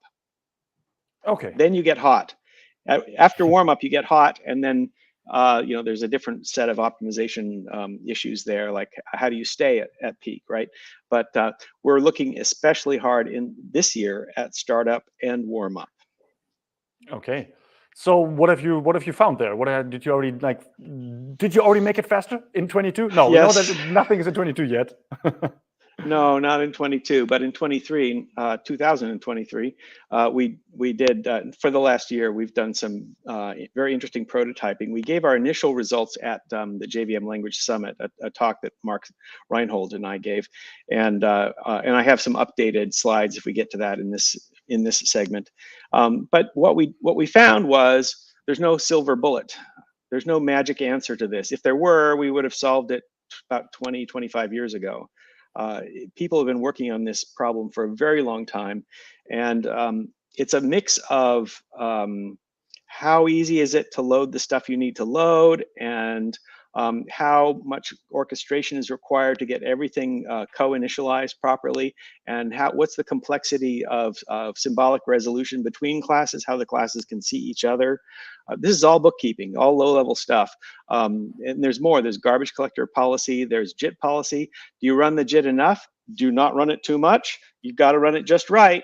And which JIT do you run, the optimizing layer or the non-optimizing layer? There's a whole issue of JIT policy that has always been just a very fine art that only few people master. JIT policy then gets really complicated if you throw in the possibility of, well, I'm going to give you some stuff. I'm going to give you some advice at startup on what your really best path is, so you don't have to discover it all over again. Oh yeah, the discovery process, that's another piece of bookkeeping. Forget the application, just having the VM watch itself and keep profiles. Technically they're called profiles, or bundles of information about program dynamics that have unfolded during the current execution. After you collect those profiles, that costs some time. Then you use them, that costs some more time. So all these application or sub-application effects in the VM, all the bookkeeping is potentially shiftable. So we've looked at shifting each of those categories of operation, and oftentimes it's a different technique for each different kind of operation. So the VM has to organize itself so that you can, I've used the word shift, by the way, that's a Leyden term. It means moving something back in time so that you have the results when you start up rather than you develop it yourself, in a nutshell. The shifting of all this bookkeeping is a very interesting problem, and it has to be done sort of sub-problem by sub-problem. There's no simple way to address it all. You can try something like crack, which is like a big, heavy hammer that makes everything sort of shiftable back in time. But the problem with that is, unfortunately, you don't want to shift 100% of your computation. So we're taking this point of view not at the crack level, but at the VM level, where the VM knows what it's doing. The VM has dozens and dozens of specific bookkeeping operations, and we're finding systematic ways to move them into the past, so that when you start up your application, that's called the deployment run, by the way. We call that the deployment run. You find out you don't need to rediscover a whole ton of stuff. So, what kind of stuff do we collect?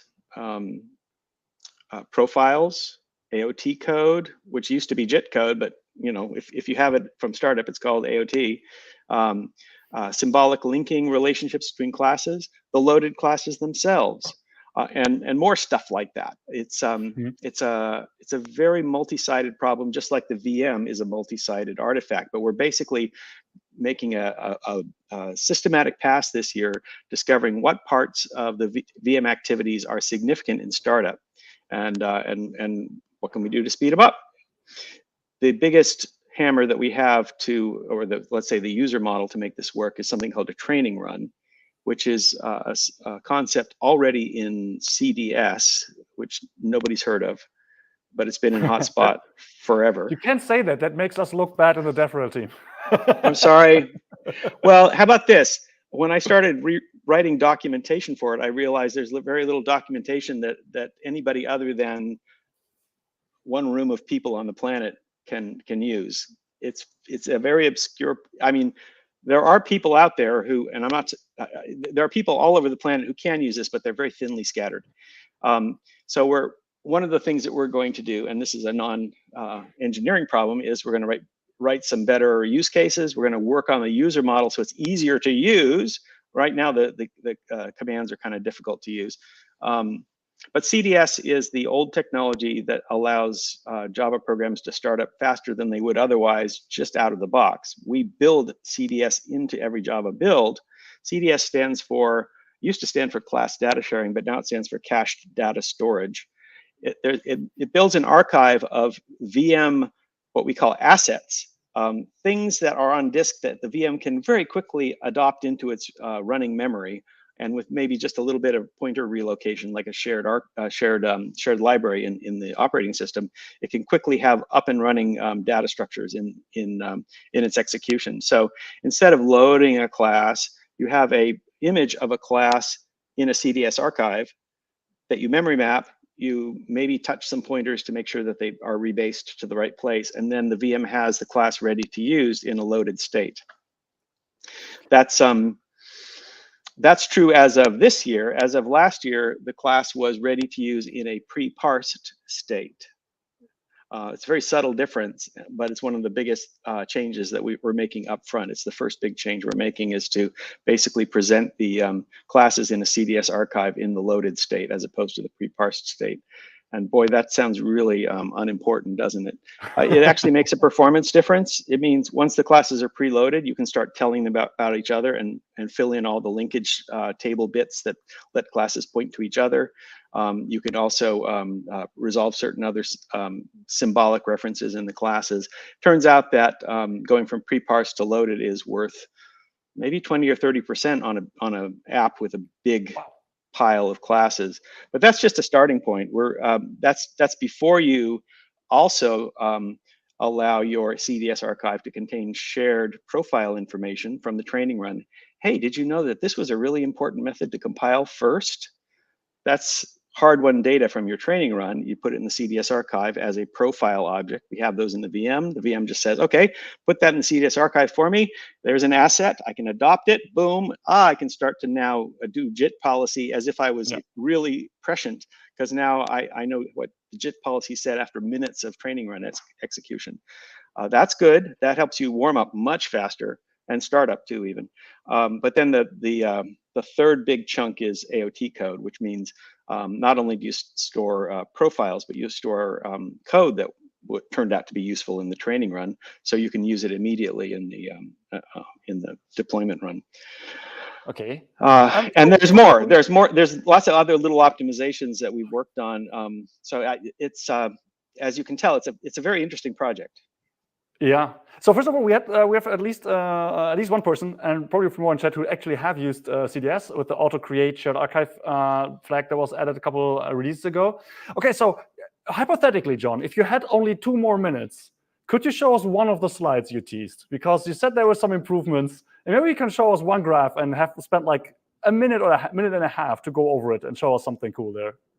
All right. How about that one? That's a lot of bars. That's a lot of bars. And in fact, they're the same bars, and the geomean really at the end summarizes all the bars, but I like the picket fence look to it, and it doesn't harm the presentation any. So the tall, in decreasing order, the tall bars are what you get out of the box today before any of this work that we're doing. By the way, the working title of this big bundle of work we're doing is called Pre-Main, and I'll explain that in just a sec. So without anything other than default everyday CDS with pre-parsed classes, you get the blue bars, which is good. This is a Pet Clinic startup number, so it takes so many seconds to start up Pet Clinic, which is a toy benchmark framework.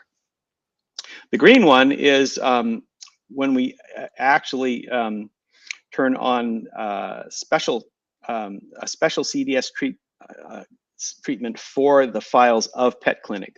The blue bar was out of the box. The green bar requires one of your experts on the planet to go and take the Pet Clinic files and shake them around and show them to CDS, say, make me an archive. And then once you run with that archive, then you get the green bars. So that's pretty cool. That's been true for years, that you can get from blue to green with secret incantations. The gray bars are with the pre-main change, the seemingly unimportant one of preloading instead of pre-parsing classes. That allows some amount of the modest decrease from green to gray is the effect of bringing classes and some of their symbolic references ready to go from the start as adoptable assets, but memory mapped, ready to go, a small relocation, and the VM has it live. Okay, the yellow bar is what happens when you do some of these other things that we're talking about, including the AOT code. So as you can see, startup time goes down a significant amount once you have a code that's ready to go. And these numbers are provisional. They tend to get better over time. Like I said, JIT policy, and by extension AOT policy, is kind of a black art or a fine art. It's really hard to learn how to do it, and it's tricky. It's nonlinear. It has weird feedback loops. But once we've spent a quarter century tuning hotspots JIT, and we're beginning to find out how to co-tune the JIT and the AOT policy as well. It's going to get better, but currently the orange bar shows where we've gotten so far. The red bar is a slight improvement where we're making a new workflow where you can do a load and go in sort of one command. I alluded to the complexity of using CDS. The red bar is a new user model we're working on where it's easier to use, and the co-optimization process is a sort of a big bang where the VM organizes all of its assets in one step, and it's looking pretty good. But this is all early days. We are working on an early access, not out yet. We're working on a stream of JEPs. The first one is imminent. We have a repo that's out in the Leyden repo of this pre-main branch of the Leyden repo. So there's a number of things we're working on, and I'm just giving you a snapshot into what our thoughts look like in this exciting work. And so like Paul said, it's a journey. Yeah. So we have some links that we're going to post in the chat now that people can follow up on. Thank you. This does sound great. And also what I want to point out, like the whole increase, there was like about 2/3 of the boot of the warm-up, startup and warm-up time gone. If I understand you correctly, there's zero loss of functionalities. Like it's all the 100% Java, dynamism, whatever, everything just works. No code changes, no configuration changes. By the way, if you do have a special AOT mode in your own Spring Boot or whatever, this multiplies by it. It doesn't replace it, it multiplies it. Yeah. Oh, wow. Okay. Yeah. That's very cool. So I'm mostly excited about the little thing you said at the end. One JEP is imminent, so we're going to start seeing progress on that soon. I'm super looking forward to that. So thank you for this amazing work, John. I know that you're often a little bit more in the background, but I hope to hear more from you on this in the foreseeable future. And we're busy. then to make everybody's app launch. Exactly. You know what? Don't spend time with us. You keep coding, and we're going to talk about it. So thanks for being here, though. Always a pleasure. Thank you. Okay, and that's that. Now I want to ask the rest of the team to join. So we're going to say a quick goodbye. So we can quickly say, look, we're, by the way, just in case people want to know, we're all here in one place, and we're in Brussels. So, well, almost all of us. I mean, the ones that are not separated from us by an ocean. Yeah. So thank you both for your for your parts in the stream. And thank you to everybody who watched the entire stream during 4 hours and a half and more a bit. I hope you enjoyed a lot, as we are. Yeah, so we got a lot of nice comments as well in the chat. People enjoying this. I really hope that you had a lot of fun, and you can rewatch this. Right, this time we stayed below the hours where YouTube cuts the recording off. So I'm pretty sure you will be able to watch all of this later if you didn't, if you haven't been here for the whole time. Yeah. Okay. Yeah. Say goodbye. Oh, great. Wait. Oh, sorry. Wait. I think someone mentioned that is JavaOne coming back? Is that the rumor? Yeah. JavaOne is coming back. That is true. I heard that. Wait, didn't somebody earlier say that on stream? JavaOne is coming back. We did mention it. Yeah, that's so cool. Yeah, I really look forward to that. Good. All right. Take care. Bye. Bye.